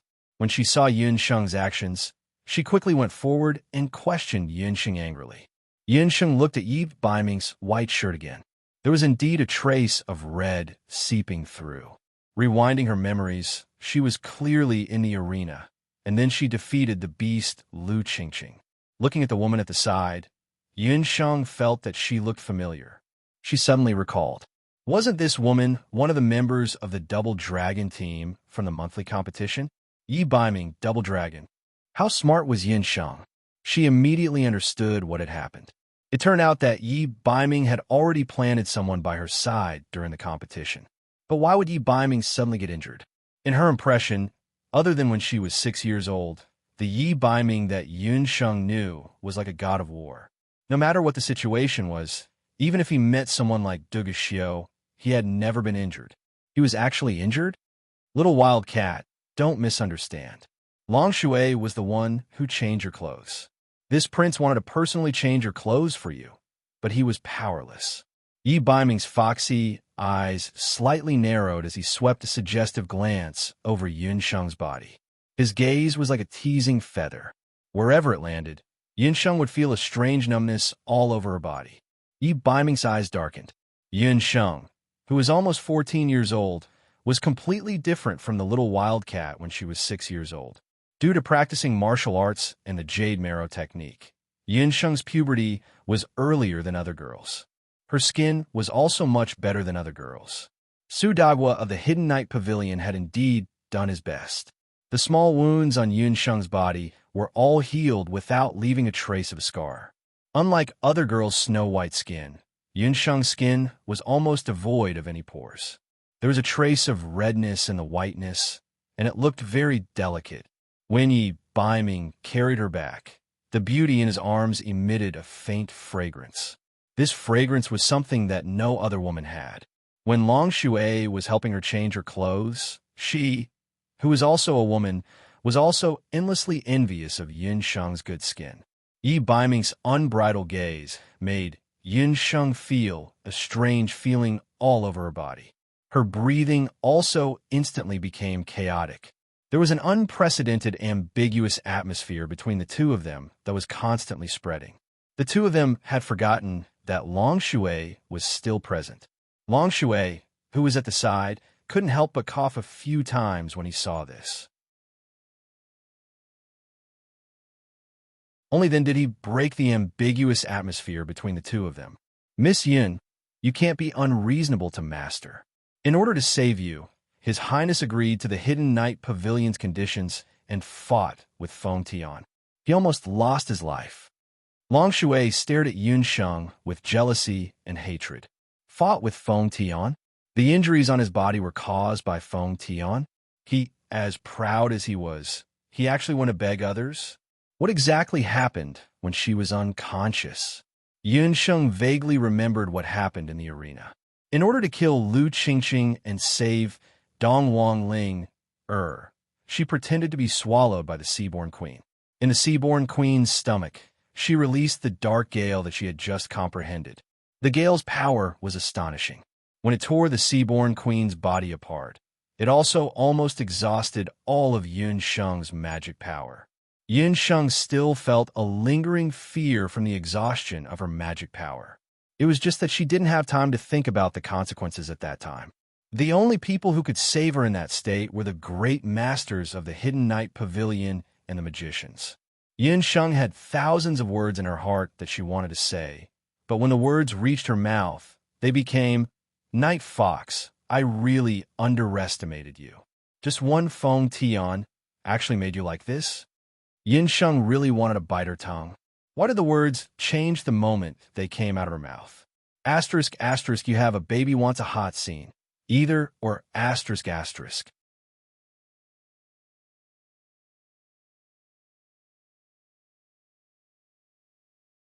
Chapter 652. Yun Sheng, don't be so shameless. Before Yi Baiming could get angry, Long Shui couldn't stand it anymore. "Shut up. I'm talking to your master. Why are you interrupting?" Yun Sheng was unhappy. What was wrong with this woman? She was talking to Night Fox. Why was she interfering? Long Shui, go down and receive your punishment. In the future, you are not allowed to enter without my summons. Yi Baiming's eyes turned cold. Long Shui had crossed the line. Long Guash's powdered face turned white. Her master was angry. She didn't dare to say more and quickly left. The room regained its peace and quiet. "Little wildcat, can you stop saying things that you don't mean?" Yi Baiming sighed and reached out his hand to caress Yun Sheng's cheek. Yun Sheng's eyelashes trembled and a trace of embarrassment flashed across her eyes. He saw through her again. This man damned understood her. He understood that she was acting out of spite and was saying those words out of concern. Although she was both embarrassed and angry, a certain part of Yun Sheng's heart had become very soft. For a moment, the two of them had nothing to say. The silent atmosphere made Yun Sheng's mouth dry and her heart beat faster. "Let me take a look at your wound." Yun Sheng could only use the excuse of looking at his wound to resolve her embarrassment. She ignored Yi Baiming and opened Yi Baiming's wound. She found a near-fatal wound on his chest. Judging from the wound, it was an attack that was enough to penetrate his heart. In fact, the situation at that time was much more dangerous than Yun Sheng had imagined. Feng Tian was the second accident in Yi Baiming's 17 years. As for the first accident, it was the little wildcat in front of him. Yi Baiming had never thought that there would be such an important person in his life. She was so important that he could even abandon his own life. That day, after the Hidden Night Pavilion made their offer, in order for the Hidden Night Pavilion to save Yun Sheng as soon as possible. The next day, Yi Baiming fought Feng Tian under the arrangement of the Hidden Night Pavilion. This was the most intense battle that the Earth Wings competition zone had ever seen since it had been established. Even Elder Yu and Elder Hellion had specially rushed over to show their support. In that match, Yi Baiming and Feng Tian both revealed a side of themselves that no one knew about. Yi Baiming did not say anything, and Yun Sheng did not ask either. Yun Sheng only saw Yi Baiming's wound. It wasn't hard for her to imagine the tragic situation at that time. His fingers couldn't help but tremble. This injury had been healed by magic, which showed how dangerous the situation was at that time. Feng Tian was actually powerful to such an extent. Feng Tian is not as simple as you think. He comprehended profound magic. This is the wound from the match. Yi Baiming pulled Yun Sheng's hand over and placed her soft and cold hand on his burning chest. The wound was very painful, but Yun Sheng's hand made his wound much more comfortable. Yun Sheng retracted her hand. She wanted to withdraw her hand, but Yi Baiming's hand firmly grasped hers, making her unable to resist at all. No matter what, he still lost in the end. Yi Baiming, are you a cockroach? You can even escape unscathed after encountering such a strong opponent. Yun Sheng slapped Yi Baiming's hand away, her cheeks flushed. A trace of ridicule flashed across Yi Baiming's eyes. The little wild kitten's duplicity made him unexpectedly moved. You know you're seriously injured. Why don't you have a good rest? Yun Sheng noticed that Yi Baiming had obvious dark circles under his eyes. Yi Baiming just smiled and didn't explain further. He had always been a light sleeper and had never laid on the bed with anyone. After the match that day, he was seriously injured. Although Silong wanted to escort him back immediately, Yi Baiming still insisted on going to the Hidden Night Pavilion in person to take Yun Sheng back from the Hidden Night Pavilion. After seeing that Yun Sheng was almost recovered, Yi Baiming carried her back to the stronghold regardless of his injuries. However, when he was about to put Yun Sheng down, the little wild kitten refused to let go for some reason and hugged him tightly. He had no choice but to ask Long Shui to change the little wild kitten's clothes and let Yun Sheng rest on his arm. After a full day and night, the little wild kitten woke up. This was the reason why Yun Sheng saw Yi Baiming when she opened her eyes later. His arm was still numb at this moment. I'll take a dose of sleeping medicine for you. Although your physique is good, you're seriously injured this time and need at least half a month to rest. Yun Sheng looked at the wound. Yi Baiming's wound was well treated. She glanced at Yi Baiming's open lapel and found that there was a suspicious puddle of unknown substance on Yi Baiming's white lapel. It seemed to be her saliva. Yun Sheng's ears burned for a while. She was so embarrassed that she quickly prescribed a dose of medicine and ordered someone to decoct it. Since the punishment incident, she found that the atmosphere between her and Yi Baiming was different. There seemed to be a trace of strangeness, but she couldn't tell exactly what was wrong. The medicine was quickly decocted. After Long Shui was sent away, a simple and honest-looking man delivered the medicine. Yun Sheng looked at him and recognized that he was one of the double dragons from before. Long Tuesday, seeing the steaming medicine, Yi Baiming's good-looking eyebrows wrinkled. However, the little wild kitten was watching covetously from the side. Yi Baiming had to bite the bullet and drink a few mouthfuls.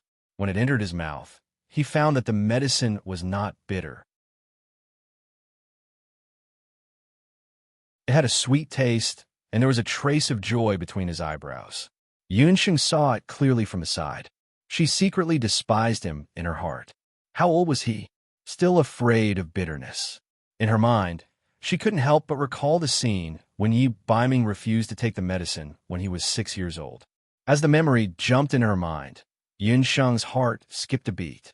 When did she start to silently remember Yi Baiming's preferences? After drinking the medicine, Yi Baiming fell into a deep sleep as expected. Yun Sheng had woken up. He could finally sleep in peace. After tucking Yi Baiming in, Yun Sheng didn't feel sleepy and simply walked out. Not long after Yun Sheng left, a black fighting energy appeared around Yi Baiming, who was lying on the bed. The fighting energy was dense and dense, forming the shape of a strange demonic beast. The moment the demonic beast appeared, Yi Baiming's wounds healed at a speed visible to the naked eye. Yun Sheng, who had already stepped out of the room, was completely unaware of all this. After sleeping in the room for a day and a night, when Yun Sheng walked out of the room, she realized that it was already pitch black outside. It was nighttime. Yun Sheng looked around and realized that she was in a private residence. This seemed to be an exquisite courtyard where a rich person lived. Presumably, this was Yi Baiming's temporary stronghold in Tianyi City. How much wealth did this guy have to be able to purchase such a luxurious residence in Tianyi City, where every inch of land was worth gold? Yun Sheng was extremely unbalanced. If she had known earlier, she wouldn't have rejected Yi Baiming's gold coins. Miss Yun, this is your magician's robe and magic scepter. A person stood not far from the door.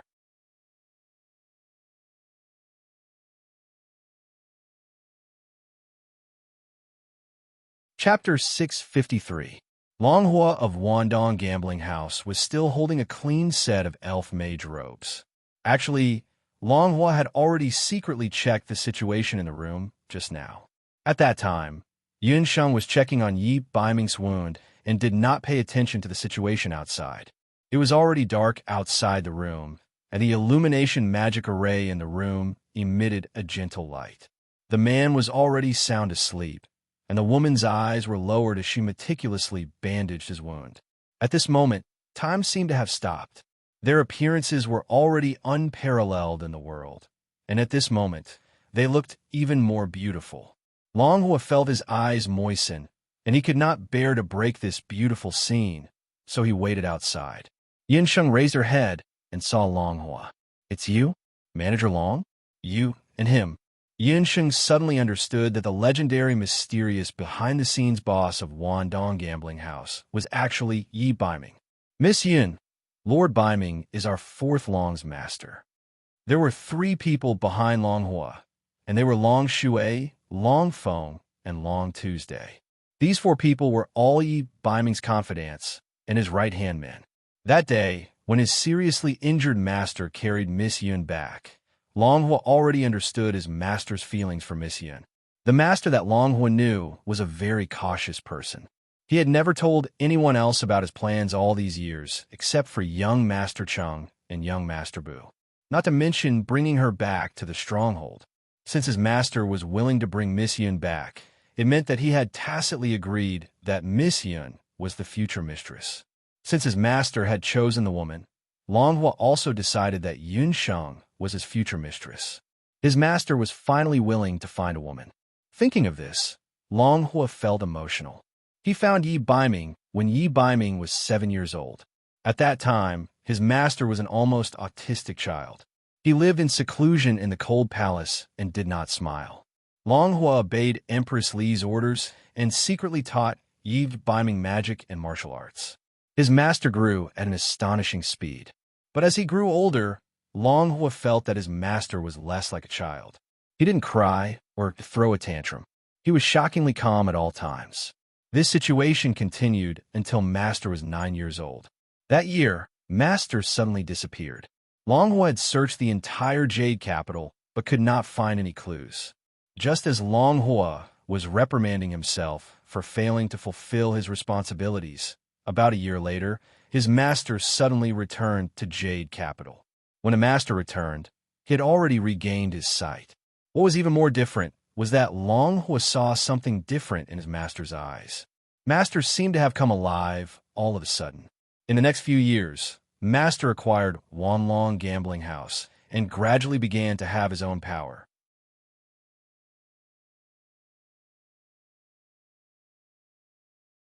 As a subordinate and also an elder, Longhua couldn't help but mutter in his heart that he should find a woman for his master. There was once when Longhua wanted to persuade his master to accept Long Shui. After all, back then, Long Shui was personally selected by his master.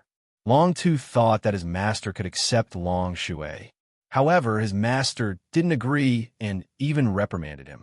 Although Longhua was reprimanded, he still didn't give up. He probed many times and looked for many women. From young girls to young married women, Longhua could be said to have looked for all kinds of women. But without exception, his master rejected all of them. Longhua started to worry that his master had gotten too close to young Master Cheng and young Master Bu and contracted some bad habits. Fortunately, at this time, Miss Yun appeared. Longhua finally saw a hint of something unusual from his master. "Master, it turns out that you still like women." Longhua looked at Yun Sheng with almost worshipful eyes. Yun Sheng felt goosebumps from his inexplicable gaze. "Steward Long, if there's nothing else, I would like to walk around." Yun Sheng was very interested in Yi Baiming's courtyard. The Yun residents had already moved, and Yun Sheng was also considering purchasing a new residence. After all, after she graduated from the mainland's elite magician camp, she had to choose a place to stay. The layout of a residence in Tianyi City was very good. Miss Yun, feel free to walk around. If there's anything you need, just let me know. Long Hu was very tactful and immediately retreated. The night was just right. Yun Sheng walked around the courtyard and carefully observed her surroundings. She discovered that there was a secret hidden in this courtyard, and there were large numbers of soldiers lying in ambush everywhere. The magic array here was also set up very cleverly. Yinsheng suddenly noticed a very unfriendly gaze. Long Shui was staring at Yinsheng. "You'd better stay away from Master." Yinsheng frowned. This wasn't the first time Long Shui had provoked her.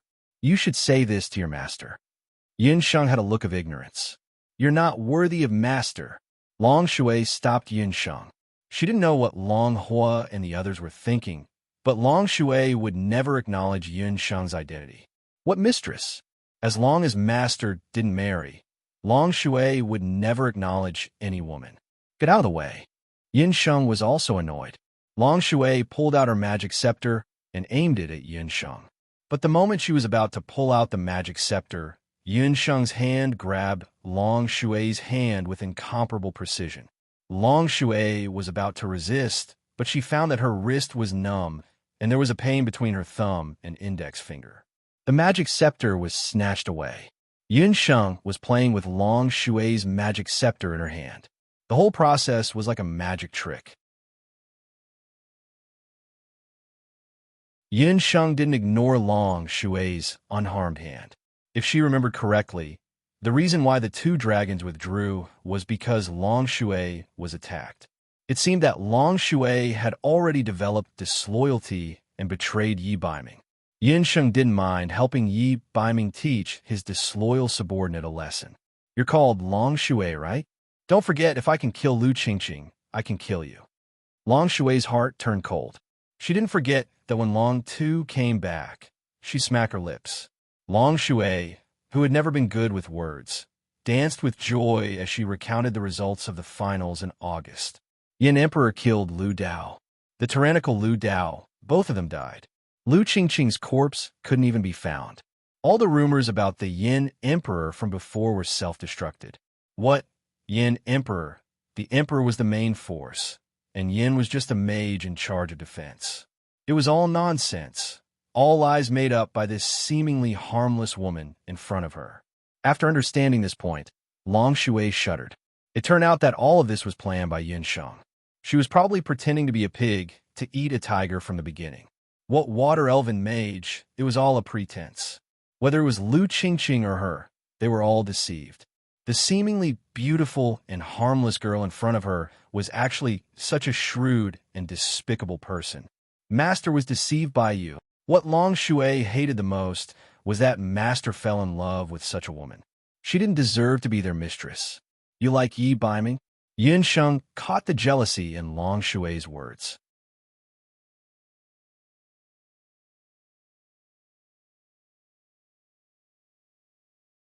Chapter 654. What a good Yi fox. He gave this old lady another name for no reason. Yinsheng felt sour in her heart. She thought to herself that Night Fox was really popular. These women, were they all blind? What was so good about that guy? Since young, he was a cunning and black-bellied person, and he killed without blinking. If one were to talk about his good points, it was just that he was a little better looking than the average man, and he also had a little more money than the average person.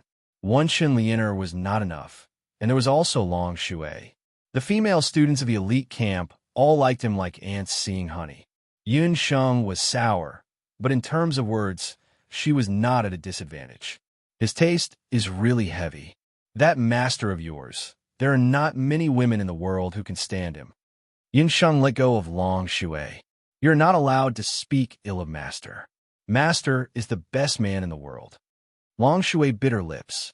She hated why Master would like a woman like Yinsheng. She originally thought that Yinsheng was a harmless woman like a little white rabbit. Long Shui did not know that this woman was not only shrewd, but also had a vicious mouth. If a man does not like you, his good or bad has nothing to do with you. Yinsheng laughed coldly. Yinsheng's words were like a sharp blade, piercing Long Shui's heart until it was dripping with blood. Yin Sheng was right. Master did not like her. His kindness, his gentleness, all of it was only for one person. Long Shui stood dazedly in the darkness, not saying a word. After being disturbed by Long Shui's matter, Yin Sheng did not have the mood to look around. She simply returned to her room. On the bed, Yi Baiming was still sleeping soundly. This night quietly passed. It was not until the sun was high in the sky that Yi Baiming woke up. It had been a long time since he slept so deeply. It seemed that he had not slept like this since his mother had died. Yi Baiming turned over and sat up. His movement startled Yun Sheng, who was lying in front of the table. "Have you recovered from your injuries?" Yun Sheng asked with sleepy eyes. She walked forward and checked. She found that Yi Baiming's injuries had really healed. "This is incredible. Your self-healing ability is even scarier than the Octopus Queen." Yun Sheng checked Yi Baiming's wounds. She magically found that the wounds on Yi Baiming's body, which she had thought would take half a month to heal, had all disappeared in one night, leaving only a dark red mark. If nothing unexpected happened, this mark, it would disappear tomorrow. Last time, when she fought against Lu Qingqing's beastified Sea Octopus Queen, Yinxing thought that she had already seen the most abnormal self-healing ability. But now, compared to Yi Baiming, she realized that compared to Yi Baiming, the Sea Octopus Queen's self-healing ability could only be considered average. At least, the Octopus Queen was torn to pieces by the astral winds.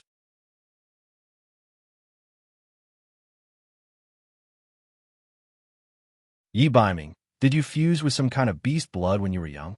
Or did you eat some kind of heavenly treasure? Otherwise, why is your physique so special? Yinxing did not give up. Her little hands were still restlessly touching Yi Baiming's chest.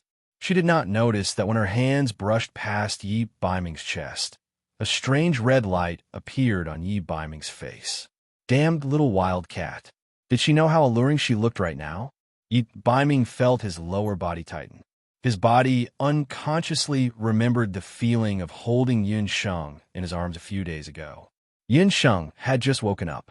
Her hair was fluffy, her eyes were watery, and her red lips were slightly pouted. She looked very seductive. Yi Baiming had no choice but to grab Yin Sheng's hand. His voice was a bit hoarse. "This prince does not know if your physique is special or not. But if you keep touching, this prince will be very happy to do something special with you." Yi Baiming's obviously suggestive words frightened Yin Sheng. She immediately shut her mouth and withdrew her hand. She was as obedient as a primary school student. It was said that male animals always had strong needs in certain areas when they woke up in the morning. Yun Sheng did not dare to put into practice. She was really useless. She couldn't even handle a 17-year-old boy. Yun Sheng despised herself in her heart. Something appeared in her hand. Yun Sheng took a look and saw that Yi Baiming had stuffed something into her hand. It was a piece of water blue, crystal-like soul stone. This stone contained unprecedented magic power from the sea. You were holding this stone in your hand when you were unconscious. If I'm not wrong, it should be a soul stone. Yi Baiming handed Yun Sheng the soul stone that Yun Sheng had obtained from Qiu Qingqing's stomach during their fierce battle earlier. Qiu Qingqing had obtained this dissimulation soul stone back then, which was why she had such a special physique. The soul stone of the Seagull Queen? Yin Sheng's heart skipped a beat. She remembered that the little water sprite queen did not have her own magic scepter so far. If she could make this soul stone, which was full of water magic power, into a magic scepter and give it to the little queen, her magic application would definitely reach a higher level. At the end of this monthly competition, she would definitely get a lot of prize money. She could go to the treasure boat to buy some materials for a magic scepter and refine an elven magic scepter for the little queen to use. Last night, because Yi Baiming was still injured, Yin Sheng did not have the time to ask further. By the way, what was the result of the competition between you and Feng Tian that day? Feng Tian lost, Yi Baiming said casually. However, Yin Sheng believed that the competition must have been extremely thrilling. Failure was definitely unacceptable to the extremely proud Feng Tian. Yunsheng did not expect that her incident would affect many people. Among them was Feng Tian. The failure of this competition was a huge disaster for Feng Tian. Gu Feng, have you checked clearly? Are you sure that Feng Tian's injuries have healed? In the inn where Elder Helion was staying, Elder Helion pulled Gu Feng with an anxious expression. It had been 2 days and 1 night since the duel between Yi Baiming and Feng Tian. But Feng Tian, thinking of the competition that day, Elder Helion could not help but be moved. Apart from being happy, there was also a hint of melancholy in his heart. Yi Baiming and Feng Tian were both top geniuses. Both of them could be directly listed as star cadets. In the past, even one such cadet was a priceless treasure. However, the mainland elite camp now had 2 of them all at once. Unfortunately, a mountain could not accommodate 2 tigers. In the competition between Yi Baiming and Feng Tian lost in the end. That was a competition between the top geniuses. Although the whole process of the competition only lasted for 15 minutes, it was still a competition between geniuses. The competition between Yi Baiming and Feng Tian was really unprecedentedly tragic. Even now, Elder Helion could still remember the events of that day clearly.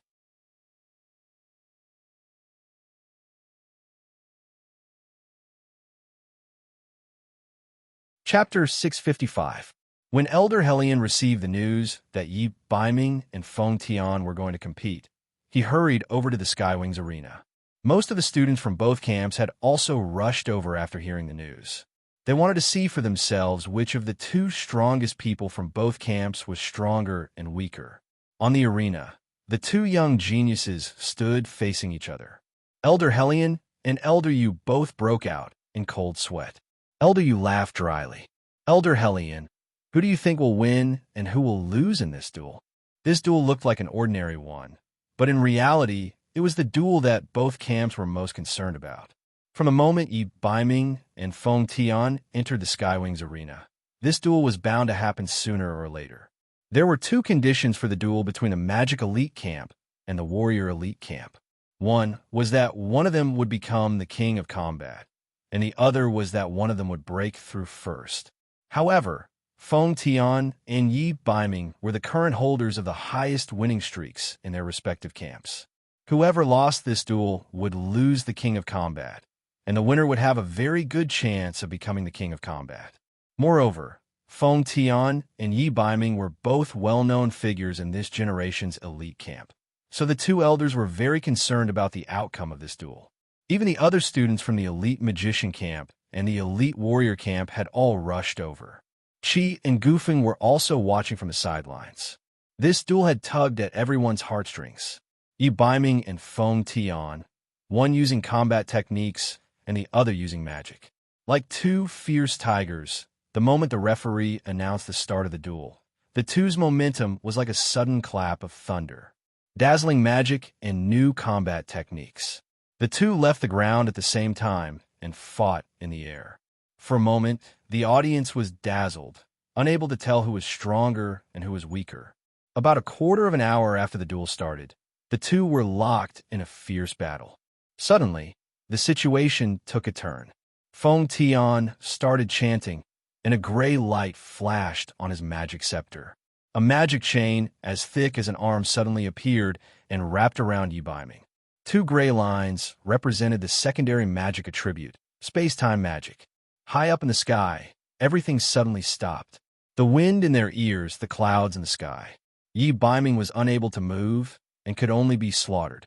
The students of the elite camp were all dumbfounded at this moment.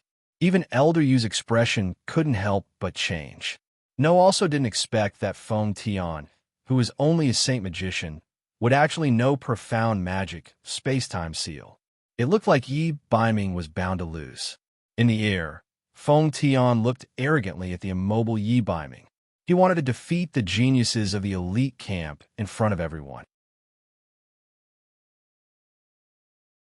From today onwards, there would only be one genius in the elite camp, and that was Feng Tian. You won't be able to move. No one below the martial sage realm will be able to break my space-time seal, Feng Tian said proudly. Space-time seal was his profound magic. He boasted that he was a genius because he had comprehended his own profound magic when he broke through to the Saint Magician realm.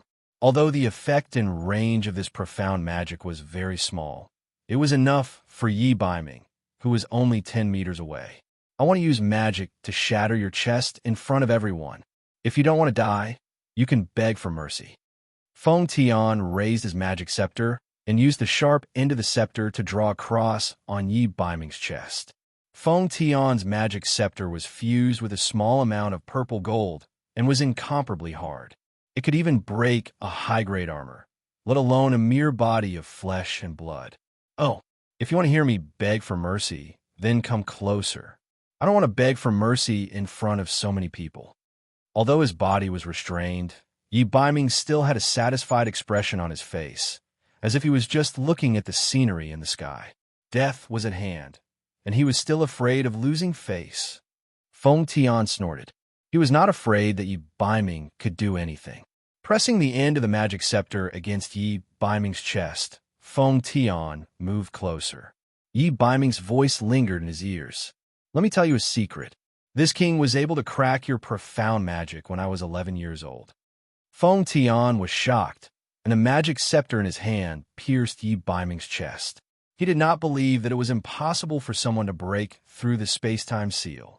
There was a distortion in the air, and the magic chains on Yi Baiming's body all shattered with a bang. He was not afraid of Feng Tian's magic scepter and took a step forward. A beast-like light flashed in his eyes as he walked forward step by step. Feng Tian seemed to have seen the most unbelievable thing. At that moment, Yi Baiming was like a terrifying magical beast, completely unafraid of pain. It was as if he was already a sky magician. However, Feng Tian realized that his feet suddenly could not move. This feeling was as if someone had cast a space-time seal on him instead. Impossible, this was absolutely impossible. For the first time, fear surged in Feng Tian's heart. However, from the eyes of the spectators in the spectators' seats, they did not notice anything strange about Feng Tian at all. Yi Baiming smiled cruelly. Fresh blood dripped from his chest. It was just a spell that could break through the space-time seal. What was there to be proud of? This king had already learned it when he was 7 years old. Bang! A punch landed on the bridge of Feng Tian's nose. Feng Tian only felt intense pain. His face looked as if it had opened a soy sauce shop, and blood and snot gushed out. Yi Baiming did not use his battle energy. He actually punched Feng Tian again and again. This punch is to teach you a lesson for looking down on a little wildcat. This punch is to teach you a lesson for offending this king. This punch after punch, Yi Baiming only stopped when Feng Tian could not take it anymore and begged for mercy. At that time, Feng Tian had already been beaten until he did not look human anymore. Yi Baiming kicked Feng Tian down from the sky and landed face first on the ground. Yi Baiming's chest was bleeding nonstop, but he did not fall down. The competition ended just like that. Except for Feng Tian, no one knew what these two geniuses said to each other. Bring Feng Tian back immediately. Elder Hellion turned pale with fright. Yi Baiming's punch was astonishing, and his strength was even more powerful than Elder Gue Yu's. Master, Silong rushed forward, and Long Shui wanted to go forward to help Yi Baiming. Go to the Hidden Night Pavilion. Yi Baiming's face was a little pale, and he ignored the concerned Elder Yu and the others. In front of a group of mainland magic elite camp students with complicated expressions, Yi Baiming left with Silong. Elder Hellion immediately asked Gu Feng to give Feng Tian emergency treatment.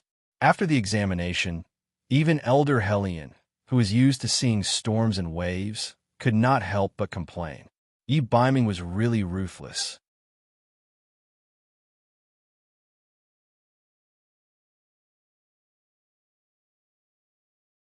Chapter 656. Yi Baiming's punches didn't seem like much, but they were all aimed at the vital parts. Although the injuries didn't seem serious, they were actually the most difficult to treat. Gu Feng's light magic and Elder Helian's magic potions took an entire day and night to treat Feng Tian. According to Gu Feng, Feng Tian's life was no longer in danger, but after waking up, Feng Tian didn't say a word and just sat there. It was the same for a few days, which made Elder Helian's hair stand on end. He was the one who brought Feng Tian out for training. If something really happened to Feng Tian and a good seedling was destroyed, he didn't know how to explain it when he returned. He was deeply afraid that this rare genius of the continent's magic elite camp would be beaten silly. If that happened, everything would be ruined. Feng Tian, a failure is nothing. Only by intervening and facing failure directly can one become a true powerhouse. Elder Helian advised earnestly and nagged Feng Tian every day. However, Feng Tian didn't listen to a single word he said. Elder, he's really fine.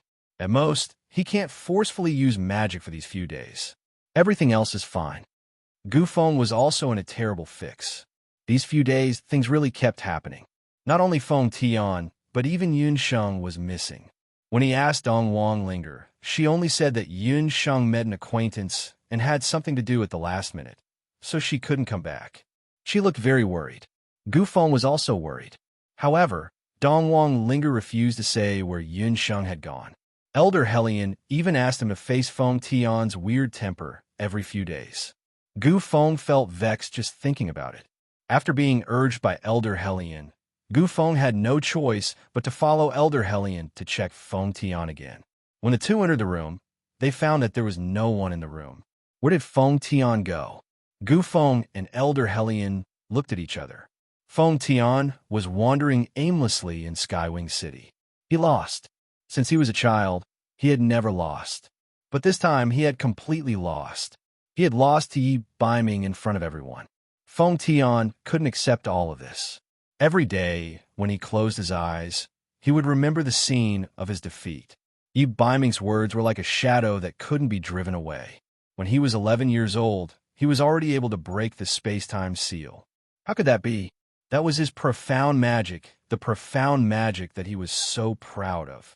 But in front of Yi Biming, it was worthless. It turned out that there was such a huge gap between him and Yi Biming. Who is this? Isn't he the #1 genius of the magic elite camp, Feng Tian? Feng Tian passed by a restaurant. A few people walked out from inside. Leading the group was Chun Lianer and a few female magicians. Feng Tian ignored him and walked over. Feng Tian, stop right there. Chun Lianer was in a bad mood. For that stone, she had been dealing with Tian Yidong for a long time. That lecherous pervert had been using all sorts of excuses to invite her out recently. Whenever they met, he would try to get his hands on her. Chun Lianer could only be perfunctory for the sake of his power. Today, it was the same again. Tian Yidong asked her out for a meal and took advantage of the alcohol to grope her. Chun Lianer only left after getting him drunk. Coincidentally, she met Feng Tian at this time. Chun Lianer and Feng Tian. Speaking of which, Chun Lianer's seniority was 3 years earlier than Feng Tian's. According to normal seniority, Feng Tian had to respectfully address Chun Lianer as senior sister. However, because Feng Tian's strength was outstanding, he had never looked at the senior sisters and senior brothers of the continent's elite camp. Previously, he was strong, so everyone tolerated it. But recently, he had been defeated by Yi Biming. The students of the continent's magic elite camp began to talk behind his back. Moreover, Feng Tian had recklessly injured Yi Biming. Chun Lianer had long wanted to teach him a lesson. Now that she had the opportunity, she naturally wouldn't miss it. As long as she suppressed Feng Tian, she would be the #1 person in the continent's magic elite camp in the future. She winked at the female magicians on both sides. The two female magicians understood and blocked Feng Tian's path. Everyone in the magic elite camp knew that Feng Tian had been seriously injured and couldn't use magic power for a short period of time. Feng Tian, how dare you ignore senior apprentice Sister Chun when she calls you? We wanted to teach you a lesson for a long time. You're just a newcomer. What are you so arrogant for? The two female magicians, one on the left and one on the right, provoked Feng Tian verbally.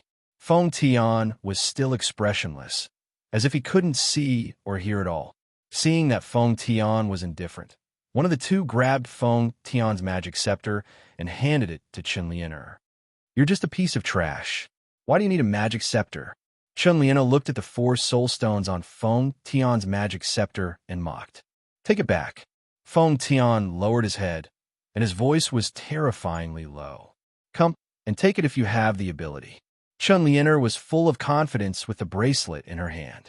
Moreover, Feng Tian couldn't use magic power at all. Chen Lianer mocked and released a wind sickle. The wind sickle scraped across Feng Tian's cheek, and a scar immediately appeared on his face. Feng Tian's head was still lowered. He clenched his fists, but he couldn't gather any magic power in his body. Restrain him. Chen Lianer ordered the 2 female magicians to restrain Feng Tian and forcefully drag him into an alley behind the restaurant. She played with Feng Tian's magic scepter and pressed the body of the scepter against Feng Tian's chest. Her beautiful face was full of resentment. Feng Tian, you can only blame yourself for hurting Yi Baiming. That man isn't someone you can touch. In Skywing City, apart from the Skywing Arena, one couldn't kill people at will. However, Chen Lianer was confident that she had Skywing East support and wasn't afraid of killing someone. She wanted to make Feng Tian disappear completely before he recovered. Feng Tian snorted. I heard that man was once your fiancé. It's a pity that you broke off the engagement at the last minute. Shut up. Chen Lianer hated it the most when people mentioned her marriage with Yi Baiming. It's not up to you to lecture me on my matters. Chen Lianer had already regretted countless times. Back then, she was young and insensible and coveted the position of crown prince consort, which was why she gave up on Yi Baiming. Chen Lianer also attributed Yi Baiming's indifference to her breaking off the engagement back then. Chen Lianer believed that Yi Baiming still had feelings for her. It was only because of that little bitch Yun Sheng's seduction that Yi Baiming was distant and cold to her. Feng Tian had touched her taboo. She was furious and ruthlessly stabbed the magic scepter into Feng Tian's chest. The scepter pierced through Feng Tian's chest without any resistance. Feng Tian was only a mage, and his physique couldn't compare to Yi Baiming's monstrous physique at all. Chen Lianer's stab was clearly to kill Feng Tian. Once Feng Tian died, the continent's elite magic camp would probably put the blame on the continent's elite warrior camp and Yi Baiming. A special event in the small theater. In the dead of night, Night Fox looked at a certain wild cat affectionately. Little wild cat, it's late at night. Everyone's rolling in the sheets. Should we also do something special? For example, canvassing for votes for Big Fuzi.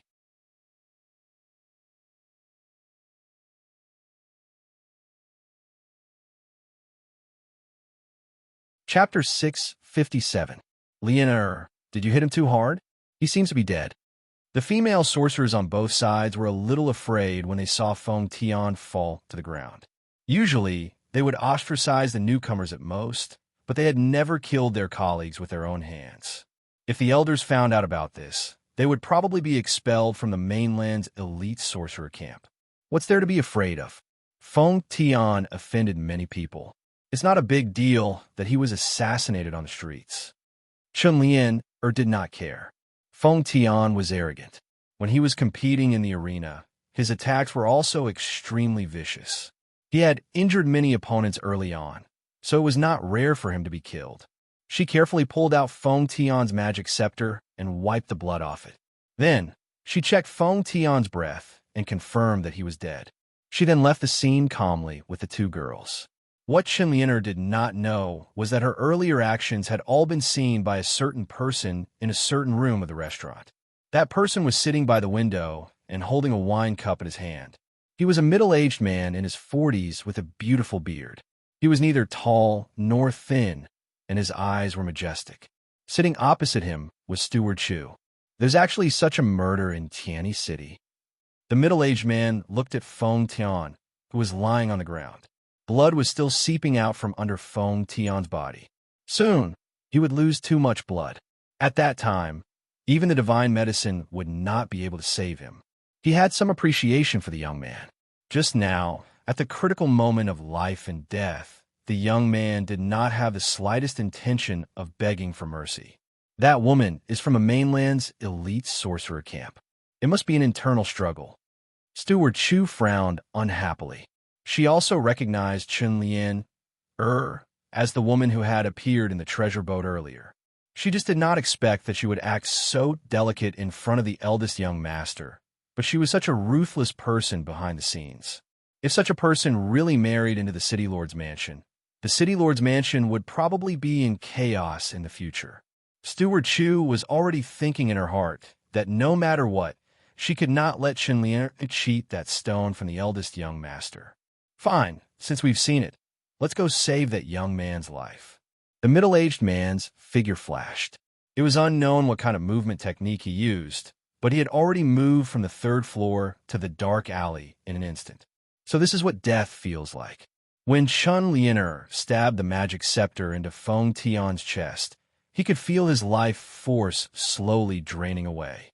When he completely fell into darkness, Feng Tian felt a chill around his body. However, just as Feng Tian thought that he would lose his life on the streets today, a strong Do Qi entered his body.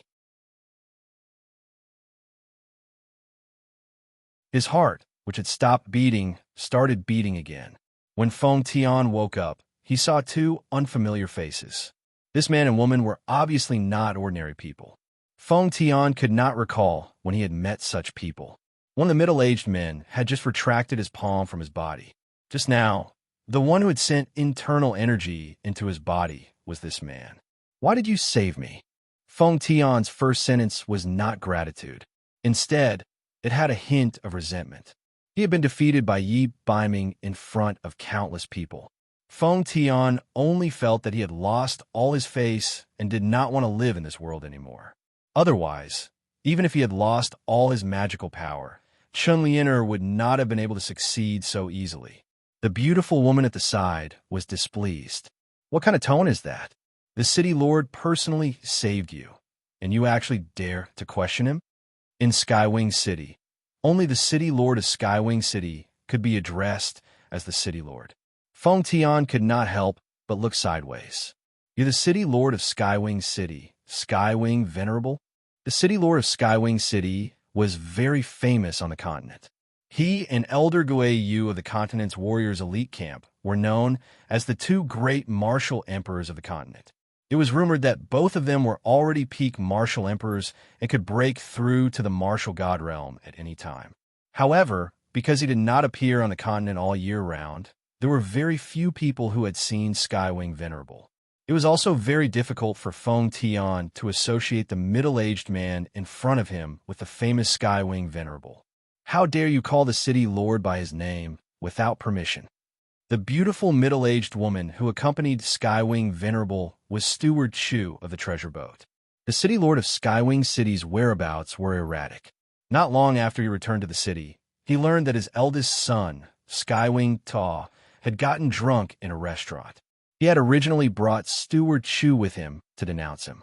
Who knew that he would encounter such a scene? Lana, it's fine. The City Lord of Skywing City waved his hand. Young man, your injuries are not serious, but you have the heart to die. Tell me, why don't you want to live anymore? When the City Lord of Skywing City was treating Feng Tian, he had already noticed that Feng Tian's cultivation was very astonishing at such a young age. As long as this young man persevered, he would definitely become one of the top sorcerers on the Boundless Continent in the future. I've lost. Feng Tian has never tasted defeat in his life. Since I've lost, I no longer have the intention to live an ignoble life. Feng Tian hung his head dejectedly. Victory and defeat are common in war. If you lose this time, you just have to win the next time. Skywing Venerable could not help but find this young man's temperament amusing. I can't win. That person is too strong, Feng Tian blurted out. If Yi Baiming was just an ordinary warrior, Feng Tian still had absolute confidence that he could defeat him in the future. However, the words that Yi Baiming said in his ear that day made Feng Tian shudder. As early as the age 11, he could break the profound magic space-time seal. Yi Baiming was definitely not a scammer. He Not only was he a warrior, but he was also a sorcerer. Yi Baiming was actually a dual cultivator of magic and martial arts. When he realized this, Feng Tian's last bit of confidence was completely shattered. Oh, maybe I can give you some pointers. You're a sorcerer. Maybe there's a place where you can obtain higher magical power, the Skywing City Lord said in Feng Tian's ear. When Feng Tian heard this, a few small wrinkles appeared between his brows. Is what the City Lord said true? Of course it's true. When you break into that place, you'll understand. After saying that, Skywing Venerable did not say anything else and disappeared into the alley with Steward Chu. Feng Tian was deep in thought. Just as Feng Tian was deep in thought, he felt the Dharma soul in his body suddenly become active. Feng Tian was puzzled. After carefully examining it, his expression suddenly became joyful. He was very familiar with this feeling. Breakthrough. He was about to break through. The bottleneck of breaking through to become a sky mage had been stuck in a stalemate for 2 years, but Feng Tian had suddenly comprehended it in this accident. It was likely that he had an epiphany after experiencing life and death and a crushing defeat this time. The timing of a breakthrough was extremely important. If he missed it, he might have to wait even longer. Feng Tian did not dare to hesitate any longer. He immediately sat down cross-legged and meditated in the secluded alley outside the bustling city. You're tuning in to the Romance Rendezvous YouTube channel. We're so grateful for your support, and don't forget to subscribe to join us on this incredible journey through captivating stories. Your generosity through donations truly makes a world of difference, as it's the primary source of revenue that allows me to expand and enhance this channel for you. Thank you from the bottom of my heart for being a part of this adventure.